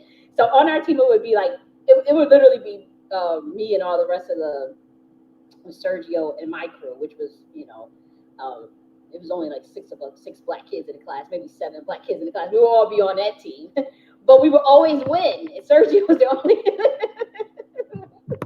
Sergio was the best player out of the best soccer player. But I have to say, man, them shins would get kicked. Whoever was coming near us, whoever had that ball, whether it be Devontae, whoever because again, Sergio was the only white person on our team, but he was picking all of the black kids because honestly, like, let's be real, like, nobody messed with him besides us, but it would just be shocking because I was the least athletic out of the black kids in the classroom. I was the least, so it was just like, well, why did she get picked first? But what I was doing was, if someone would come to try to get the soccer from him or take the soccer from him, we would all huddle up and we would all like be kicking, and all you would see was feet trying to get control of the ball. And so what I knew was like, Sergio, get control of the ball, and I'm gonna get the rest of these kids off you. And how was I doing it? Kicking them shins up. Sorry guys, I thought it was the soccer ball. Up, sorry guys, kicking the fuck out of them shins. And then people realized, like, and then it kept on looking like I was making it done like an accident, I'm like, oh my gosh, I'm so sorry, which I really was sorry, like I felt bad, but at the same time, like, look guys, we gotta win. We were getting like suckers or something, or I mean, it was something probably minor, but we wanted to still win, and it was so funny when we were both cracking up on the phone. She was like, that's how we were winning. I said, yeah, she was on the team too, and she was pushing, she would elbow people, and we would win every time. Stay with street hockey. Oh, you want me on your team in street hockey because we get the brawl. Oh, and brawl it was. Oh, I'll throw your motherfucking ass up against that wall in gym. Oh, it was terrible. And it was funny. You can see them teachers. I remember the gym teachers would be cracking up because they already know. Okay, Jenny, it's brawl time. It's brawl because I used to like to fight. I used to like to fight. So I'm like, now is the chance to get this energy out. All the black kids and Sergio is on one team. Actually, we did bring in we brought in the other white kids that was better at hockey, like Jason. We used to always make sure we had some good players on our team. And then who was the best player, though, they would usually pick the brawlers. So I would get picked, and we gonna beat your motherfucking, and we gonna win. I was a beast at street hockey, and even though I wasn't the best soccer player, my team always won. Why? Because I was gonna look out for the other best players on the team, by doing what? Kicking them shins for whoever attack.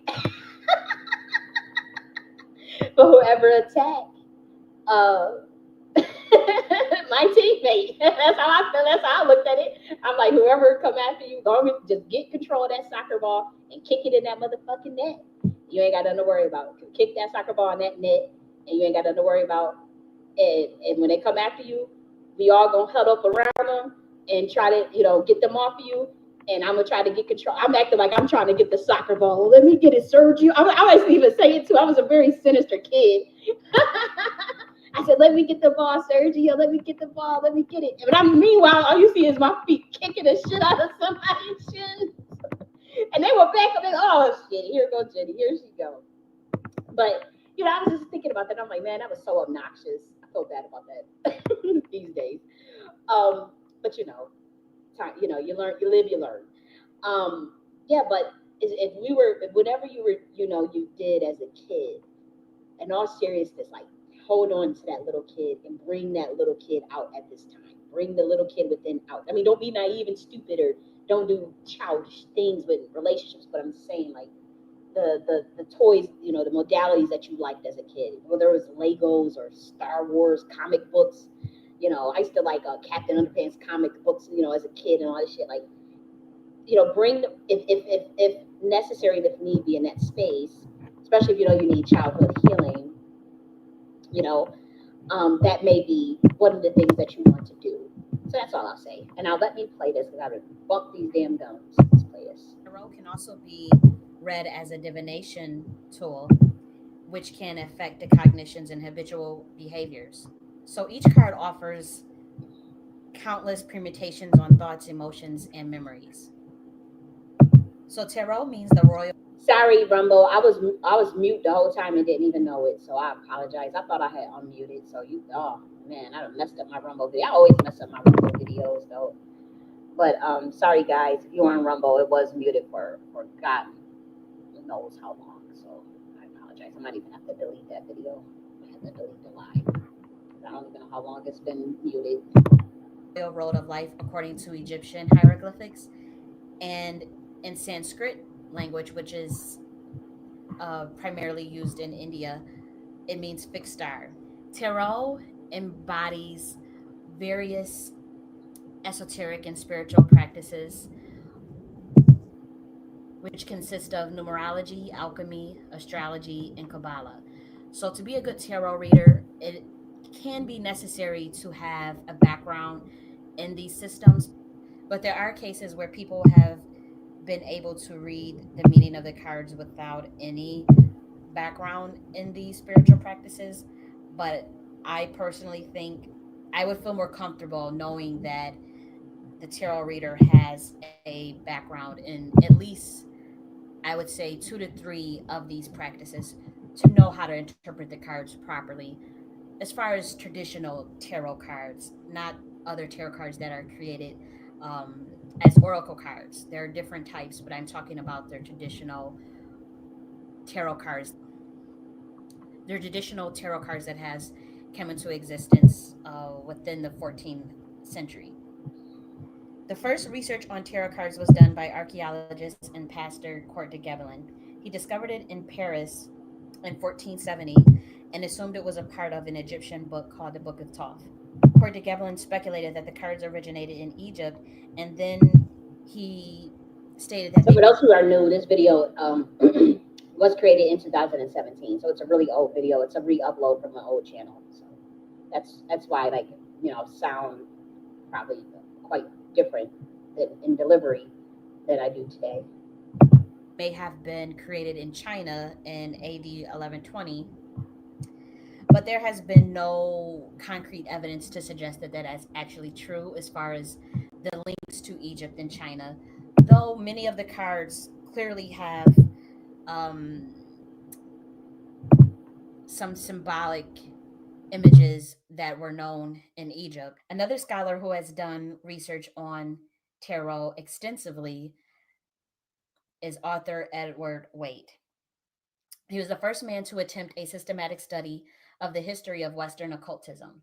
He is also known for creating the most popular tarot deck in the Western Hemisphere, which is known as the Rider Waite deck. And he has an extensive body of work on mysticism, esoteric arts, and the tarot. His research is very impressive, but some of it is actually pretty hard to get your hands on. Some of his books now range from $3,000. Luckily, his books on tarot are pretty available to the public. Edward Waite suspected that tarot came into Britain and France by Indo-Tatari gypsies who could have been from Asia, or Indo-Tatari gypsies could have been considered Hebrews back then, who came into France in the 13th century.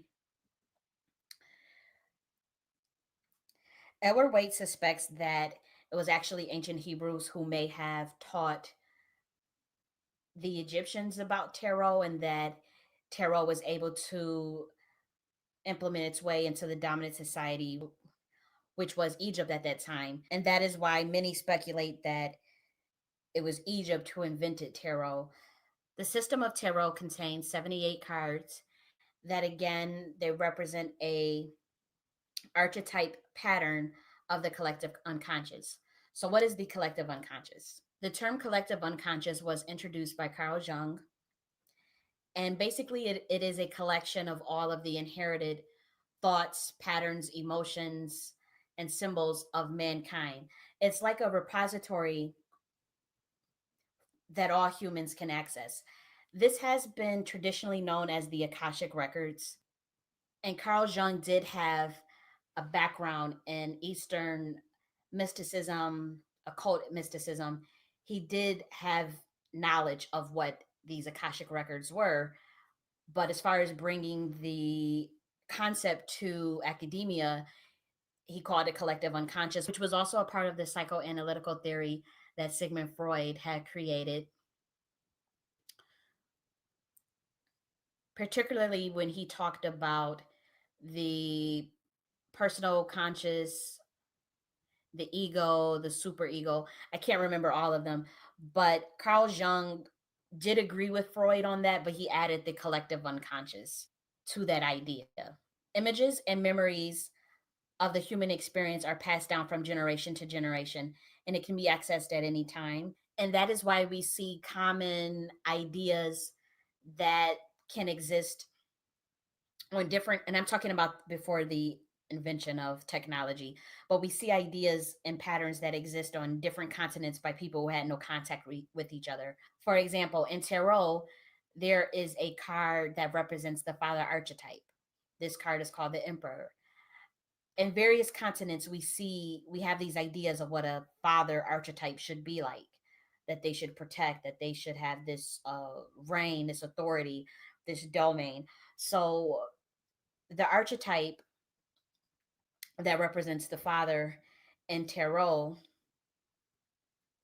is an actual concept. The collective unconscious also consists of impulses of which the individual is not aware of, but they originate in the inherited structure of the brain. For example, the archetype of someone being a scholar, the archetype of someone being a vixen, or even a shaman. Those are patterns that exist before we interact with the world, before we even come here. Carl Jung got a lot of flack for trying to even bring the idea to academia. Um, but I suggest that it's pretty credible, especially as a tarot reader. When you read the tarot cards, it offers a full process of how this works out. You get to see how these ideas and patterns are actually playing out in your life. And you can read it in a way that can actually help people, that can actually guide people. And it most of the times will be relevant to their actual situation or their inquiry when they go and get a tarot reading. So, tarot first practices was actually not for divination. Divination was secondary, but tarot was studied by certain groups of people who wanted spiritual growth or enlightenment, or to integrate certain aspects of their personality so that they can become whole and content with life. Now, seeking tarot for divination is not a bad thing. According to scholars and actual esoterics who did research on tarot and were heavily involved into mystic orders, wrote about how tarot as a divination game was secondary. When tarot made it into the scene in the 14th century in France, people were using it as a card game. They didn't quite understand what the images and patterns on the cards were. They had no clue what it was, so they were using it as a card game. That is why the current deck of cards that like we see are pretty similar to an actual tarot deck. And the composition of all 78 cards came over many years and after much research. So again, when one receives a tarot reading, the reader can have access to the collective unconscious or the akashic records.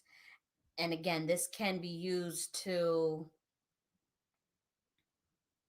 assist an individual on their journey to personal growth. And this can be done by a term called the individuation process, which is also coined by Carl Jung. Another term that may be more suitable for those into spiritual practices could be integration of the personality or understanding the shadow side of ourselves. Now, the individuation process is basically integrating the unconscious with the conscious mind so that one can receive alignment with the higher self, which is also known as enlightenment, Christ consciousness, or awareness. And the individuation process is a self-analysis process. It is also an alchemical process. So many elements that you would see in alchemy can be used in the individuation process. Now, I understand that divination is what is the prominent framework that tarot is known for. Like when you think of tarot, you're thinking, oh, you want to see in the future, there's fortune telling. But as far as its ancient uses and its uses among those in, I would say, a mystic society, they would use it as a representation of the spiritual practices that I told you about earlier, the Kabbalah, alchemy, numerology, astrology. The cards for the tarot reader are just like, I would say, an easy way to implement those thought systems to people, to help them. And divination is just one way in which to see what's actually going on with the individual so that you can help them. Now, in the event that someone wants to know, how is my ex-husband's wife, what does she think about me, that kind of stuff, um people use it for that. I have been asked questions like that. So what does my son's girlfriend, what she really got in store for my son, that kind of stuff. I personally don't feel comfortable giving readings on things like that, and because it's, that to me is not what it should be used for. I don't judge either way whether people want to do those kind of readings or receive those kind of readings. I just feel that the tarot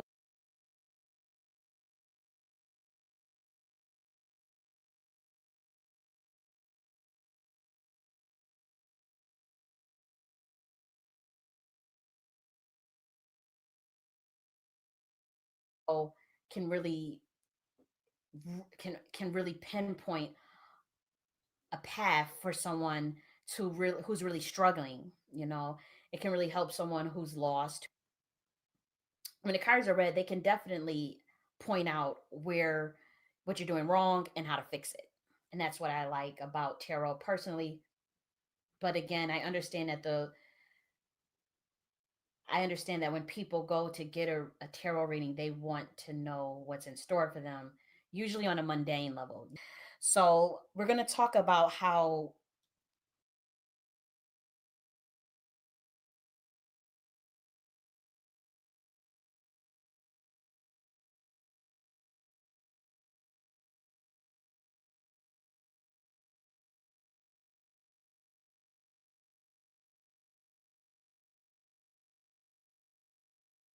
Sorry, wait a minute. I'm muted. I wanted to answer your question. We got a question from Royal Deluxe. And so he says, of the cards, physical representation, manifestation of etheric equations. And what I was saying is that, like, I think they're manifestation of equations, but I don't think they're necessarily etheric, because they're processes of the collective consciousness. Those archetypes are representations of the collective consciousness that are already within planet Earth or the human experience. And so I think, like, the combination of the Kabbalah, the astrology, the alchemy, and then the numerology gives you that equation based on, say, the question, the archetypes that the cards represent, but then also say the name and the date of birth of the person. And then that's when you can use the numerology within the person's name, their astrology, as well as their life path, the numbers around their birth date, and that's how you'll know. And then based on the question and then the archetypes that come up within the cards at random, that's when you have to interpret the cards based off of what you know of that that card represents. And I think we were given examples earlier. I don't know if you were here at that time, and that's the equations. But I think sometimes they can be etheric, sure, because again, like, some of those cards, like, Archangel Michael attached to them, and like the Judgment card, I want to say is Archangel Gabriel or Archangel Michael. That's very powerful. So, like, sometimes somebody would ask, oh, I keep seeing an angel on me. I keep seeing and then and if I pull a Judgment card, I'm like, whoa, I think it's and that sometimes when we say Judgment card, that usually means some sort of rise above adversity, a call to rise above adversity, or coming back alive, or coming out of, see the picture of these three people. Sometimes it can actually just means a reconciliation. Also deeper searching for a meaning of life. And so if we see Archangel Michael in the back of that, or I think it's either Archangel Michael or Archangel Gabriel, one of them. That will tell us, because I've had a client literally say that, like, I think they even said it, like, is it Archangel Michael or Archangel Gabriel, before I saw that judgment card come out, and I was like, yeah, I think it's one of them. And then and so it's like, is that a coincidence? Maybe, maybe not. It's not demonic, but I mean, it's still pretty cool. And that and in that way, when someone asks for guidance, it'll be like, well, this is the call to rise above adversity based on your particular situation. And also, there could be that person may come back, like say they're asking about like a breakup or something, like, and be like, well, based on the card means rise above adversity and sometimes reconciliation with a former person from the past. So then that way we're like, okay, well, that person might come back in the picture. Simple as that. But it's not like a demon. There's no ceremony or no ritual to put no demons on somebody. No, not for that. That would be a waste of time and energy, to be quite frank. To me, that would be a blatant waste of time and energy to go through a ceremony to get some demons to go put on somebody to go follow them. Hell no, that's crazy. To me, it just sounds crazy. I'm like, if people are doing that, then they're crazy. I don't know what else to say. But I think that's an awesome question. So let's go back to what I'm saying. The tarot as its primary purpose of helping those with self development. We're going to talk about how that individuation process takes place. So, all humans, we have what we call the conscious mind, and that can also be represented as the ego and the persona. And a persona is the mask that we wear from day to day to fit in within the parameters of society. So we have this idea that we think that it's an individual. So the ego or the conscious mind is what we as individuals look like. But again, it's within the parameters of what society feels is acceptable and respectable. So it's nothing really individual about it all. So an example of the persona would be, oh, I am a student, I am a doctor, I am a lawyer. Those are masks. And it's not to say that it's a bad thing or a good thing. It's just that is how you identify yourself. People identify themselves with their religion. People identify themselves with their occupation. Those are masks. Tell, it doesn't really get to the truth of who we are. Persona is our social identity. We do what is acceptable in other people's eyes for our family, for school, for society. So it's a thing where that persona has to be integrated and or disintegrated, because some of the persona in the mask creates a lot of self-inflicted mental disorders such as narcissism, um, people who are egotistical, people who have no real idea of who they are, so they identify so much with status, or they find their self-esteem and value in objects or things that are fleeting, you know. Along with the persona, we also have the personal unconscious.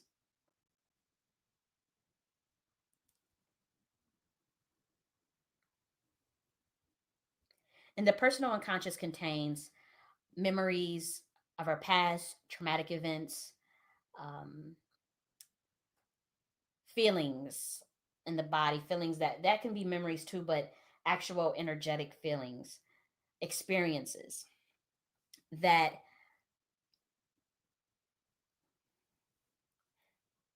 actually can control our day-to-day lives. A lot of our behavior is actually subconscious, and some say that 95% of our environment and our lifestyle stems from our subconscious mind, what's in the personal unconscious. So the key is to become the master over that subconscious. So where you can actually integrate yourself, all of the things that have been traumatic for you, all of the things that have been painful, you can integrate that in a way that is healthy. You disintegrate the ego. You'll be also to manifest things pretty quickly once you master the subconscious mind. And once you integrate the personal unconscious with the conscious mind, you can experience a flush of healing and a greater understanding of all of humanity. You see yourself as one with humanity and as one with the universe. There's a lot of things that come with talking about that integration and what that means. But for simplistic meanings, it's basically when you become aware of self and when you become enlightened. And there's been times when I have gotten really down, and I would just do a reading. I would ask for a guidance reading, and it will point out, it's very blunt. Again, this is the traditional tarot deck. I don't really have much experience with oracle cards or like angel cards and stuff, but tarot is very blunt in that if you are doing something you don't have no business doing, or thinking about something you don't have, it will tell you that you have issues with low self-esteem, or you have issues with your ego, being a narcissist or being arrogant. It will tell you certain things, and it will let you know the outcome of where you're going. Now, luckily with tarot, nothing is set in stone. And again, a good reader wants a client to walk away feeling like they have gained something that can help them in their life. I mean, for me personally, when I give a tarot reading, I do read from the point of helping individuals on their journey, as well as giving them the divination that they need. Any event that the reading is not what they want to hear, there's ways to read those cards as purely advice cards, purely cards that will help the individual in their own individuation process. Because when you're reading those cards, it really is access. You really are accessing a part of the subconscious energy of that person, but also that subconscious is linked to the collective unconscious. And that's where those symbols and those motifs come from. And you have to read them as a process, as a story, to really help that individual based on what they're asking. So I know it's a very convoluted concept, and one that may take way more time than what's allotted. Again, I'm not bashing anyone that gets a reading purely for divination purposes. I have done that myself, and I do not judge people who come to me. Depending, again, it depends. I'm not gonna get too mundane with the reading now. I'm not, and you do feel the energy. Like when you're reading this stuff, you tap into the energy of what that person is going through and where their mind is at. And I have been around individuals who I know, they're going through things, and when you have to take on that energy, it does affect you. So I do not want to be in a position where I have to subject myself to a certain vibration that I'm not used to, and that I have to work hard to get out of afterwards. So that's tangential to what this actual video is about. But I do want you walking away knowing that tarot can be used for your own personal self-development. And not every tarot reader is going to agree with, okay, all this individuation process. I can show the ancient texts and even the research by occultists and other scholars where there is a link to what I'm talking about as far as the Akashic records, the collective unconscious, and integrating oneself to the higher self and to the integrated self. There's actually cards in tarot that represent that. There's certain combinations in tarot that represents uh, a state of consciousness. It can tell you if your consciousness is perverted, if your consciousness is pure, if your consciousness is you just living life, if you're unappreciative, if you're grateful. It will tell you those things, and if those things are beneficial to you and if they're not. And again, that is what I enjoy most about tarot, is being able to help people see patterns that are helping them or that are not helping them, and helping individuals in a way so that they can manifest greater things in their life, but not just obviously material things, but manifest more joy and more love and more peace of mind. That's what I really enjoy doing. So again, tarot is a symbolic representation of patterns and thoughts and emotions from the collective unconscious / Akashic records. And when read in a certain way, um, usually by those who have a background in astrology, Kabbalah, numerology, or alchemy, not all four, but one of the, at least a couple of them, they can help individuals in divination and also with their own personal development and integrating their shadow into their conscious mind in a way that is healthy. So thank you for listening to my long-winded video, and uh, and please subscribe and comment and tell me your experiences with tarot, and if you used it more for divination, if you used it more for your own personal development or for guidance. Let me know how you view the tarot. I make no judgments on how people go about their tarot. So I just have one perspective.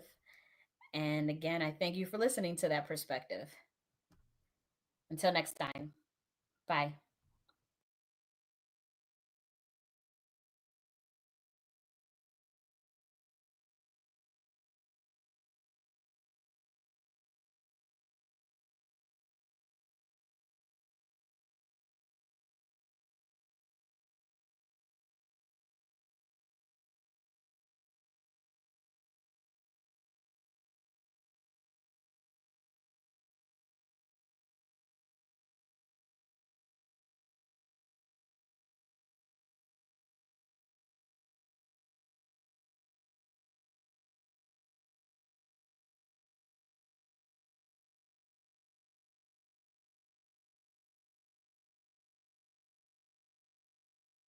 Okay, so it looked like that was it. Let me get it back on here.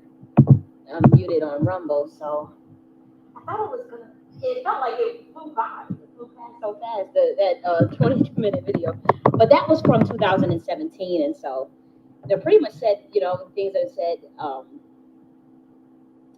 you know today in this video. Same thoughts pretty much. But yeah, that's from 2017. And so what I want to do is just in the spirit of, I think this was on my playlist. Let me pull up my playlist, matter of fact, and because we are going to discuss, we're going to just get into a little bit of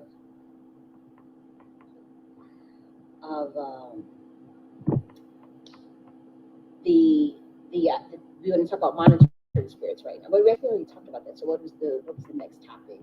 Oh, guardians of the earth, ancient guardians of the earth. And so, matter of fact, I think it's best if this is the message to Palantir now. And so, what I want to do is actually show you guys, before we get into the guardians of the earth, I want to show you guys, I want to show you the quartz caves. I want to show you guys that. Clear quartz and earth caves. So we'll share this and then this one as well. Let's see. And so, I wanted to show you guys, these quartz in planet Earth. Like these are like caves in planet Earth that consist of these quartz. But what's important, and the reason why I'm bringing this up, is because quartz crystals, they typically vibrate at a frequency of 32,768 hertz. Okay, so that is the frequency that is often used in quartz clocks and watches due to its precise and stable isolation. And so these are of nature. This is a natural technology that's in the earth. This quartz crystals, and they can't be replicated by society, by AI or whatever. But what's important to know that even in the domain of computer systems, when we talk about like quartz crystals, they're locked to a quartz crystal isolator. It takes billions of times per second to coordinate the computer's operation, right? Just the computer that you have in your everyday house. Now, this clock ensures that instructions are executed in the correct order at the right time, allowing the computer to function properly. But what's important is that quartz in earth, whether that be rose quartz, they store data and content. Like, this is important for you to understand earth's, the natural form of the way earth quantum computes, not just AI. So quartz are a semiconductor, especially high purity quartz. They provide a perfect substrate for manufacturing advanced semiconductors and microelectronics, especially products that deal with radio frequency signals. It's very important here. Radio frequency signals. So this is what's in the fucking earth. This is a 36-foot geode. Look at this. Oops, sorry guys. This is what's in the earth. You pick that out of the earth, and that stores data. Just like how what they do now is they take these crystals out of the earth, right, and store terabytes of data, of information on hard, like, and they turn it into flash drives essentially, right, or hard drives or whatever, and then they can store data on those chips and then put it inside of the computer. But what I'm telling you is, if you can do that, and you can understand the concept of that, of putting files on the quartz computer chip, what do you think the content? This is what the Nakhti philosophy would make more sense now. When it's about content and information. What do you think is stored in the crystals in the earth? Data and information. These are records. These are earth records. When I said that we were using the tarot to get data from the earth records, I am literally showing you what it is. This is the information that we are looking at. These are crystals. It's not a demon. It's just a crystal. But it is a semiconductor. They take these out of the earth and put them in computers, guys. But they store their own data on it. But what I'm saying is, this is in the earth. It stores the earth's data. Okay, you got to keep an open mind. I mean, the equations got to add up.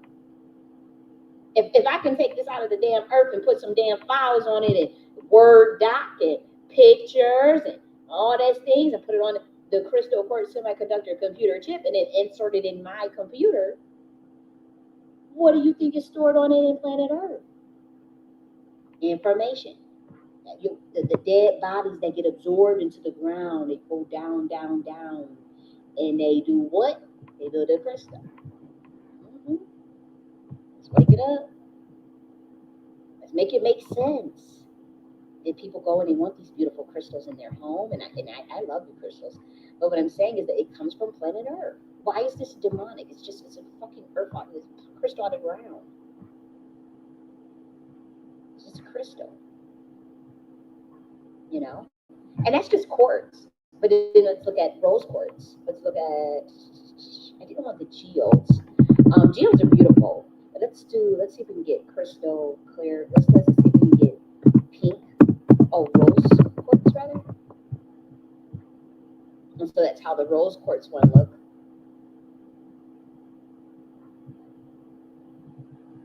You know? And so this is just, you know, you can find these. I mean, that one looks a little fake. I don't want something that looks fake. Like, I want, because they have these in North Carolina. Like, let's be real. You can go to a Unakite cave.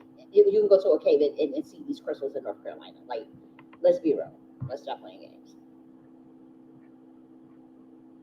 And so that's how they look. And it's beautiful. It's like, oh my gosh, look at that crystal.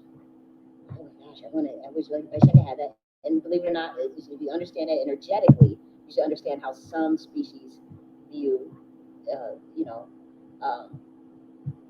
humans in terms of their light. That's why they go after us chosen ones. It's like, oh, look at that crystal. Ooh. You know, so you got some big crystals too. But I want to show some of the amethyst ones. So the amethyst ones are pretty too. Let's look at the amethyst crystal caves. And I love amethyst. Like, and I know, I don't care what nobody say. Every time I used to have I ain't gonna talk about that. That's probably too private. But I love the amethyst. I love the amethyst crystal. And they store data and information. And if But the women are naturally tuned into these things. So it's like we naturally know, like, like this would be something. This is why they want to demonize tarot and demonize all this stuff, because it's like women connect to the earth, right? And women would understand how to quantum. That's why I keep saying, like, the oldest females on this planet, the real, like these old ancient archetypes. Of course, they understand quantum entanglement. Of course, they understand quantum computing. Of course, they understand quantum superpositioning. It's their science. This is stuff that you would need on planet Earth to understand how to decipher consonant information. It's as simple as that. It's in the planet. Look at that cave. And it's pretty. It's like, oh my gosh, look at that crystal. And so, you might have these in your room and stuff, but this is how it looks. People have to go and actually pick these things. People actually go and pick these things, Look how big that one is. And so planet Earth this is the quantum computing. And guess what? Those are deep, deep, deep inside the Earth. Imagine if they go deep, deep down. They go bigger. Let's look at the tourmaline ones. Let's look at tourmaline. Or let's look at obsidian. Now, tourmaline is one of the ones that can conduct electrical charge, believe it or not. It can conduct electrical charge of electricity. Even if you get a tourmaline rock right now in your house, it is conducting electricity as we speak. You can go get an ohm meter machine right now and go up to that tourmaline, and you will see that it has a charge naturally. It has natural electricity going through it. So we talk about electromagnetism, and we talk about these things. Boom, what do you get? This stuff, right? The equations add up. The equations have to add up. If you can go on the planet Earth, and that's how you can confirm, okay, electromagnetism is real. And so you got volcanic ash. A lot of people like shilajit. Shilajit is very good for your health. Certain types of clays. What gives the minerals in those clays and whatnot? Believe it or not, there's a lot of times it is these crystals underneath the ground. Some of these crystals that are so deep. And that's why Mother Earth is a living creature. That is true. It's very true. And when you go down deep, deep, deep down inside that cave of the earth, you're gonna get shit like that's when it gets real dark and black, like obsidian and like this. And this is very much so alive, and this is very much so conducting electricity, okay, neutrons and electrons. And so Palantir, when you are trying to conduct this surveillance slave state, this type of thing, with your quantum computing and your AI, you have to know there's guardians of the earth that are watching everything you do. Planet Earth is a spaceship, destination unknown. But the Great Mother definitely knows where we are going. But I'll say this: these are semiconductors and making little computers. And so you think you got you think you're doing something with the AI. What I ain't telling you is that planted Earth. Okay, you go deep, deep down in them crystals. That shit is alive. That's the real semiconducting. That's the real quantum computing. And how does it get the information out? Boom, the trees. Now you get to see crystals deep, deep down in the earth. They're storing data. Dead bodies that are buried in, dead animals, dead lions, sea whales, dolphins, elephants, all that. They die, they decompose, they go deep down into the soil of the earth. Water comes, rain comes, it goes deep, deep down. Crystals absorb all of that shit. Data. Compute, grow. Sun gives life. It gives its rays, infrared rays, ultraviolet, negative green, harmonic gold, boom, down to the planet Earth, light, phosphorus fluorine, activates the soil, the melanin in the soil. You get the trees, magnesium grows. That is the countermount of like hemoglobin or blood, or that's like trees' version of blood. It grows. But when I said the trees are the quantum teleport, that's how you get information. That's exactly what I mean. Crystals deep, deep, deep down in the earth is going to give that information to the trees. The trees are going to communicate with the birds. Trees are going to communicate with the environment around it. It's living, it's growing, and sometimes it's going to grow what? Motherfucking fruit. Oranges, lemons, grapes, all that shit. Almonds. And guess what's deep down in that ground? Crystals. Let's go back and look at the different crystals again. Crystals.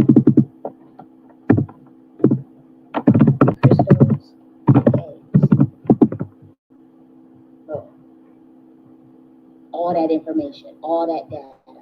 Look at that. Look at this one right here. Look at all that. Pretty shiny, all deep down in earth. Now this is just what you as a human could go and walk your ass right in there right now. It's a crystal empire. That's in Australia. You can go right there right now. But imagine what's deep down. Keep going down. Keep going down. Big ass tourmaline, big obsidian, big black crystals, purple crystals, blue, all these different tiger eyes, all that down in there, storing data and information. Keeping the infrastructure stable, the epicenter stable, the ecosystem stable of planet Earth. Helping you, that's why humans want to get outside. They ground themselves to, you're not just grounding yourself to Schumann resonance of 7.63, you're grounding yourself to, you're connecting your soul star chakra, which is still connected to the galaxy and God, to the chakra that's, the Earth has its own chakra system. And your feet is it's like magnetism, like that. You have to magnetize to the ground so you can stay grounded, and then that's when you get access to like the Earth records. Your feet balances out all of the radiation out of your systems from the EMFs. The sun is hitting it. The sun is giving you light and all that, and now you're in a balanced ecosystem, so to speak. Believe it or not, you could do that in your house. You know, I know a lot of people like, oh, the house. Yeah, we're not meant to stay in the house a lot. But the process still happens, believe it or not, because, I mean, let's be real. If anything that hits, it penetrates. You just, even if you can't feel it, you think it's not as potent as actually being out there. But, I mean, the house is on the fucking ground. I mean, what do you expect? It still affects, but you also want to be aware of the environment of what's happened in those particular landmass as well. What happened in that landmass? Because that all will play a role. That's all content that could affect you. That's why we say, oh, certain environments are good, or certain environments to feel heavy or haunted or whatever. And so, you know, that's one of the things. But certain places have certain BCG or a certain amount of harmonic energy because of their ley lines and their grid lines, but also their crystals and the information that those crystals hold. You know, and so this is all under, you know, you see it. Let's be real. There are people that, you know, you can go to a cave, you've been to Stone Mountain, you see how big Stone, you know, you see how big that Stone Mountain is in Georgia and all those things. And so that's how it works. Look at this one. And so that is your quantum computing. This is really pretty much all humans need. They didn't need you didn't need an AI metaverse. You just need the fucking planet Earth. Enough, and you have the quantum computer, and this is how you get the gift of clairvoyance. You don't need Neuralink. This is how you get the gift of telekinesis and telepathy, and through simple natural processes that are already on planet Earth. And God has created these things. God has put those crystals there. Imagine, you know, gold was found in the caves. Let's look at it. And I eat gold. Actually, I was eating gold earlier. Colloidal gold, obviously. But I eat colloidal gold. I eat colloidal platinum. I'm actually going to give y'all some, for those that are true Atlanteans that know they are Atlanteans. We about to come with some banger. We about to come with some smoke for you, because we got some shit we got to activate you with. We're going to have certain lights, and I got a combination of ancient Atlantean sciences that's going to be underground. That's going to be on Nakhti University. But we're going to have a whole series on these things as far as that process, and that I'm not giving out online because these people are at a war with us. I didn't think it was that bad. I would come in with rose-colored tinted glasses, thinking about peace, love, and joy, and freedom, and humanity, and justice, and equity, and helping motherfuckers, helping Black Americans on, you know. And I just didn't realize like how much like these people declared a war with it. Because my thing is, if I had an issue with someone, if I wanted to declare war, I would declare it in your face. I would be like, put your dukes up. I put my dukes up and let's fight. You know, that's this type of guy I am. And so it shocked me to see that people would be moving so sneaky, clandestine, like behind your back. And, you know, this shit that people would do behind. It's like, I don't work that way because I'm a very direct person. I'm like, no, I'm going to beat your ass right in your face. You go, no, I'm going to beat your ass. And so it just threw me off to know that that's just not how these people work. And then you could just be minding your business, just thinking you're doing something. And the motherfuckers is literally targeting you. So it's just like, it threw me off. You know, and so I had to move a lot different than that, you know. it's just common sense, you know. Let me see the comment. Let me make sure that I acknowledge what you said. You said Schumann resonance. Is there another name for it? See, I don't know. It could be because when I think of Schumann resonance, we're talking about the frequency of planet Earth, the 7.83 hertz. But I know you can measure it and it acts up sometimes as far as those frequencies. But I'm not sure. But I do know Schumann resonance. It got to be another name for it because ancient people have been talking about this for a long time. Schumann resonance is an actual person. It's named after a person. So I could imagine it does have another name because you got to figure the indigenous in America have been talking about this. Asians in Asia have been talking about this. People in North America, South America, Africa have been talking about this. You know, Tartarians have been talking about this in Ireland. So it's like, I could imagine that there got to be another name for it. As far as Earth resonance, probably, you know, I know people are calling Earth Star chakra. Maybe that's it because I know Earth Star has its own chakra in the crystals inside of the Earth. That is what I thought. You know, that's how I learned it. But I also know about Schumann resonance too because I used to listen to 7.83 hertz to kind of bring me down. I didn't know that's what it was. I don't really listen to it that much. It's been years, but I remember like 10 years ago that was a big thing for me.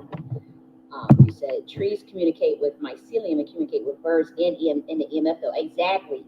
Oh yeah, and that's why I love the birds because the trees do communicate with the birds. Now mycelium, let me look that up because I'm not familiar with that. So mycelium, let me know what that is. Oh, the root-like structure of the fungus of a mass. Okay, I could definitely imagine that. And you know, because we talk about like those different funguses and these different mushrooms that supposedly healthy for us, like the chaga and the reishi and the what's the other one, lion's mane and all those things. And you know, when we think of fungus, we always had a very bad negative connotation, bad connotation growing up.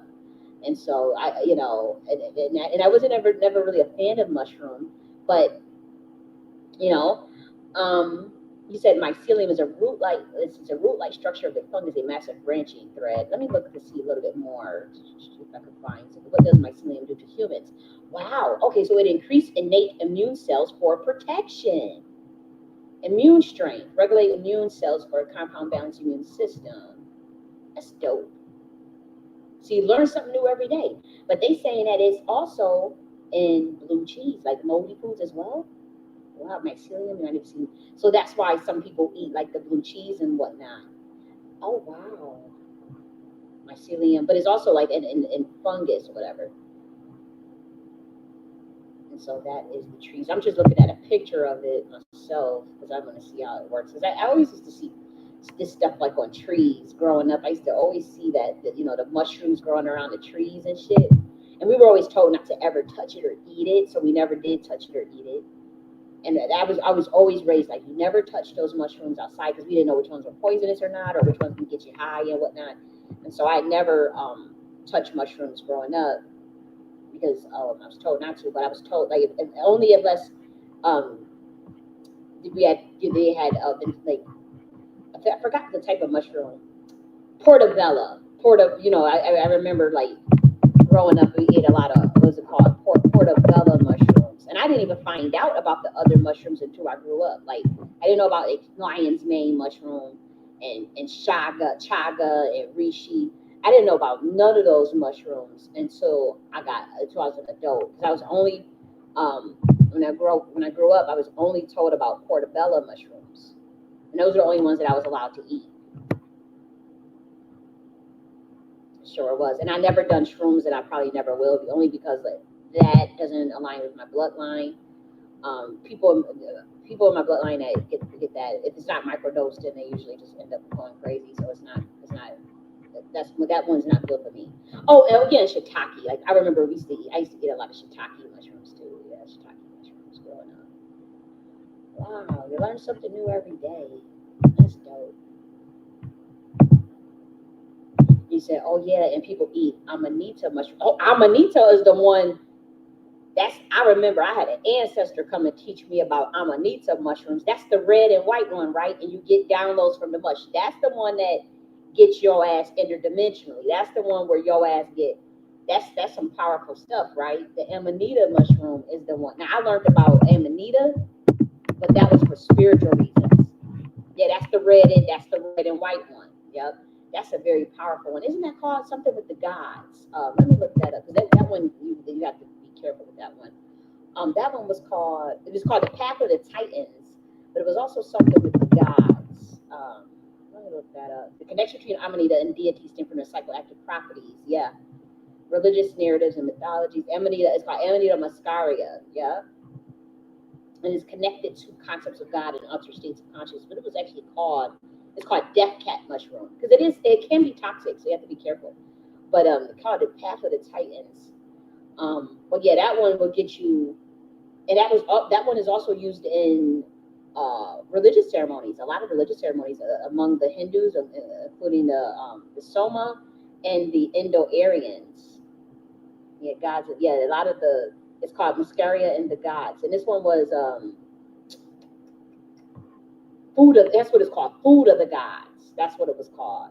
Amanita muscaria is called food of the gods, because that one, you have life-changing experiences off of that. That's why I never tried it though, but I remember learning about it for spiritual reasons, and I never did actually try it though. Like, I wouldn't know the first thing or where to go and get it and whatnot. And I guess I wouldn't try. I guess I'm not really too interested in it, at least not right now. But I do know the Aztecs used to use that Amanita mushroom as well. They used to love that one too. The Aztecs and the Mayans, if I'm not mistaken.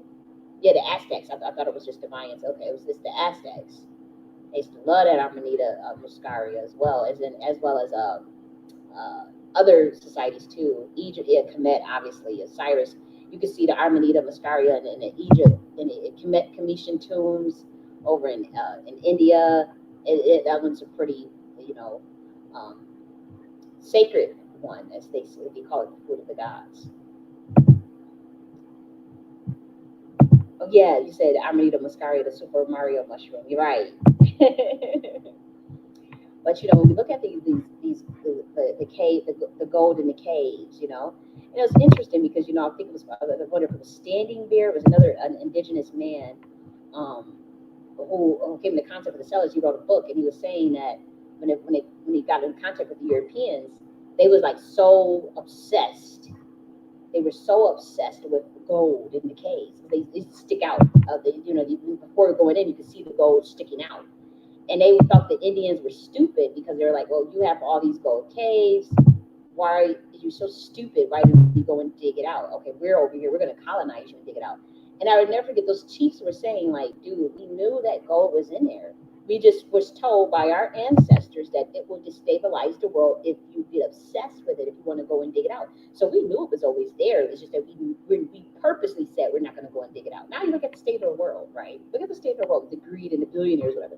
But they were calling the American Indians stupid for not going to dig out their own gold. But they said, we knew it was in the ground.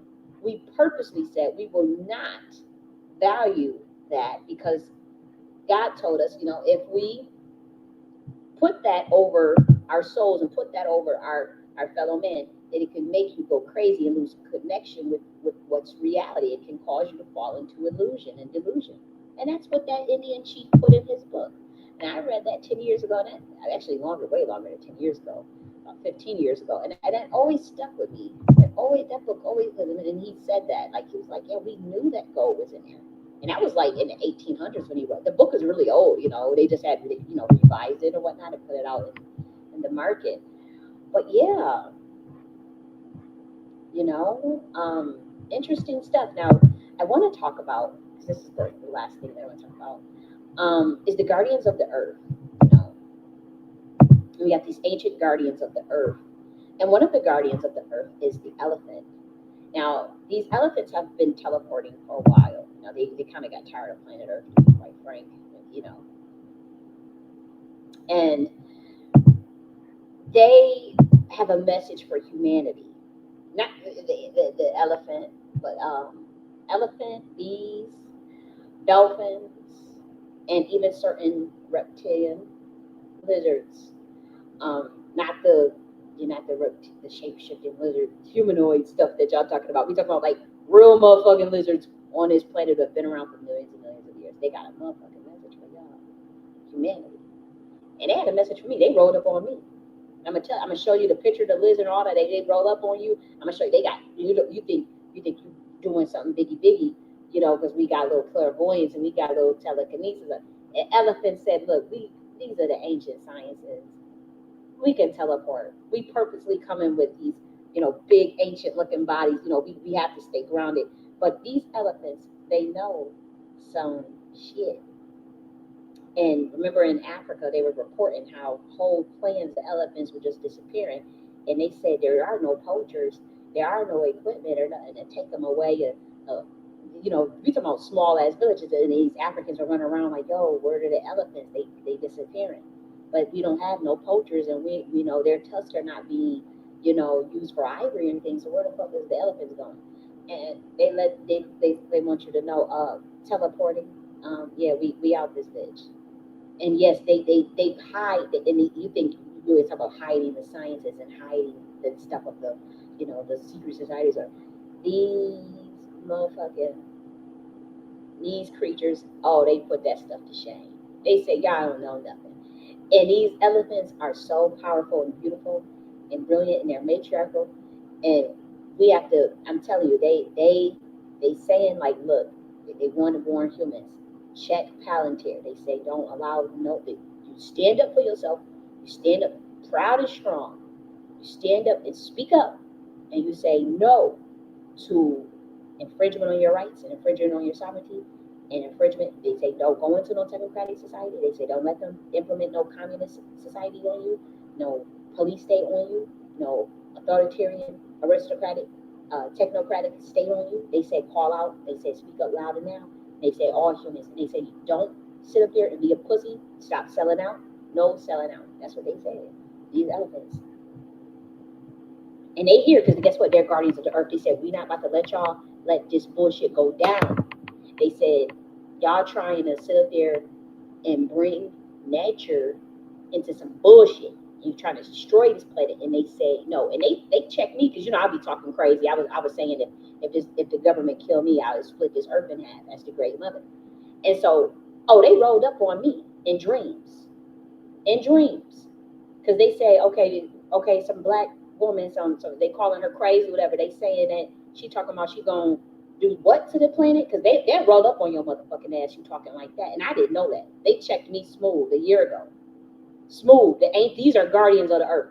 And I'll tell you this, there's a whole documentary on this, right? Everybody say that the lions is the king of the jungle. Remember they kept saying, lions are the king of the jungle, lions are the king of the jungle.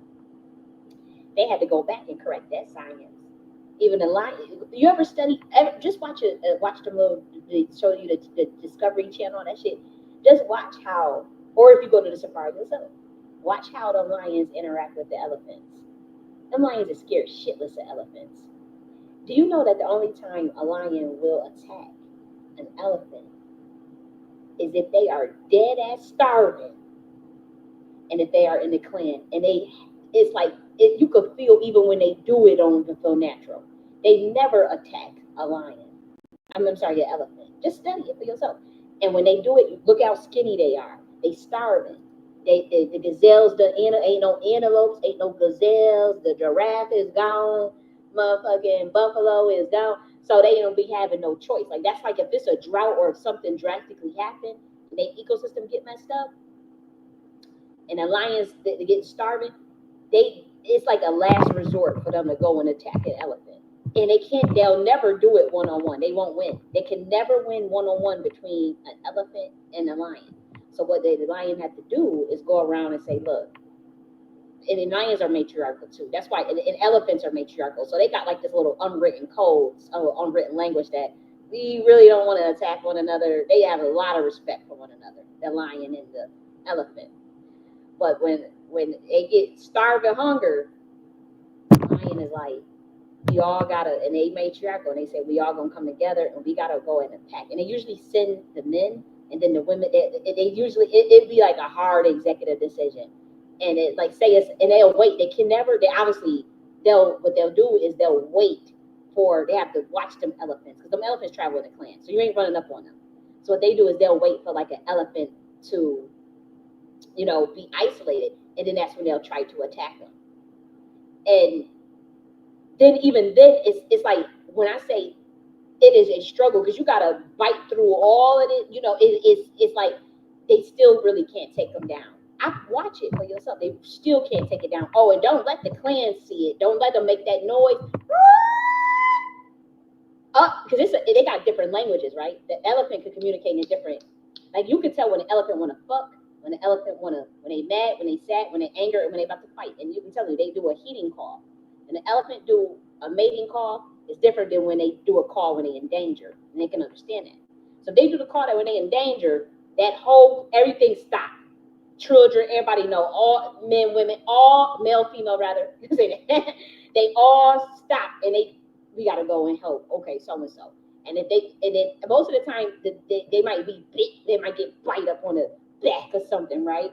But once the other lion say, "Oh shit, here they come," you hear a stampede coming, and they just run off and they run off into they say, "Oh fuck this shit, man." And so it's very, very rare that a lion will attack an elephant. There's an unspoken rule that the real queens of the jungle, actually, because elephants are matriarchal, the real queens and kings of the jungle is the elephant. You can look this stuff up. Look up. And the lion is very powerful too. The lions are matriarchal. They don't ever want to talk about that. Lemurs are matriarchal. They never want to talk about that. Because they always want to show you that, oh, see, the king is just being all lazy and the woman is. But if you actually study it from a scientific perspective, you have to study it just objectively with your eyes, not what you look into a history book or a science book, but with your eyes. Look at it with your eyes, and you will see how them women really. That's why when I see like the way women act, human women, I'm like, the way it's like, what are we doing? Like, why are we not looking at nature? Like, it's right in front of you. Like, you're programmed. You're being programmed and brainwashed to be that way. That's not the way that the divine feminine actually is. That's when we talk about the lioness and we talk about the elephant, the matriarchal, like the symbol. That's or the dolphins or the whales or the bees. Because bees are matriarchal. Horses are matriarchal. Look at the beautiful horse, and the way that they're social creatures and the way they operate in clans. Certain birds are matriarchal, and so when I'm studying that, that's why I'm like, wow, these creatures are really, really advanced, and I'd rather learn from them than learn from the average. I mean, like seriously. But these elephants, they have a message, and they say, look, we teleporting out this bitch if you guys want to continue to do that bullshit. And they want to warn humanity, stop fighting wars, stop doing the bullshit, stop, stand up for yourself, stop, demand a better government, and demand that, you get that people come clean, that transparency in your government, in your governance, rather. Demand transparency in your governance. Call the bullshit out and beat their ass. Okay? Demand justice, demand housing, good water, clean air, clean water. Don't let them pollute nothing. EPA talking about they want to cut 80% of regulations. Elephant said, do it. You better eat your motherfucking. They're telling you. They on standby. That not just elephants either. But I'm gonna show you this. Let's look at this. Which I think I'm playing. Let's look at this. Somebody knew. Somebody said they be putting stuff. And again, I know people don't watch movies and people say, oh, the movies are so low vibration or they're gonna program you. If you're the programmer, then you already know. Shit. You should know, you should be able to see through the programming. You should be able to see through the programming. Like, why would you let yourself get programmed if you know that there's programming? And so let's see. He says gold is electricity conductive. Maybe the earth needs it for EMF fields. See, I don't know, but you're right. It is electricity conductive. That's why we're gonna go behind the scenes underground, and we're gonna get there's a formula because gold is just one, but you can drink gold. I'm telling you, I drink gold every day. I drink colloidal gold. Boy. Yeah, sure it does. Or I used to do the Ormus, 24K karat gold. Ormus or 24K karat gold with Himalayan salt and shit like that, minerals, that get you good too. But I found another combination because if you're talking about 125D Atlantean science, I just have to rely on my ancestors to give me the different combinations, and then we working with lights and stuff. So we gotta go underground because if you're an Atlantean, and again, you know who you are. We talking about at the star level now. We at the star level. Yeah, we know we got souls. Yeah, we know we belong to God. We know we on planet Earth. We know we only here for a while. We know we may be black. We know we may be white or whatever your genealogy is. We'll be taking it deeper than that because we got to activate. And so I want to give this formula that the ancestors gave me. I want to pass it on, but I'm not giving that out in the public. No. So people could be studying and monitoring every little thing we do. You know, that's just it. And to be honest, you know, nothing new is under the sun. This is stuff that our ancestors know. This is stuff that, you know, it's not like it's nothing new under the sun, but this is stuff that is part of the reawakening process for us all. Not just me, but for other people who are going through this process who may not be as you know, they're not, you know, as outspoken as me or talking about these things as much as I am. See, I'm just looking for answers and trying to grow, you know, and trying to understand things. And so that's my process. And so it's been a little messy, but, you know, so be it. But I want to show you guys this. Now, this is from the Jungle Book. But look at this. And we don't, you know, we want to make sure that we, you know, for those who we do the playback, we may have to remove it. Like if we get a copyright, you may notice that it's gone. But we're talking about the Jungle Book Show Them Respect clip. Just Google that. And if I have to remove it for a playback. Okay, so let's play it. It's only 50 seconds long. You see these elephants, and then you see this beautiful, what's it called? Black Panther? Beautiful Black Panther, and then the Jungle Boy. So let's look at this.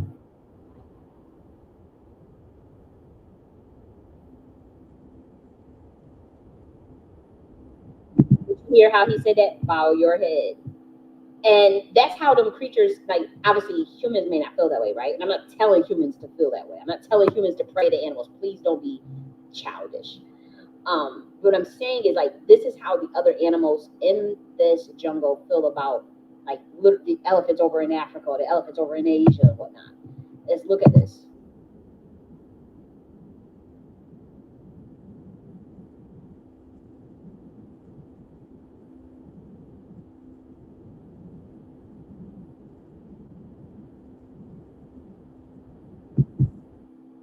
And so this is literally like, you know, this is literally the approach that the other animals have towards the elephants. They are the true queens of the jungle.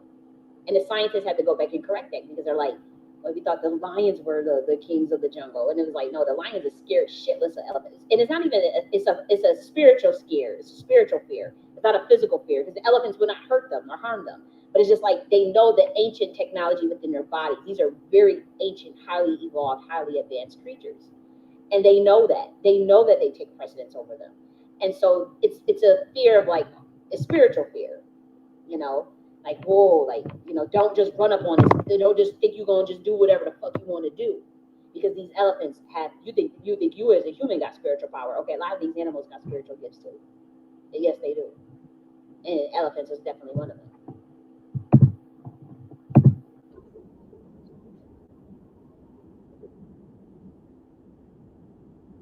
Did you hear what he said? The elephants did all these things. They didn't make you. So it was already known that humans come from a different source, different things. This is what I'm saying. Elephants are the guardians of the earth. They really are. They truly are. They're not the only ones, but they one of the head honchos. They one of the head motherfucking honchos. Because when I was talking about, I'm gonna blow this motherfucker for harming me, and I'm a target individual. Oh, they had to roll on through on me. All of the guardians of the earth. They said, okay, what the fuck is going on? Because you're sitting here, you're upset about something, and we need to find out what and who are you, for one, because this is our planet, and you talk about you gonna do. Okay, you talking about great mother. Okay, we gotta check you, and I'm gonna tell y'all the story of it too.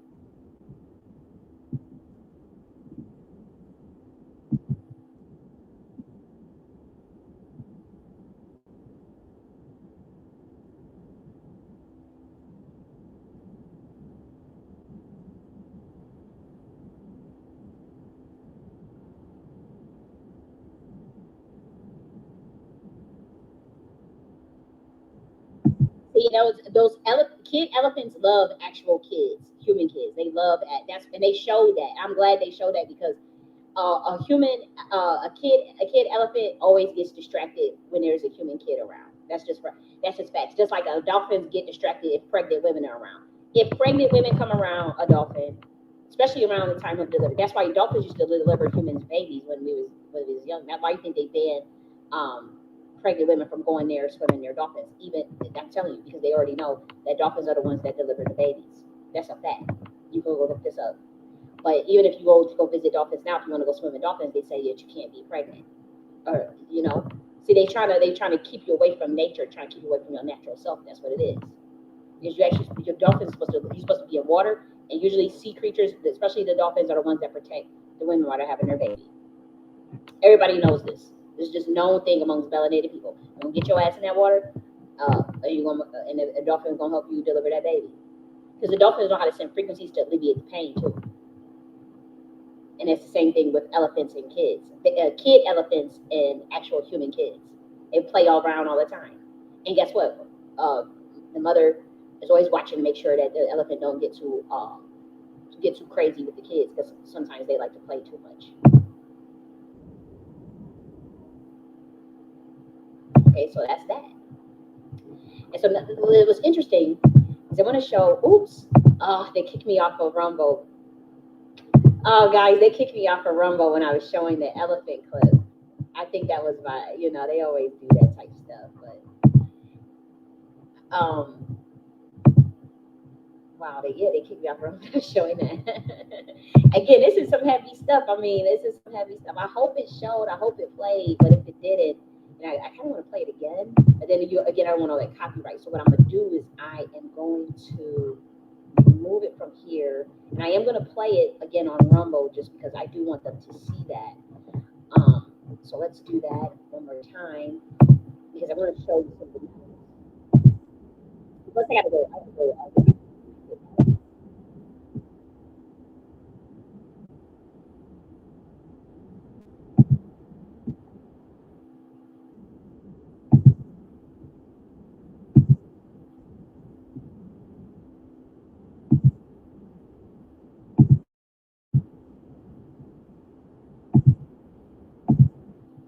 So I'm gonna take a powder room break so I can go get my takeout and whatnot. So we'll be back though.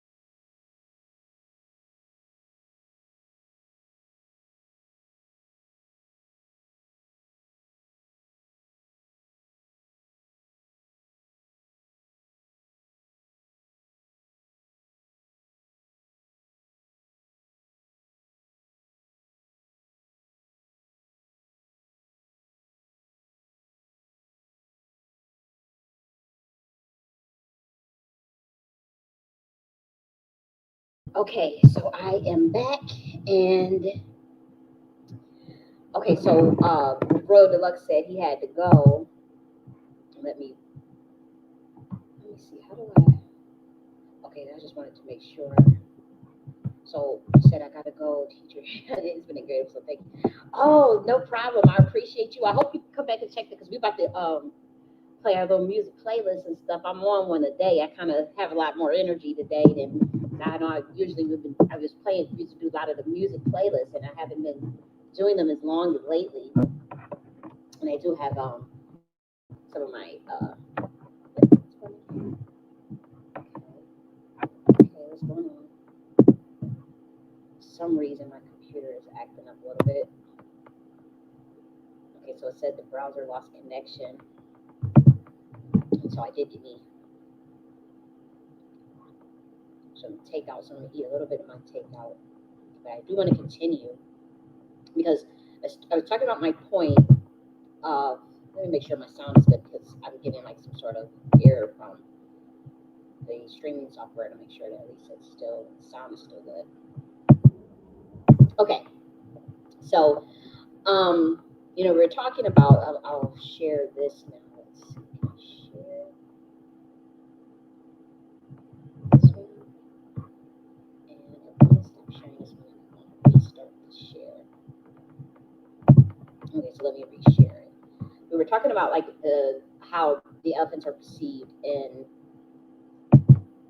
the animal kingdom, and so I want to show you how the Mowgli meets the Jungle Patrol, because we're talking about ancient guardians of the earth and how elephants are one of those ancient guardians, and we're talking about like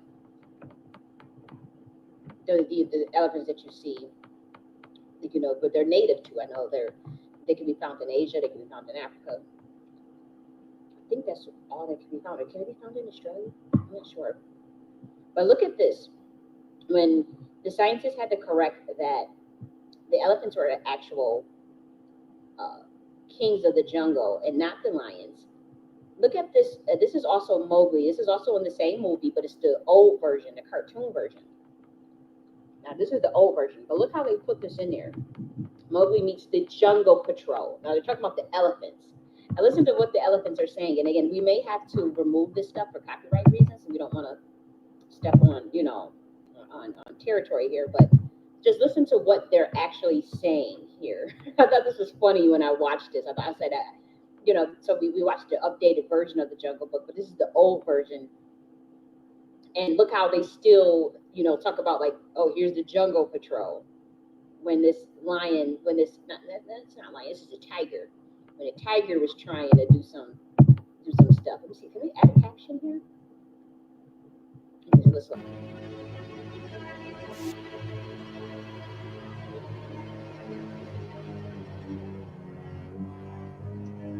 You see him doing his little shoulders.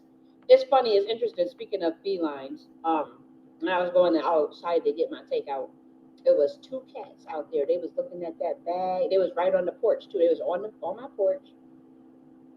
It was a black, beautiful cat, and then there's this gray and beautiful cat. It's a gray and white beautiful cat, and they was looking, boy. They was right on the porch. I have it on my camera. They was about to tear that bag of food up. They was looking right at the bag of food when I opened the door, and they saw me, and they skedaddled off.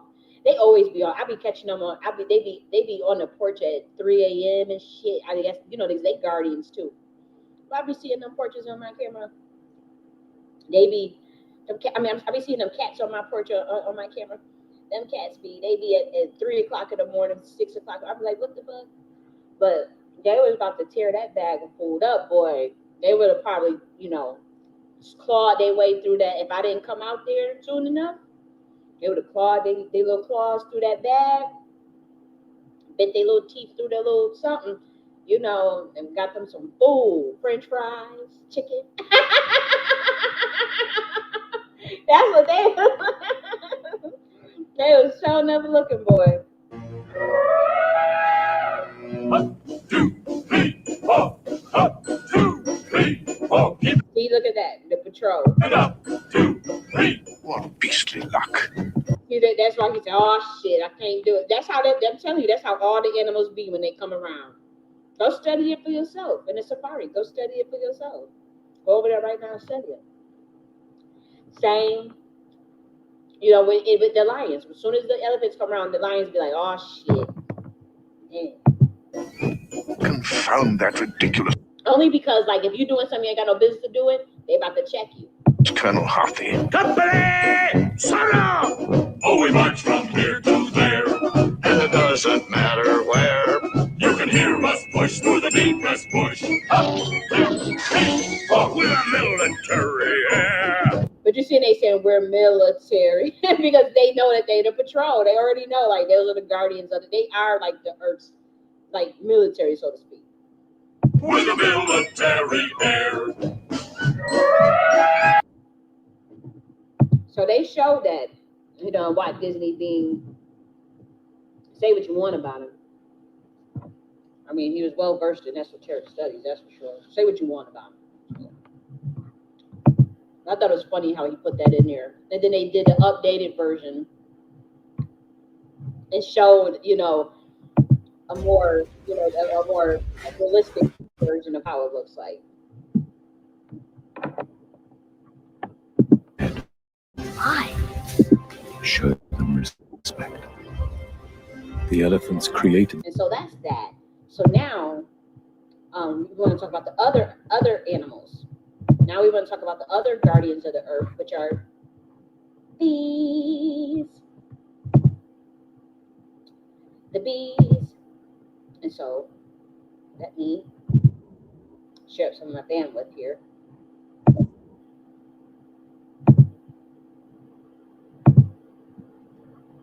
Them bees are something else too, boy. You see queen bees, drone bee, and worker bee. Now we're gonna talk more about them next week, but obviously drone bee is the male bee. Queen bee is the queen. And then you have the worker bee as well. They work in this ecosystem to produce honey and brood and royal jelly.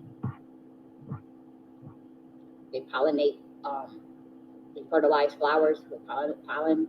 They create it to create their nectar. And you see the bees. They are sophisticated. I say the term technology, but it's not really the proper term, but I don't know. Because they're living creatures, but they're highly advanced spiritual beings, I'll just say that. Next we have whales. And these are dolphins too. These are dolphins. Orca whales are matriarchal. They teach military science to the males. They run military drills. You can look this up. They run full-blown military drills in PSYOPs. Not PSYOPs, but like, how's it called? Military exercises. Orca whales do. And the females teach the military science to the males as far as what to do if you get stuck on, you know, like how to fight if you get attacked and all those things. How to find food. And what to do if your body gets washed up on the ocean and you can't get back to the ocean. Like what should you do? All those type of things. And next is the dolphin. And we know dolphins are pretty cool creatures. They're also guardians of the earth. Okay, so these are all the different dolphins. Let's see what the names. We got bottlenose dolphin, which I think we all see those ones.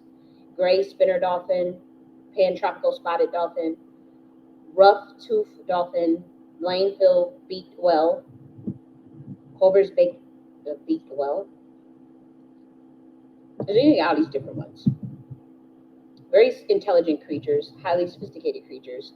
They communication, they play games, they know sonar technology, sonar wave beams, they emit sonar frequencies, the same ones that the military uses. So these are advanced creatures that are studied illegally. They said they know. For one, dolphins have gotten an increase of depression. That's what they wanted me to tell y'all. They're like, we've gotten an increase of depression since y'all motherfuckers have been fucking up this planet. And then one time they said to chill out. They said, chill out, man. You're supposed to be delivering our babies. You don't do the babies right. You go to the hospital. And they said, they just want y'all to chill out. And it's not all humans. They talk about really them billionaires. They tell them, they send it, they tell you, y'all better chill the fuck out. But we show out. That's what they said. They said, y'all chill the fuck out. And let me show you this. He's one of the big dogs too. They get a really bad rap, boy. The lizard been getting a really bad rap because they always talking about like these reptilian people, whatever. But these creatures, they ain't no joke. And they are one of, I would say, top 3 guardians of the earth. Yes, they are. How do I know that? Again, when I was talking my little shit, making, I'm gonna crack this earth in half and something happened to me, which, I have a different perspective. I really did feel attacked. I have a different, I'm not in that anger space right now. But I'm saying, like, when you're talking like that, these animals can hear all that shit. They're monitoring everything. And when I was talking like that, they rolled up on me. That's how I know. Let me show you a picture of this one. They're the guardians of the earth. And now these are the big dogs. They catch you, they run up on you in your dreams. I'll show you this one. This is the one that came to me.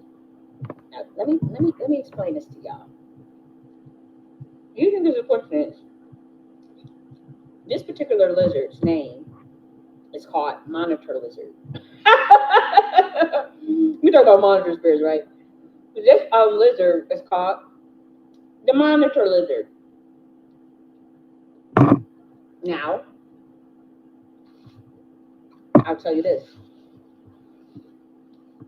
Monitor lizards, they are ancient guardians of the earth. They probably should have been called guardian lizard. Something like that. They're called monitor lizard because they're very observant. They told me I could tell y'all one of their secrets, but I got to keep other their secret. A lot of animals have spiritual gifts just like humans do. Like telepathy, all of that, teleportation. But these motherfuckers, they are generally scared of humans, believe it or not. By that, I mean, like, it's not that they're scared of them. It's just they're indifferent, and they don't run up on, they don't run up on humans like that. But when it came to me, and the claims that I was making, the shit that I was talking, they rolled up on me in a dream. And they activated their powers. Now, they got a power, and for those that's in the know, they know. It is going to be like a small group of people that understand what I'm saying right now, so please forgive me. Everybody knows that when a certain interdimensional being who comes among you that is reptilian based, that they know how to paralyze and freeze humans. You can research the stuff that Jordan Maxwell was talking about on that. They know how to freeze and paralyze humans, right? Where you can't move. And then when they want to let you go, actually, it's a couple of humans that have experience that talk about that stuff. It's just not something we talk about publicly. Now, you know about them when we talk about like the lizard people, whatever, that's one of the little things that they do to humans. But here's the thing. Monitor lizards, if there's a certain number of them, they can have that same capability. But they all have to come together at the same time and activate. And then once they do that, then they can freeze an actual living human. I'm not giving a number of them that need to be there. I'm not saying how they do it. I'm not saying none of that. All I'm saying is that they know they have that same capability. And in my dream, they visited me in the dream because they needed to check. They had to pretty much when they freezing you, they have the capabilities of pretty much scanning through, because again, these are highly evolved creatures. They just hide what they can do. They will scan through your DNA, your back, the spine, pretty much looking at all your spine, and just make sure what star system you come from. Are you a danger? They can see the memories in you, all those things, past lives. They are very highly evolved. If they have that certain amount of number, and then they activate and connect to the crystals in the earth, and they can get all this data that they need off the earth, and that's what they'll do. And they said, because I had asked them, I said they had frozen, that was paralyzed in a dream.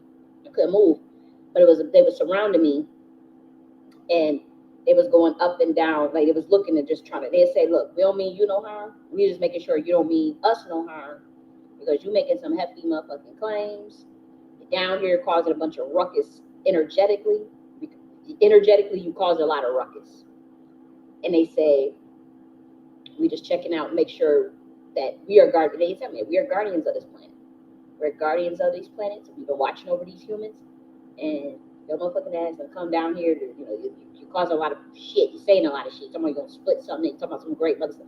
Oh, we need to check you, and we need to know that you are. When you say we just want to check, because we guardians and we got capabilities. We got ancestral shit. Real. We talk about billions of years.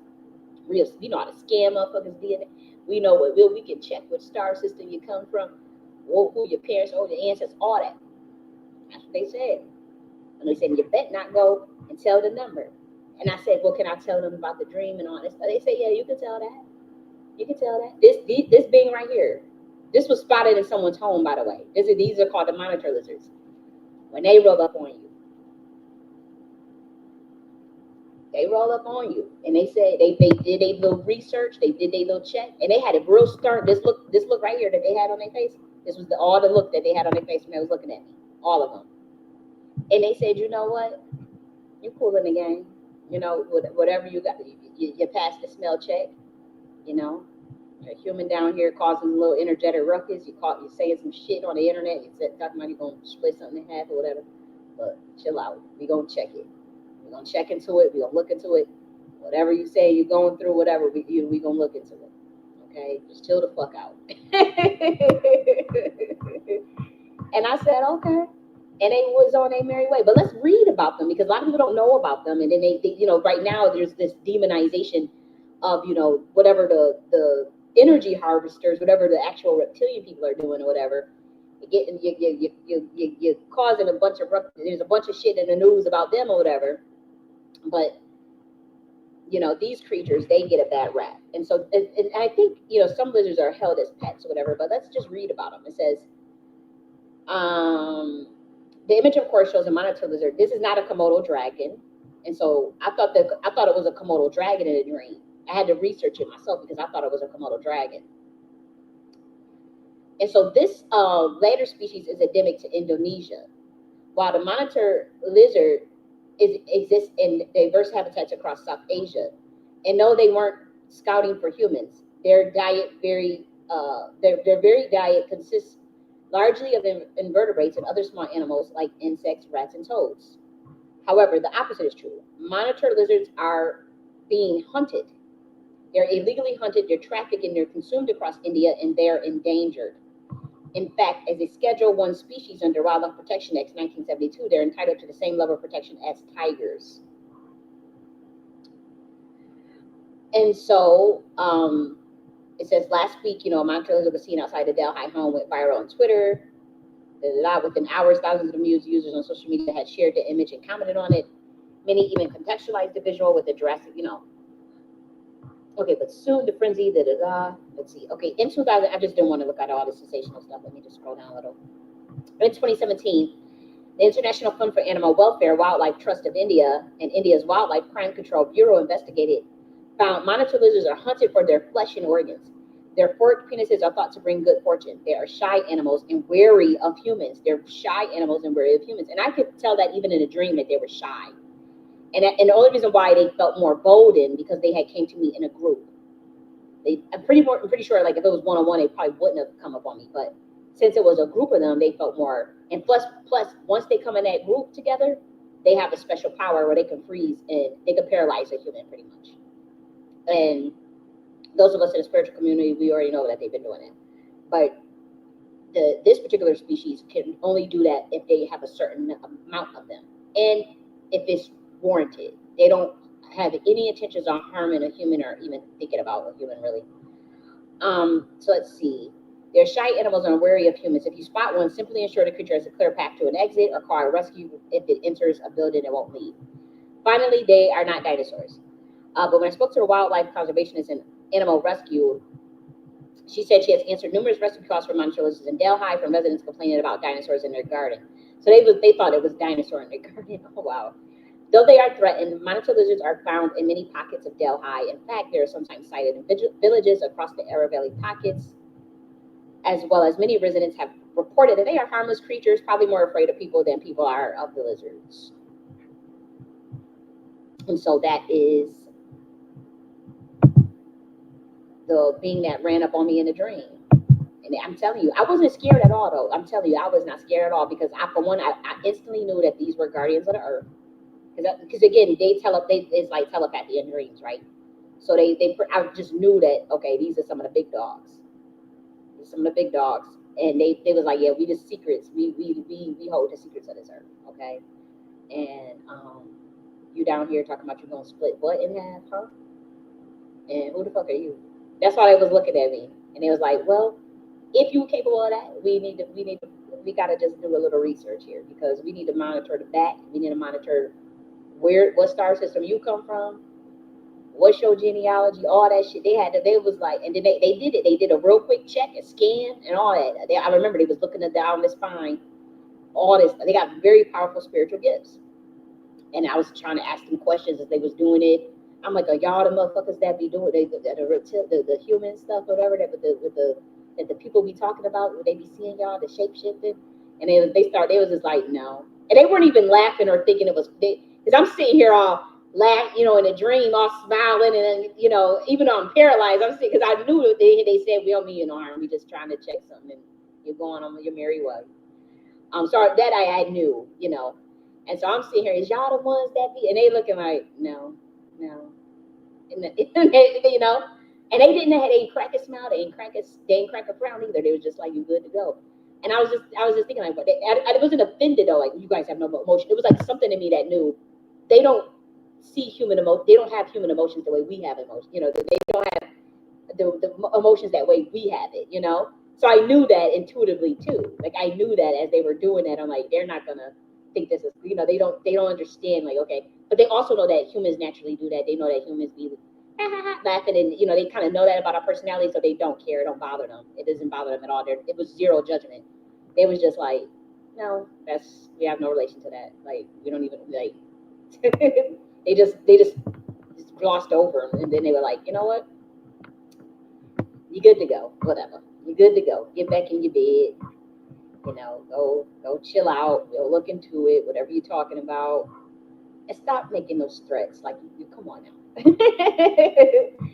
And so, that was that. But what I want to say, because just in case that these idiots get so power hungry that they end up doing something that harms, humanity in terms of radiation, whether that be, they're talking about World War III and whatnot. What I would like people to do is to kind of start to prepare for the fallout, because they want to get rid of Medicare and healthcare, and then 80% of regulations away from EPA and stuff. So I'm concerned that they're going to be planning some sort of depopulation using radiation, or possibly World War technology or whatnot. So what I wanted to tell people was to prepare. I don't know when it's going to happen. It may not happen at all, but at least you'll have these herbs or whatever. Let me stop eating so I can get distracted. What I want to do is give you guys some things that help remove radiation if something was to ever happen. Like, say if nuclear something was supposed to happen over here in America, that you guys have some sort, especially if they want to get rid of Medicare and all these things. as you guys start to prepare and get some things that fights radiation. So first we'll start with just things you may need to need in general, but then we'll get into the herbs that remove radiation. But the first thing is if you can buy some iodine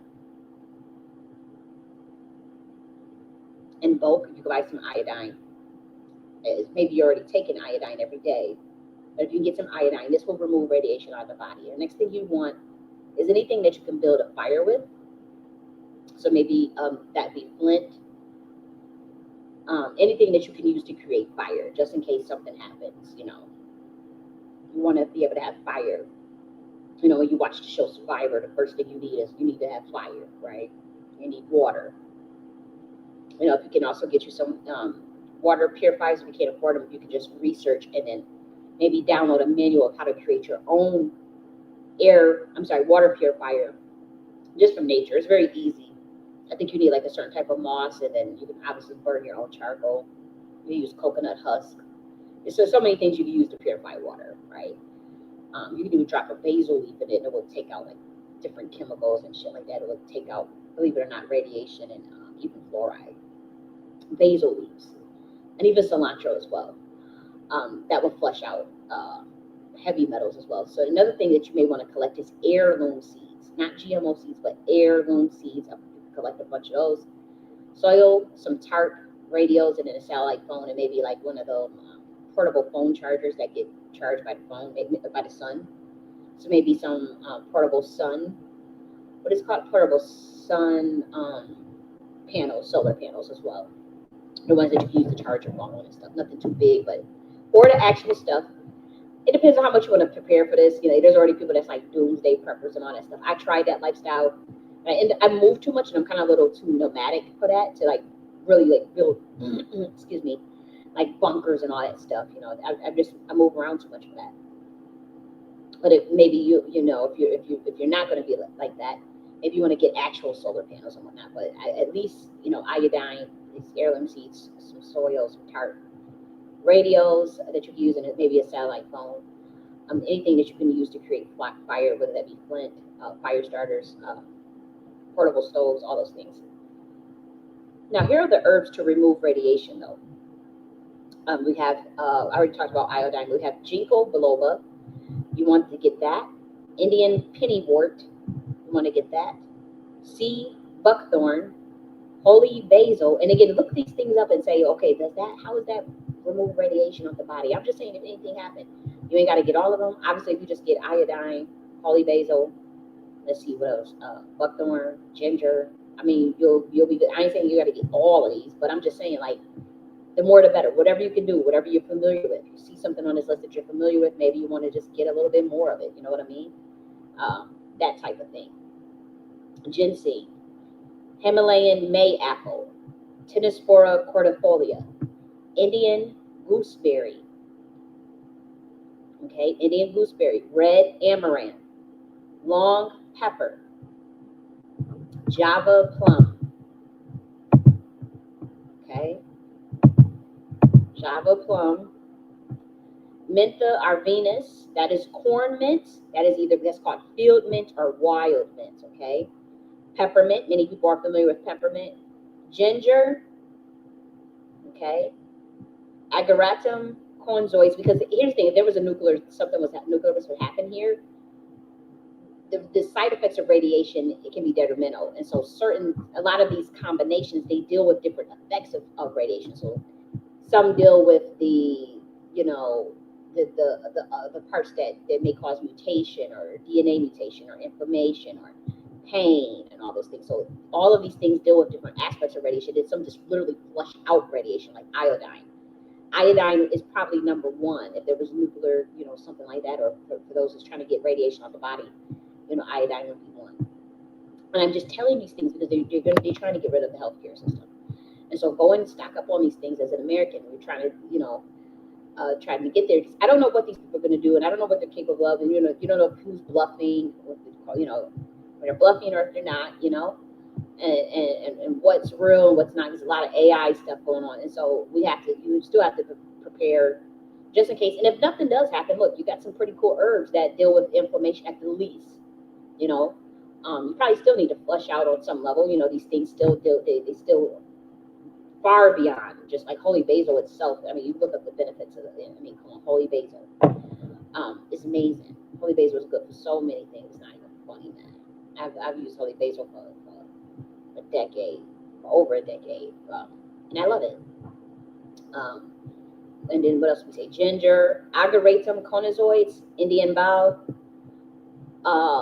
Affirmations, polystatia, the pithrosh tree, and then P. amaris. And so P. amaris has a long history of use in the treatment of liver, kidney, and bladder problems, diabetes, and intestinal parasites. So you know, I put it on the screen, so maybe you want to take a screenshot and look at those things, and you know, get some of them, maybe if not all of them, some more than others. But you know, if anything was to happen, you want to have something stocked. But if nothing else, if you could just store some iodine somewhere, you know, at the least, and then ginkgo biloba, okay. And then maybe holy basil and ginger. I swear by ginger. Ginger works better than ibuprofen. Like, you guys didn't know that. Ibuprofen is based on the way ginger works in the body, just so you guys know. So that's one thing. And then say if you are really one of the doomsday preppers, which I don't think I fall into that category quite well, but I respect that community. And I wish I knew more people in that community so I could learn more from them. But they got Atlas, home of the survivor shelter. So they got, you know, say if you got a little bit more money than others, you can get you a precast, a concrete bomb shelter for as little as $20,000. See, look at this. And, you know, for those that's so concerned with surviving, like with me, honestly, I ain't gonna hold you. I'm ready to go to my other dimension. So if they were gonna do something here, I would do my best, but I'm not gonna sit up here and be trying. Like, you know what I mean? But look at this, patented air pipes. Look at, you know, so there's some comfortable bedrooms for underground gas type decontamination rooms, Swiss-made air filtration systems, connect multiple shelters, under the floor storage and built-in water tanks. See? Overpressure blast valves for flushing toilets, heavy IV roof construction. So people was taking this serious. The billionaires are already going underground, my dude. They're already going underground because they realize, look, you done fucked up. You fucked up. So a lot of them will be going underground to live.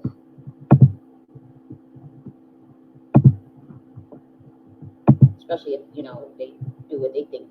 What we thinking they're going to do is turn over that treaty, but under pretty much trying to play us like, okay, yeah, we turned over the treaty to your motherfucking ass, but you the president of motherfucking dying people and radiation everywhere, and we don't block the sun, and now we underground. Fuck y'all. It's a big possibility that they would do that to melanated people as they turn over what they were supposed to turn over in 2022. And so I'm seeing that literally play out. And I know people are just not there yet where they really understand, you know, where they think that, you know, okay, is that really what's happening or what's going on? And so maybe they are in the matrix or whatever. But nonetheless, you know, it could happen. And so, you know, people may want to prepare more than others. And some people, they don't care. They're like, man, I ain't got nothing to hide. I can face God. I can look God in the eyes and say, you know, I did my best and I ain't got nothing to hide. So if they're going to do whatever they're going to do and God take me out, I don't survive it. I don't survive it. You know, some of us may be on that type of time and not trying to build a whole underground bunker. You know, but they got some stuff. And I thought this was interesting. I ain't going to hold you. I thought this was interesting myself. But I actually want to look at the gallery. Like, you know, I want to look to see if they have a bigger gallery or something. Let's see.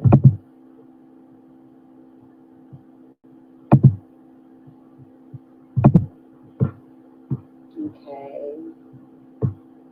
I just want to see how they build it. Wow. So that's the underground little thing. To be honest, that's cheaper than, you know how they want to charge these for the $300,000, $400,000 for these cheap ass houses that's falling apart. Like, oh man, I seen a video of this shit. Excuse me. Dude spent $700,000 on a new constructed house, and I say that shit like a piece of shit. He was livid. I'm telling you, they didn't even finish it. They didn't do things right. The contractors were cheap. They did him dirty for $700,000, guys. He got played, and I'm like, damn, like, why would you spend that kind of money on a house in 2025? these days, anyways. But for new construction, I'm just saying for new construction, like, cause they skimming. They don't even use real wood. They skimming on everything, so it wouldn't even be worth it. It wouldn't even be worth $100,000. You know, spending the house in 2025, $100,000 for new construction. I can see if you get something before the 1980s. You get something before the 1980s, you got something pretty stable. You know, you might have to renovate things and update, maybe do some inner renovations because, you know, to update it. But the materials and stuff that they're using nowadays for like new construction, it can borderline, you know, make you sick, you know.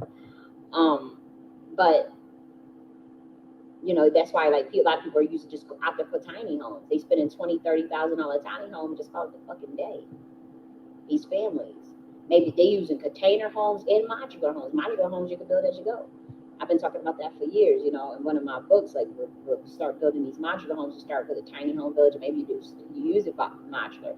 Maybe you have different setups based on who can what is the affordabilities and or even where people are at in their life, because we want to get past like all of this money stuff, but like where people are at in their life. So obviously you're going to have like college students, maybe 27 to 18 in a certain area. Then you know maybe if you get maybe the elders, maybe the elders in the area, you know, maybe in certain, maybe even in close proximity, possibly. You know, I'm not saying they're going to be just sheltered off, right? But you're talking about the construction of a village, you know, what would be what people need in terms of, you know, like when you're first starting out in life, you probably just won't need more than a tiny home.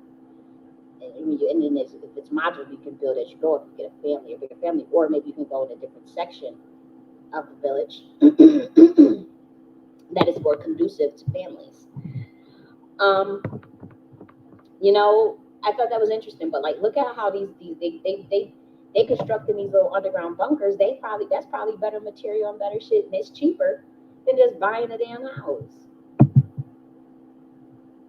You know, those are built better probably than the damn what they build into these houses for, and this is a lot cheaper, and it's a lot more sturdier. You watch the show 4400? How they was is that 4400? Look at this. See, certain people can live underground. I don't know if I can remember that show Silos where they was living underground. Silos, watch that. That's a deep ass show too. It's not the best show, but it's a deep show. You know, it's an enjoyable show.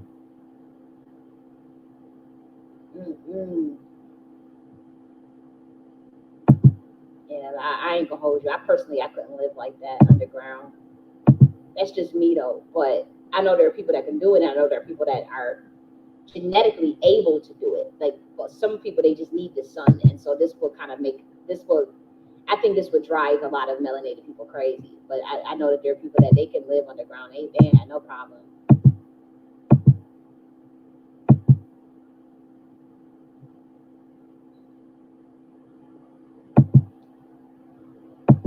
I'm just looking at they just got all types of stuff, don't they?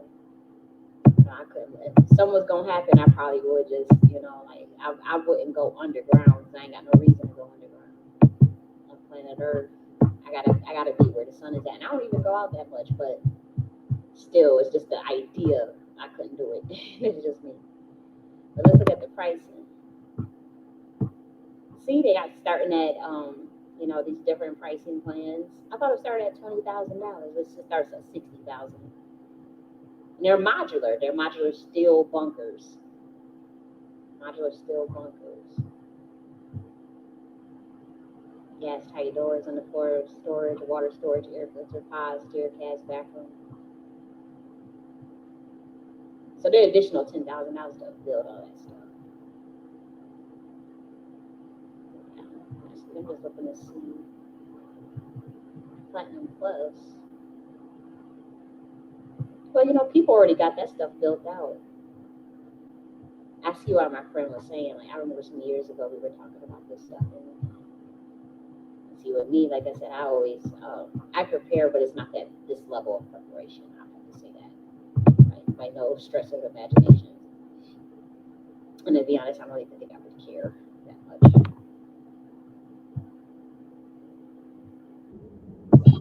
But now let's look at our playlist because I do want to play that. I want to play some skating. You know, I watch these skating videos, and then we're going to do a little bit of music too.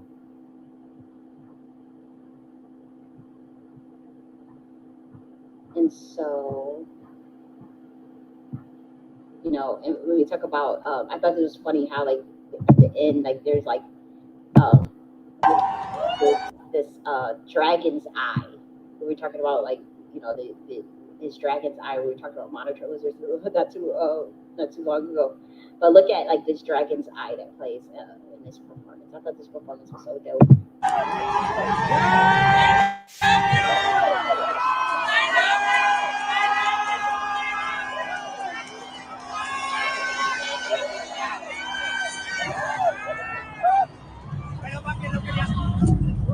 You see that dragon's eye that played? Let me show one more time.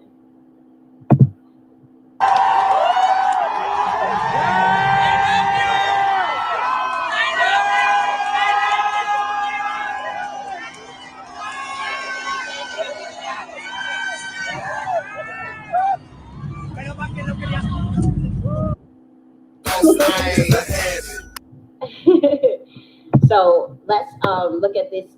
This I might have to remove the sound for future playback, but I thought this was dope too. I love some skating videos.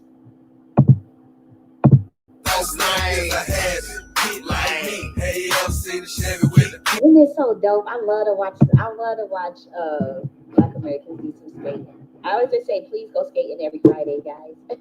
After you watch my video. I'm just playing.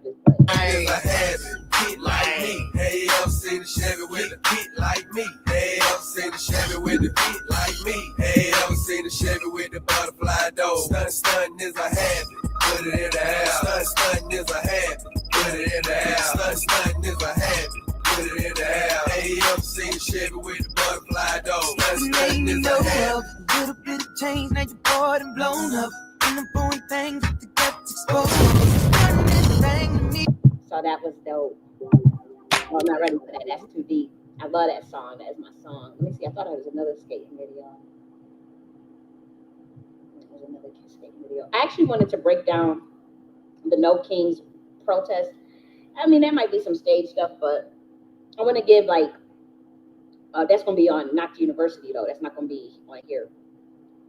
It's things that were done right, things that were done that needs improvement, and then carve in a message because it was like these massive protests, like 5 million people protesting, and it wasn't for immigration, but the other side was like, oh, they're protesting for immigration. No, it wasn't just that, but I think the messaging should have been more clear, and then like the way it was broadcasted in media, I think could have been more clear. But I'm going to talk about that on Nakhti University. But that's just because, like, you know, we know we all know the protests. I'm not, whether you're out there or not, it's not the point. But we're talking about messaging at this point, and so that's not going to be discussed on here. But I think it would be interesting. Now, did we ever do this skating one? Yo, look at Lionel. Okay, so that's not. I thought that was a skating video. So I guess that's it for skating videos. So we're gonna get into the music of things. And so we're gonna obviously start with, what am I gonna start with? I guess we'll go to Atlantean science. Let's go to some Atlantean science. So this is Tall Black Guy, and this song is called "There's No More Soul." And how I interpret that is that there's no more soul. Like I don't know what he meant, but like I'm thinking like there's no more soul in terms of like the music and the things that, you know, they're removing the soul out of things and against nature. Like that's how I take it as far as that song. But the song is so powerful because I hear like a lot of subliminals being like, by that I mean like, you know how the music you can program a song with subliminals, and it's like it's stuff in the background that I'm hearing. It's like, who are you? Who are you? Here are you. And then I'm hearing it's like a lot of stuff that I'm trying that I pick up, and I don't know if I can express or talk about that stuff. But this song was so powerful for me when I was under extreme spiritual attack, and it was something that was shown to me in spiritual, like as far as a memory that was given back to me, that was literally designed. I mean, the memory was so painful that it was designed pretty much to just kill me, to take me out. Like as I got that memory, my heart was beating so fast. It would have exploded. They have like, I mean, I don't understand when they say people die of heart attacks. Like that be people dying. Like people be getting back flashbacks or memories or something, and it should be so painful, and it just explodes their heart. That almost happened to me. And I was aware, and I thank God this song was playing at the time. Oh, but it wasn't at this. It was, I had to actually play it. I wasn't listening to it at the time when it happened. But when it happened, I obviously started to play this song, and because I do know that it's attached to some Atlantean stuff, and I'm not going to get into all of that. But when I think about There's No More Soul, I think about like in the music and in society where everything is so manufactured, where everything is what they want, everything roboticized and all those things, and it makes it's a sadness in this song where it's like, but you're hearing these subliminals, and the first thing I kept hearing, you know, when I got that memory back from this was literally of another past life. It was so painful, and I was literally able to see literally how thunder was created through the pain of something that the divine feminine had to go through. That is how thunder was created. It wasn't created on planet Earth, obviously, but seeing that level of pain, as far as like when we talk about this overthrow, that level of pain, that this happened on Earth as well, but we're talking about how it happened, the attempted coup d'etat in the heavenly realm, in the 125D realm that I've been talking about. And we talk about the dissensions of, you know, the fallen angels, but something happened much higher than that. Like there was an older story than that. When we're talking about literally the primordials, like giving me one of her, like I'm able to see that.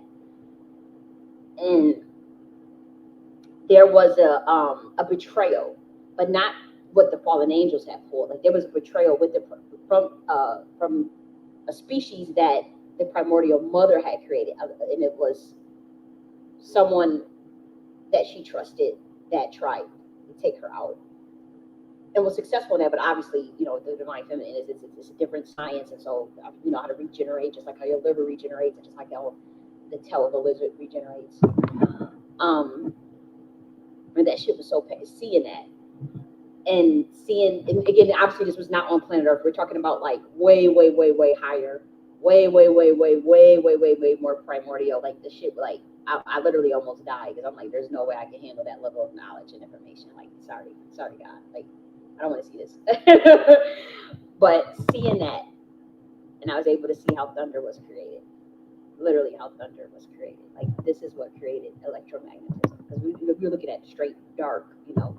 And she's like, this is how light was created, thunder was created.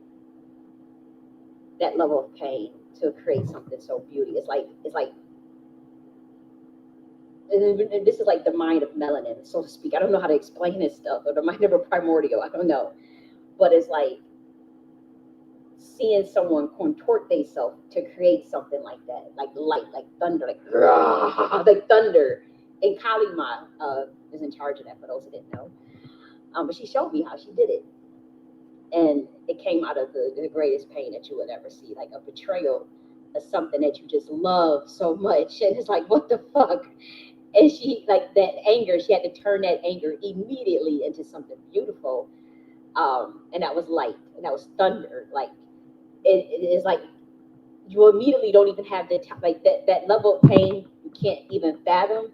And so this is how she was showing me like how you know, like how to contort that into like this. And she was saying like this is how I created thunder. Like, and then she was like, now let's go and let's show you how, like, this is the reason why Black women dance the way they dance. Like when you see the shaking, like a lot of that shaking, the way the bodies just shake so well.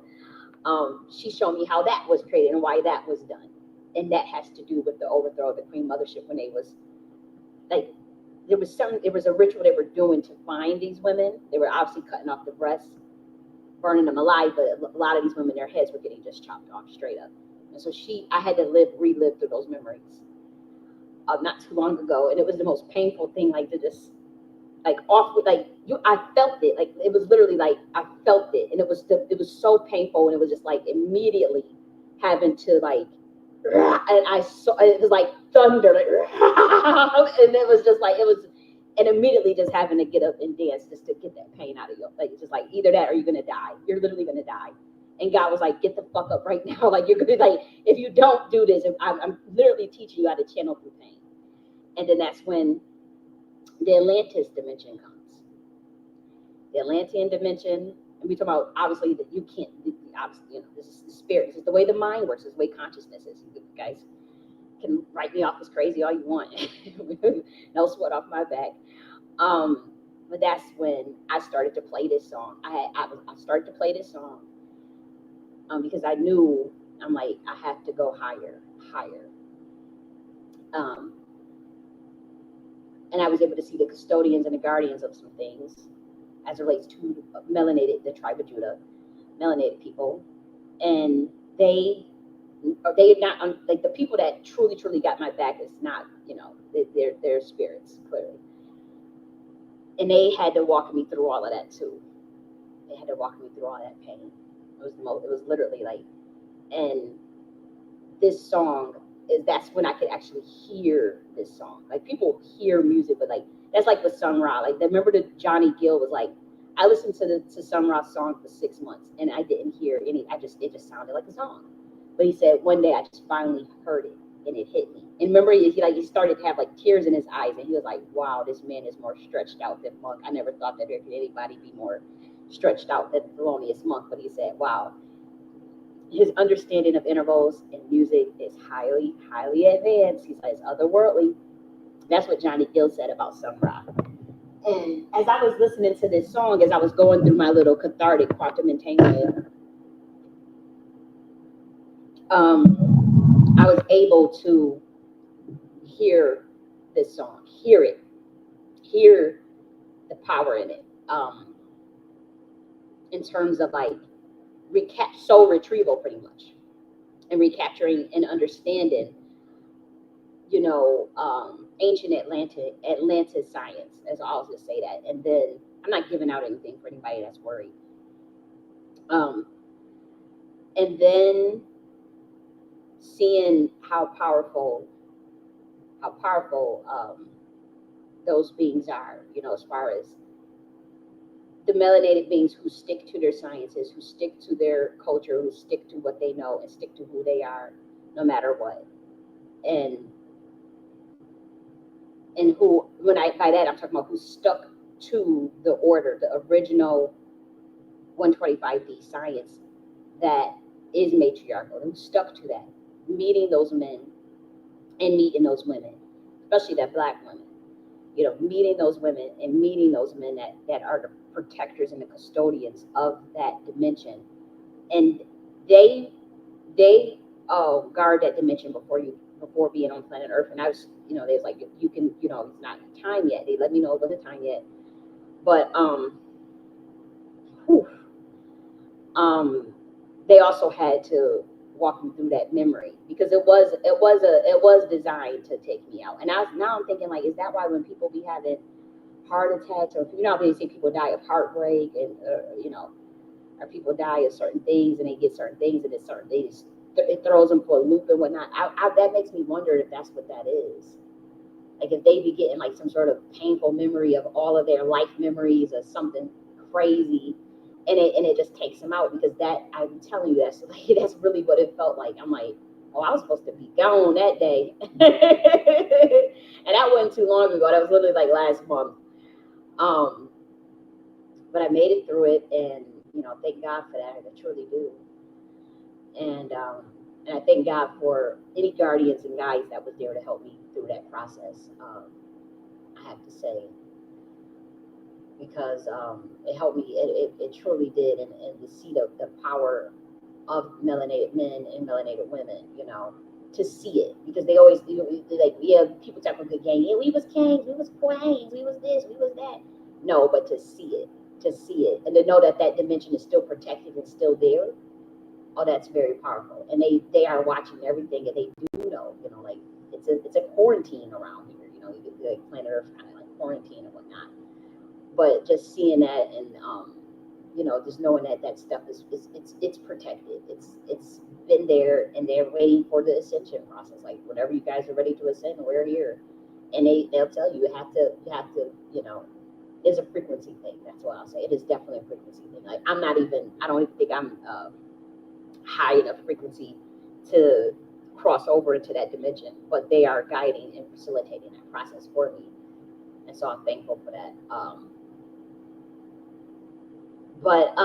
Yeah, this song, I would say this, I like the messages that I hear in it, like the Atlantean science that I get from it. Now, I don't think he was actually sitting there doing that on purpose, and I don't want to put nobody on blast if they weren't, I don't know. But for me, I just feel like I hear it. Like I can hear the song for what it is. I hear it. That's all I'll say is I hear it. And I just was like blown away. And it did help me get through what I was going through, even if it was just a little quantum entanglement or just a little vision or a little dream or whatever it was. It helped me get through it. So I'll play this, and we'll play some other songs. That's a little more on a happy side.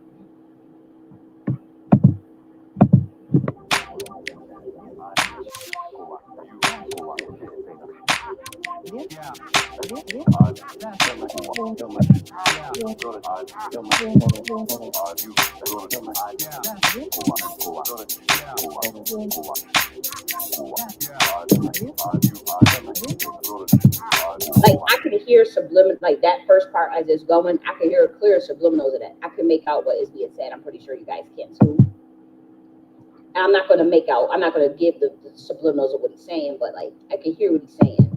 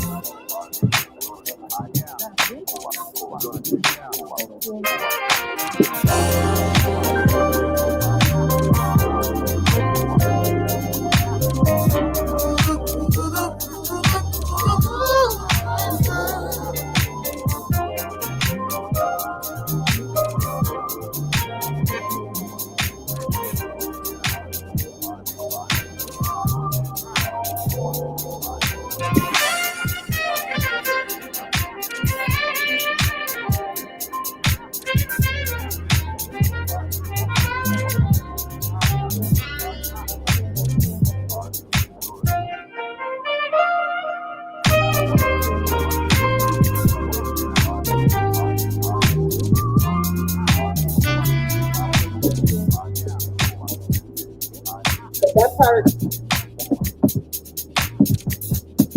I can also hear like a subliminal where he's saying, walk it out. Walk it out. Like it's something where it says like it's like at the it's a bunch of subliminals. I just know one of them. And can I give this out?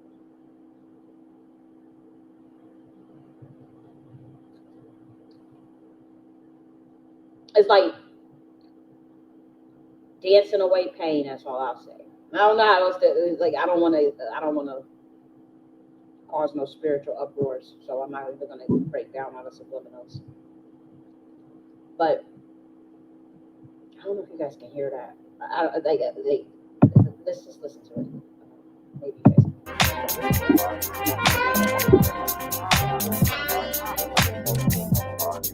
But it's like whatever those sounds in the background, like something that sounds like "Who are you?" and he's saying it, but it's like it's something at the end where it's like "Walk it out." Like it sounds like this is it, but whatever those subliminals are,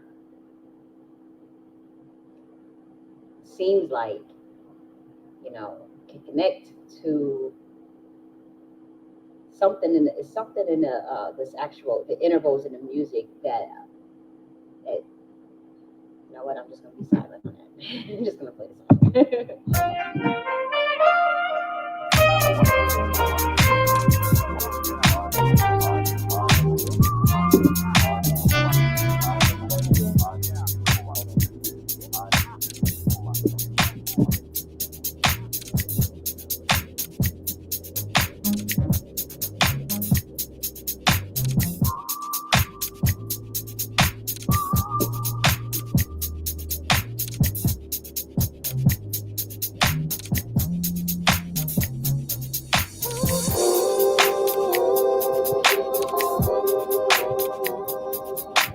The way you hear that voice singing like that, ooh, that is so healing.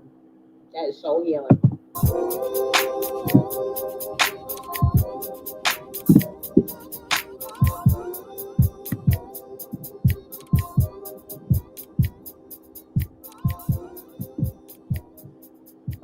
Man, I just wish I could like transfer like what I. You know what? Let me shut up. Gotta be careful what you wish for, as they say. Let's play it one more time.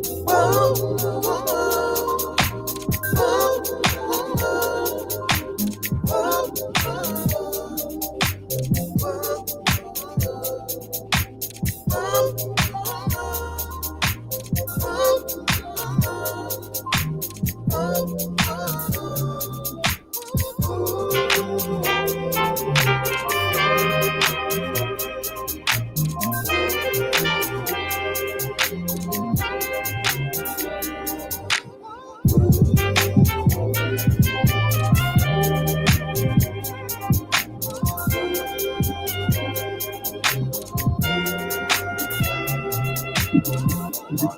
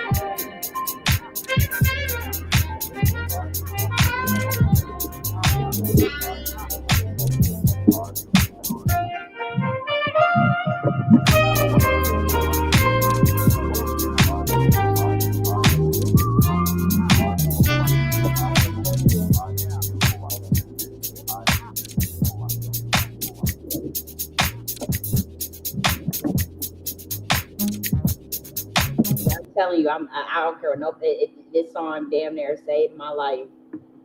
I went through it. I was not listening to this all the time, but then started playing it. I mean, so that memory was given back to me, and it literally was like the feeling of like all the women that had got their heads chopped off during the overthrow of the Queen Mothership, and the women that got the nobility class of women that got murdered by King James and King Henry and all them motherfuckers. And they came, and it was like I just saw those memories, but it was like living through them. So I can imagine maybe it was one of like the past lives or something. But even seeing like with that, what happened to like Kalima, the betrayal that happened with her, and how that sent her to a frenzy, like to create thunder. And by that Kalima archetype, obviously there's octaves of that archetype. But we're talking about like what I presume maybe to be like a very primordial feminine energy that's extremely primal and outer space and galactic and black. I don't know what that was about, but I saw it, and it was just like I felt it, and then it was.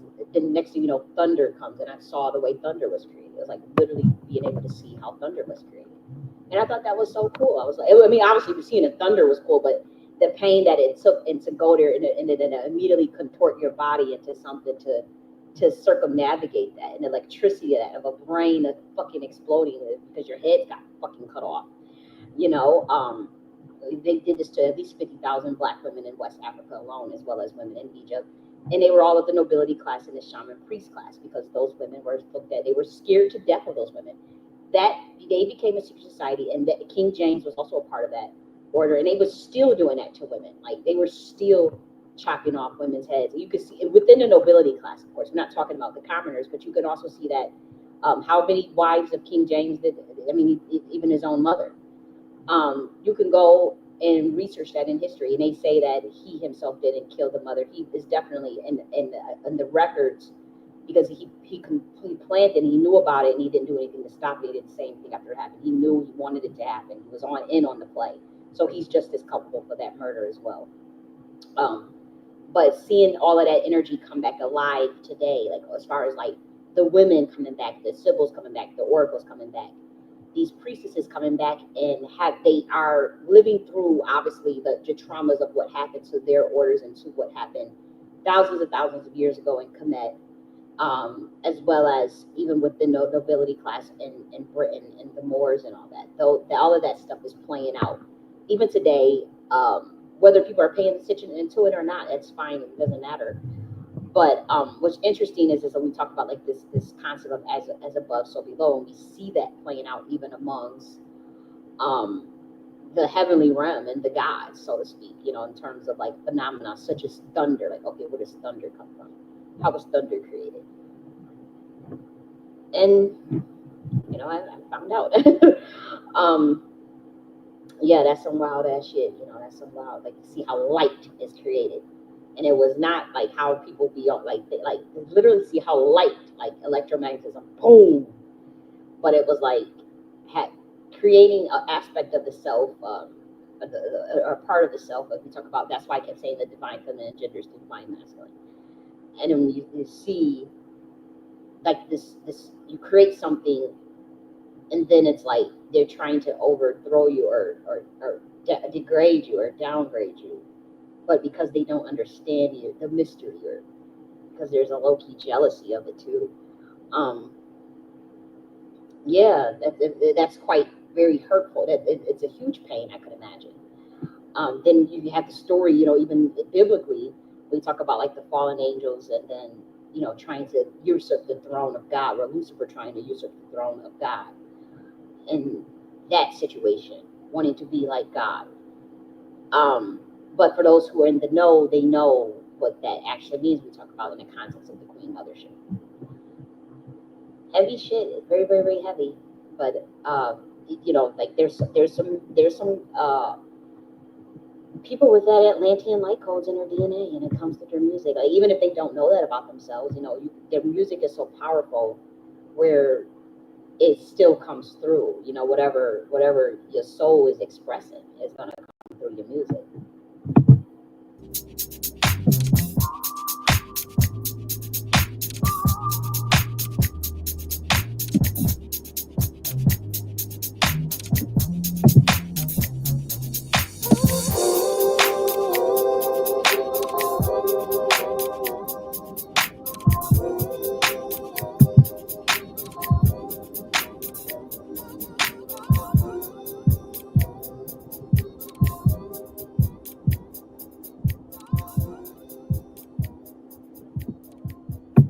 So I want to play maybe the skating. Did we ever watch this? Did we watch this video?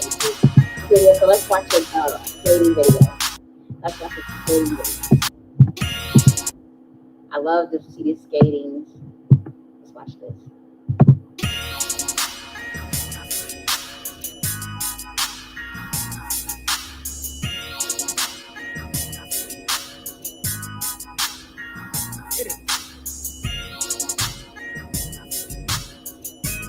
Really, all three people? But that's cool because they're literally just doing that on a skate, by the way.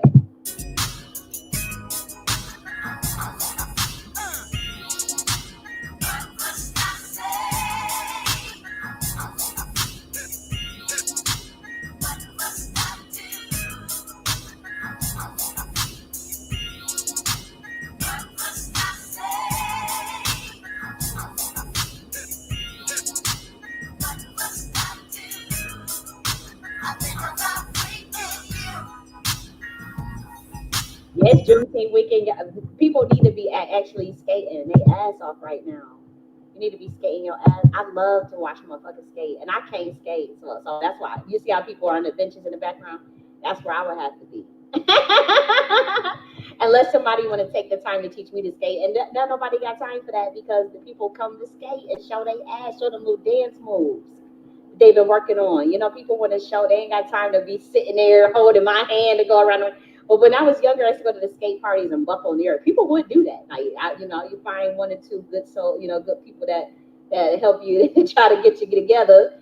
But people want to go and show their moves. They want to dance. They don't, you know what I mean.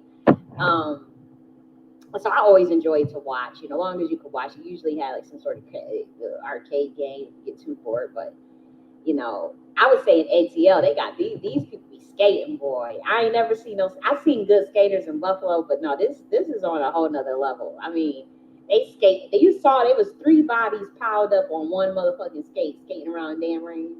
That's balance. Like that's like you have to be talented. Like let's be real. Like these people be scooching all on the floor. They be dancing, doing the moonwalk, doing all types of dance, ice breaking. What's it called? Break dancing.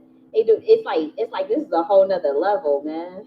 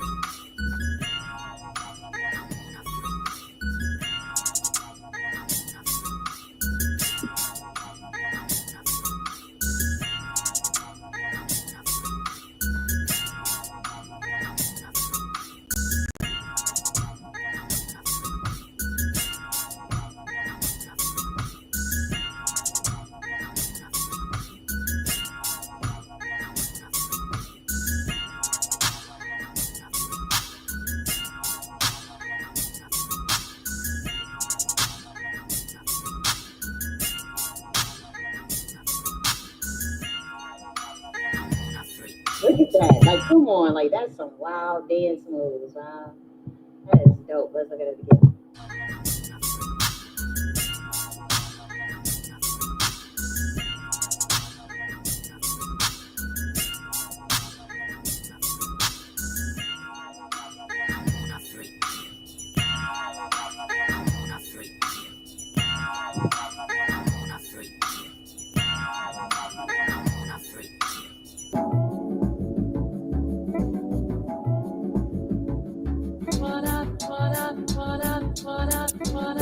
If you, I think it's like something to say about the footwork too. That's why they like to show the cameras on the feet, because I think, you know, they talk about like the footwork stuff, and I think that's really fascinating.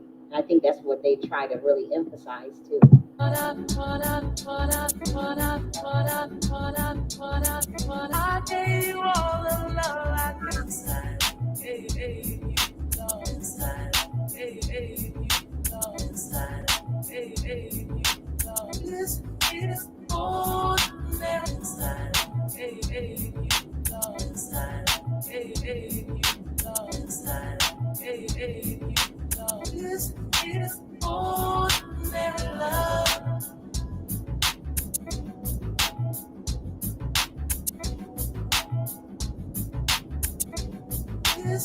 Wow, look at that. Like, that is some talent. That's kind of the way to say the girl was moving too, with her feet. They're trying to show like the cleverness of their footwork.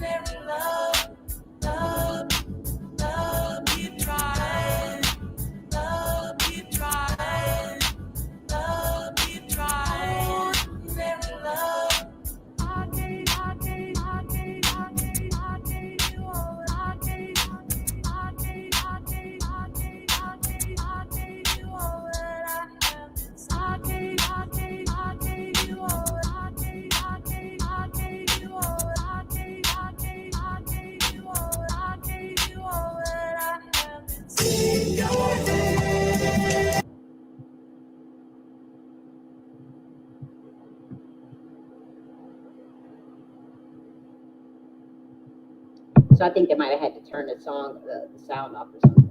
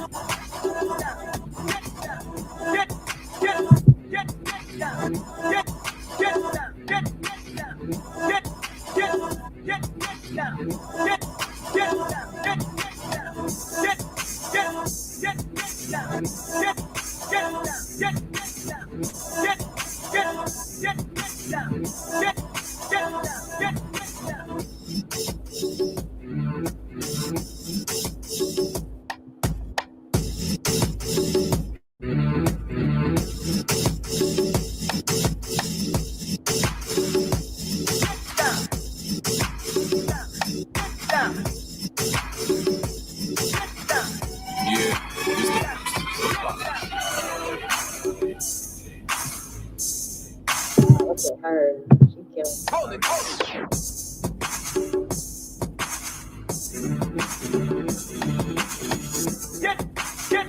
That's what I'm saying. Like, come on, I ain't never seen no shit like this in Buffalo, man. I mean, this is like competition level type shit. Like, this is like Olympic level type stuff in my mind. Like, I mean, they are just.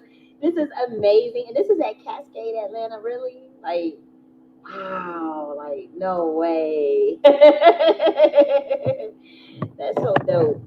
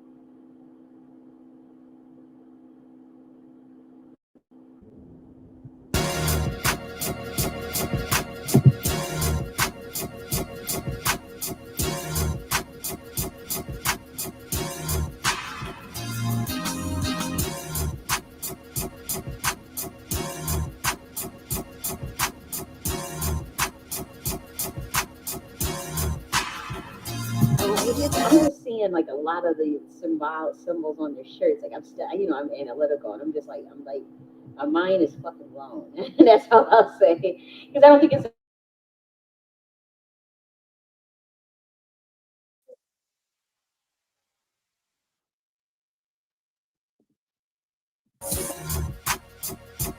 Girl, you know what?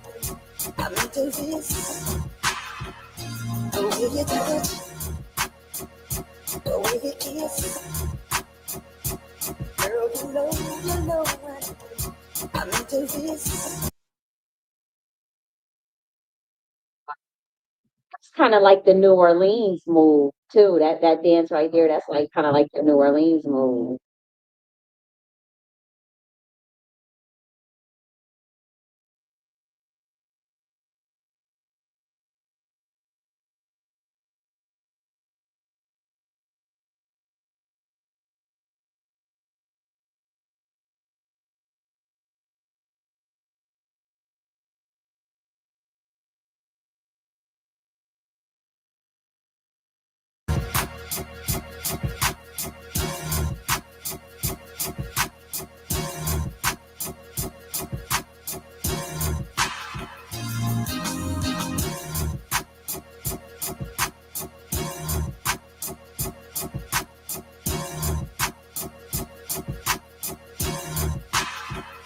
The way you touch, the way you kiss. Girl, you know what? I'm into this. The way you touch, the way you kiss. Girl, you know what? I'm into this.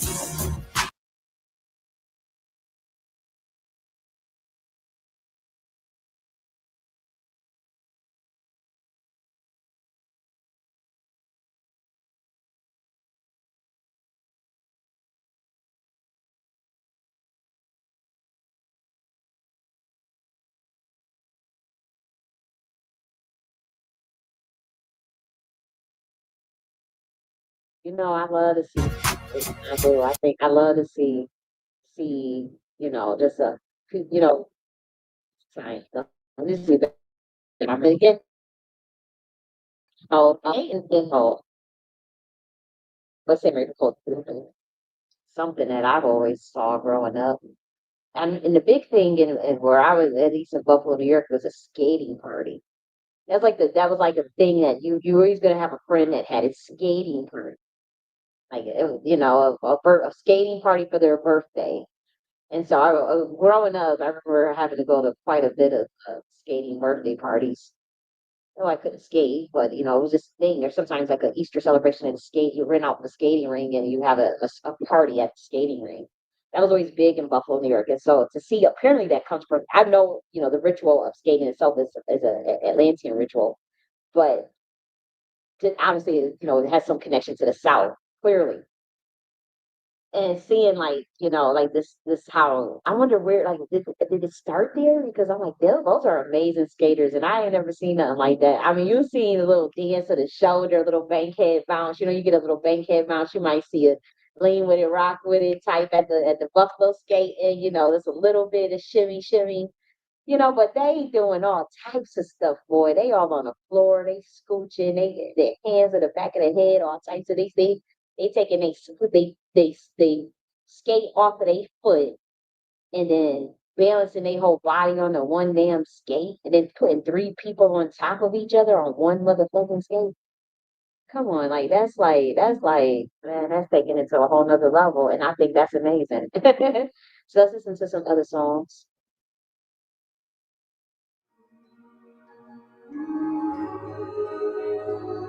I like how this kind of has like the Basquiat energy. Like it kind of has like a Basquiat album cover. This is Robert Glasper and Terrence Martin. Oh, that I love this song.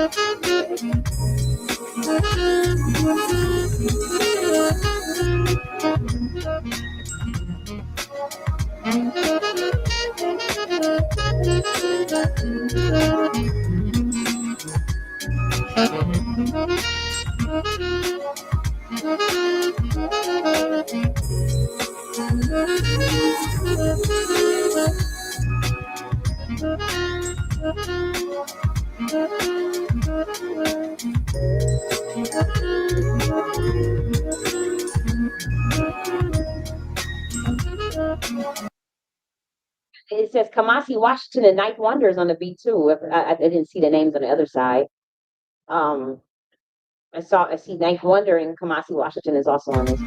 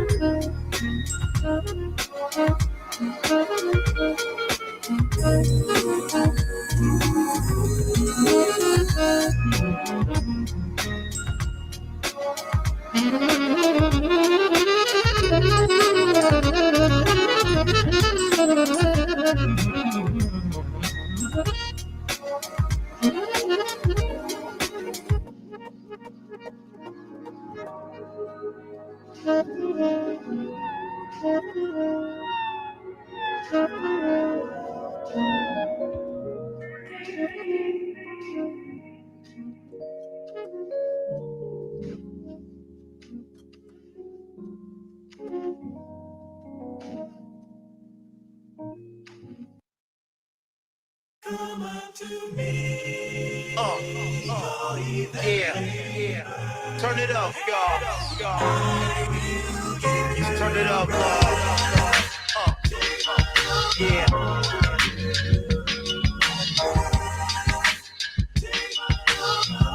This is called Beach House Summer by E. Jones. Provided by YouTube by District of something. Beach House E. Jones. And I think this is dope. I like this beat, you know. I thought this was dope.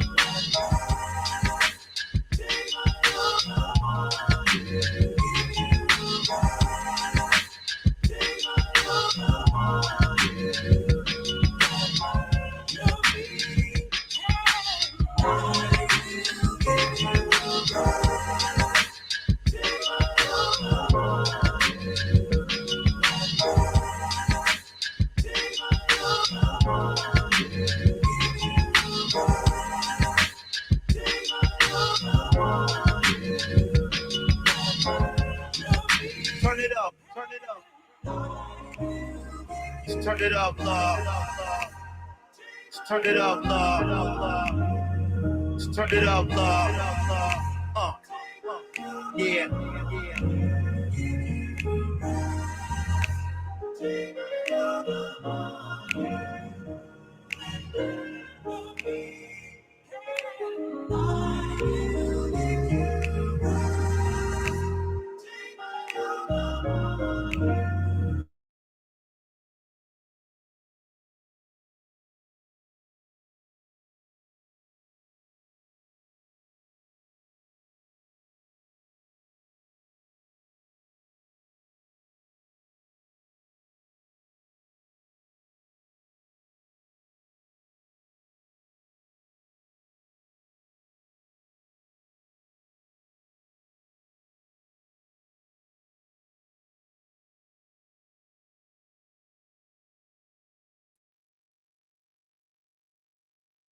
Hey, so I got kicked off the air for some reason.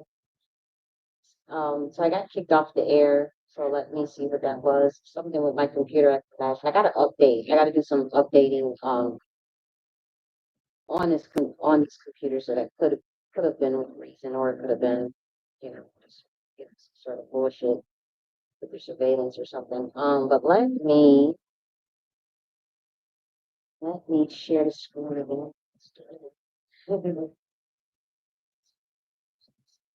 Summer. Towards this. So it's weird. So let me just see if it's still I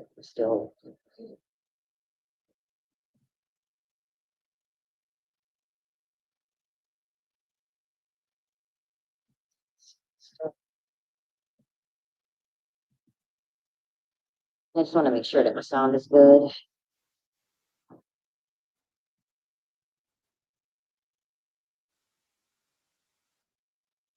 So I did get airs and stuff. Oh, like the song again. Let's play it.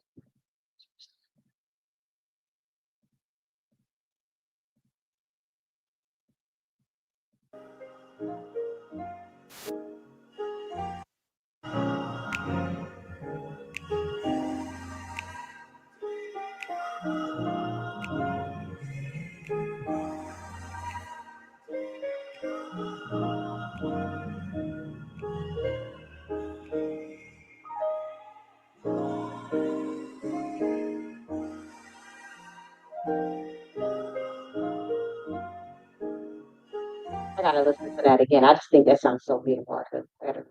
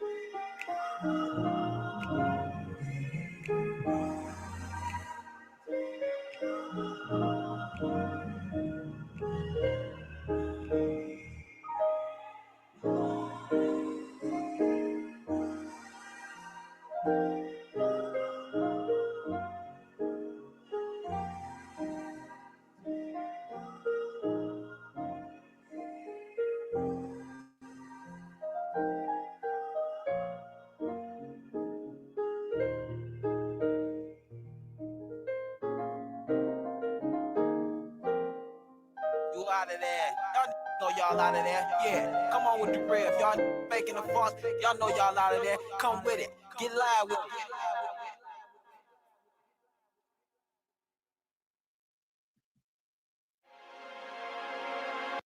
So we're gonna go to this song is called Floating by Tall and Matt.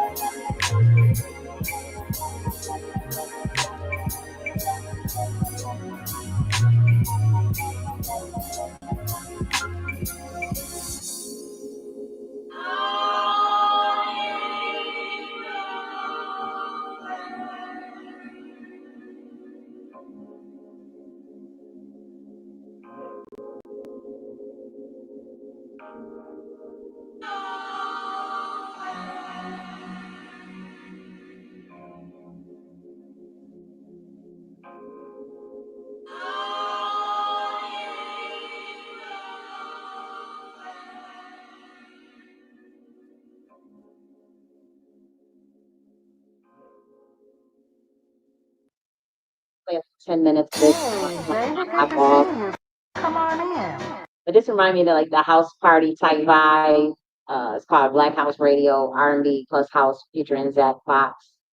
And this channel is called Black House Radio. And so, it kind of puts me in mind of like, the house party type vibe. I actually grew up going to a lot of house.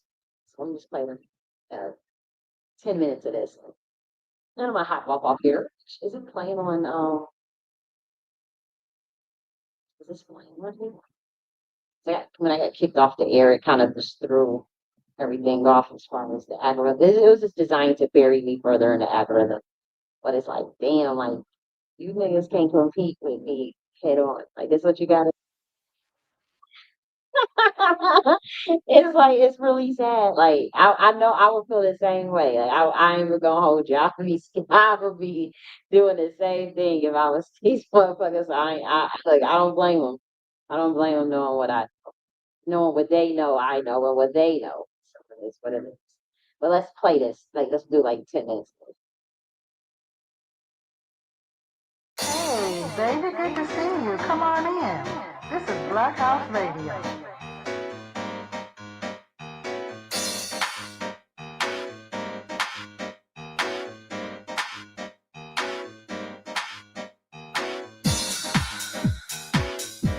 So I wonder, is this like house music kind of? Is that like the house music?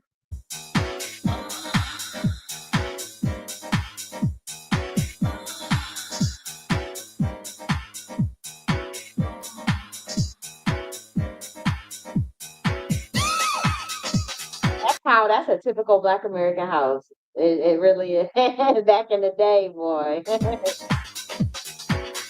in the day, boy. Ain't that the typical Black American house? At least me growing up in Buffalo. God.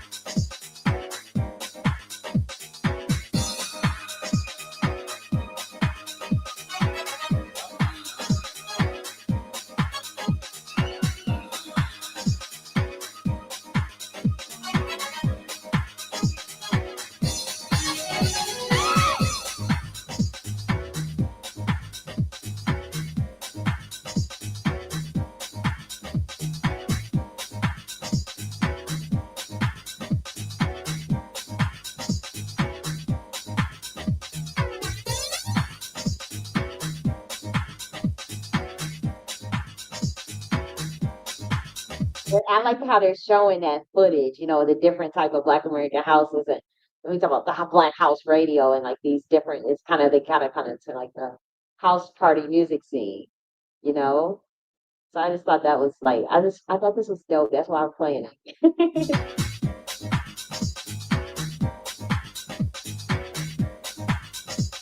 I'm showing the different households.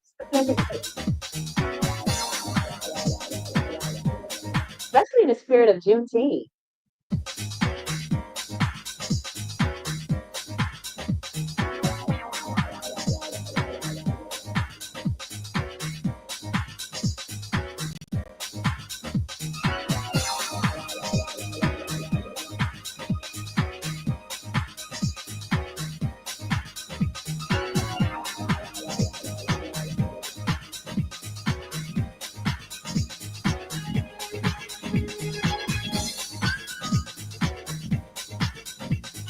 See that dancing and eating at the same time. That was the known thing at the parties too. I just think like they really tapped into like my ancestors, just that our memories that we had growing up. It really tapped into that for me. I really liked how he did this.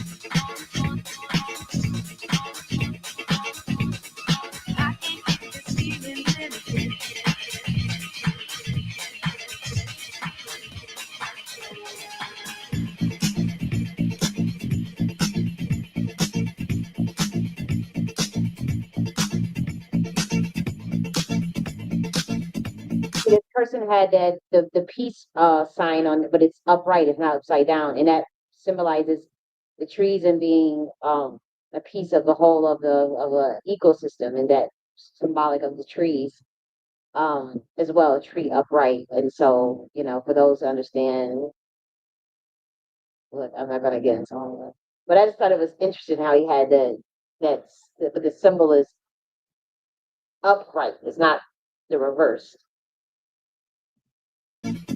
symbol on his shirt.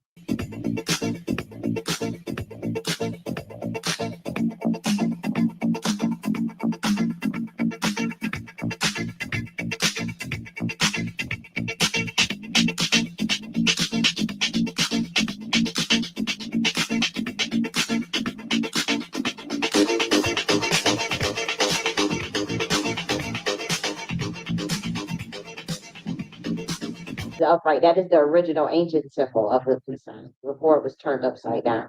When it's upright, it does symbolize a tree and a piece of a whole, as far as understanding taxonomy, contrast, and duality. And this was a lesson that was taught to the baby angels. You see how he got that? It's upright though. It symbolizes the trees in connection to the Southern Star chakra.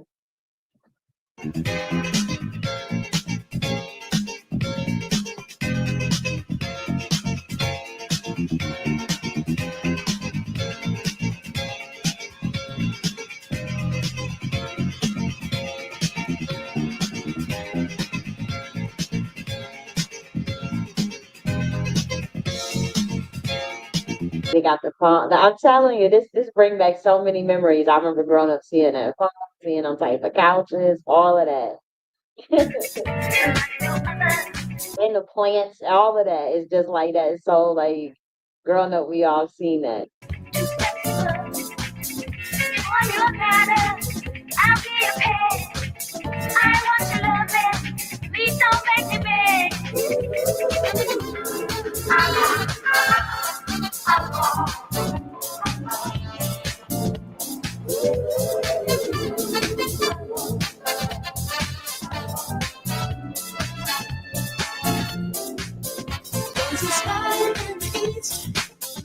That's Nights Over Egypt by the Jones Girls, right?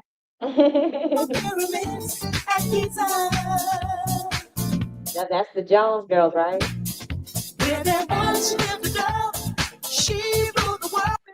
Remember that? That was Nights Over Egypt. He came with a smile. He was the king. She was the queen under the moonlight.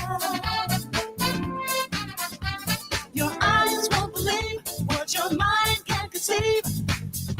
Your eyes can't believe what your mind can't conceive.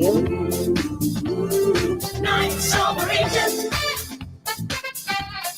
Nights over Egypt. Nights over Egypt. Incense and myrrh and girls that swirl to the music. Nights over Egypt.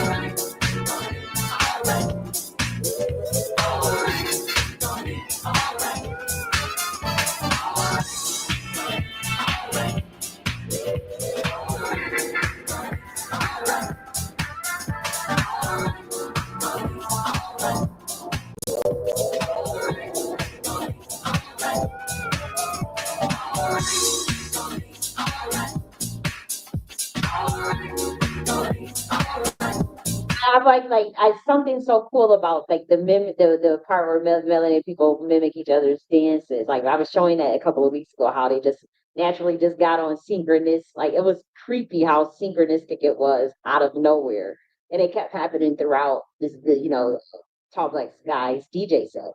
And so like I kind of see that here, like like I see that here even with the mimicking of the body gestures and dances, even here.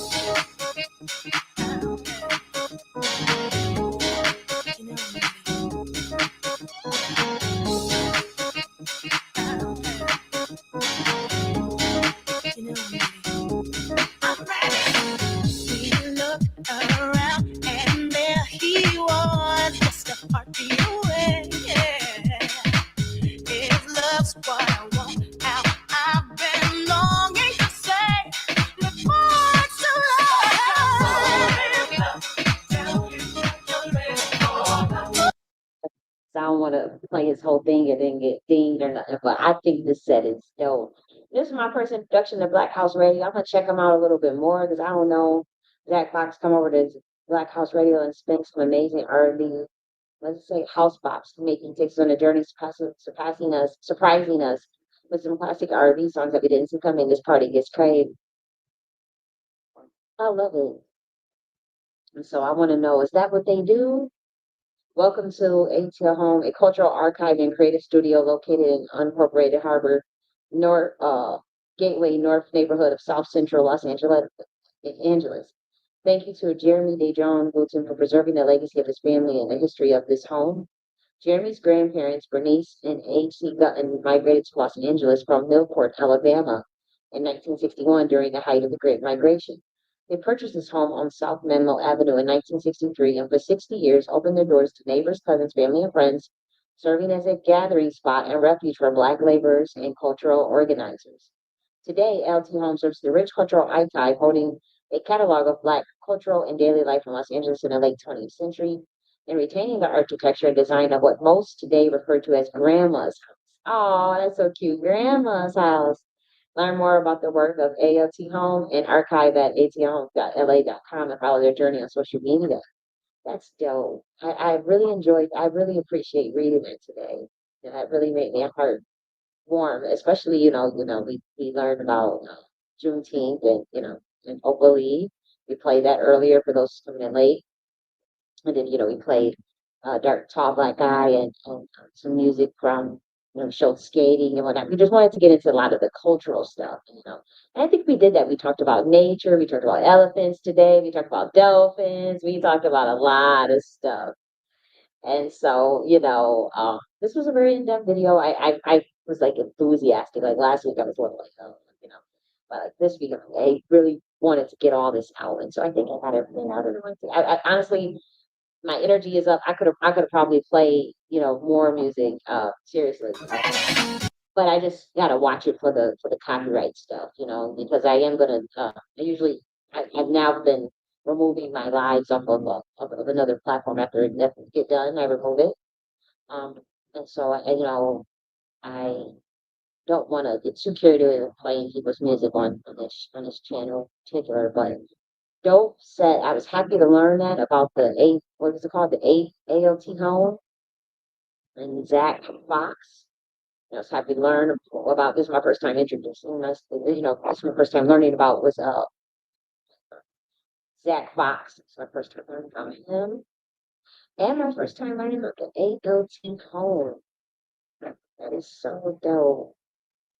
They migrated from Milford, Alabama in 1961. So I guess that's the house that they're at now. They kept the house in excellent condition. It looks like, you know, it's designed very nicely. But I guess they have it more so like an archival home where people can see like the Black culture inside of the home. And that's what it was showing, I presume, like all those other clips. And that's why the homes look so similar and that's crazy because that was in Los Angeles. But this is stuff that you could find in the South, this sort of house design, and in Buffalo, New York. Like this, as soon as I saw the clip, that's why I watched it and said, oh my gosh, it warmed my heart because I'm like, I've seen these type of designs, inside the house, and it was showing these how inside the house. I'm like, that's in Buffalo, New York. I grew up seeing that, and so that's dope. But I'm gonna get up off of here. I am off of here, and chill out, chill. Yep, yes, sir. So God bless you guys. Have a great weekend, great weekends.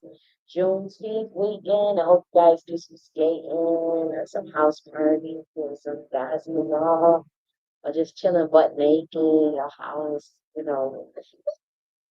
listening to some good music, get some good rest, chill out, relaxing, no stress, no pain, no worry, just high frequency, tapping into the things of love, tapping into the things of God body, of godliness, and of joy, joy in good things, enjoying your spouse, whatever it is, even yourself.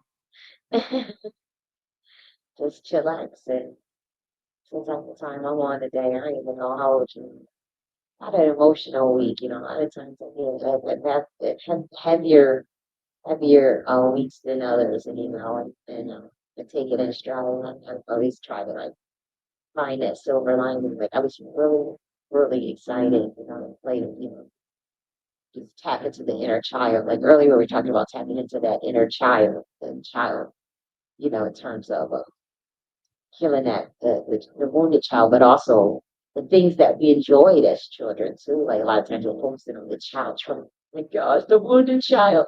But it's like, okay, well, what are the things that you enjoy when you were a kid? And when as you're going through your healing, you might want to pick up some of those things that you did when you were a kid, no matter how much you think it's so kid like, oh my gosh, I'm so kid like.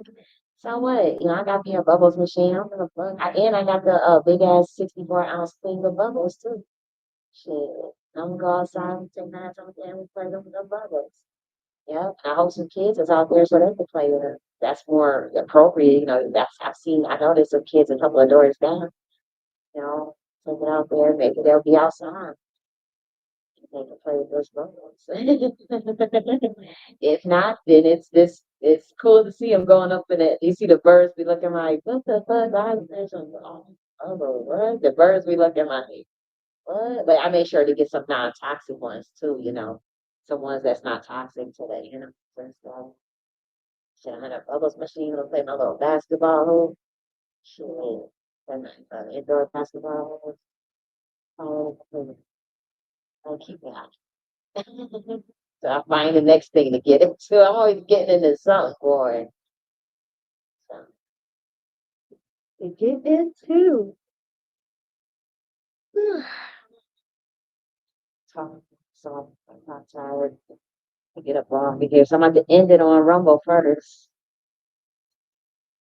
God bless.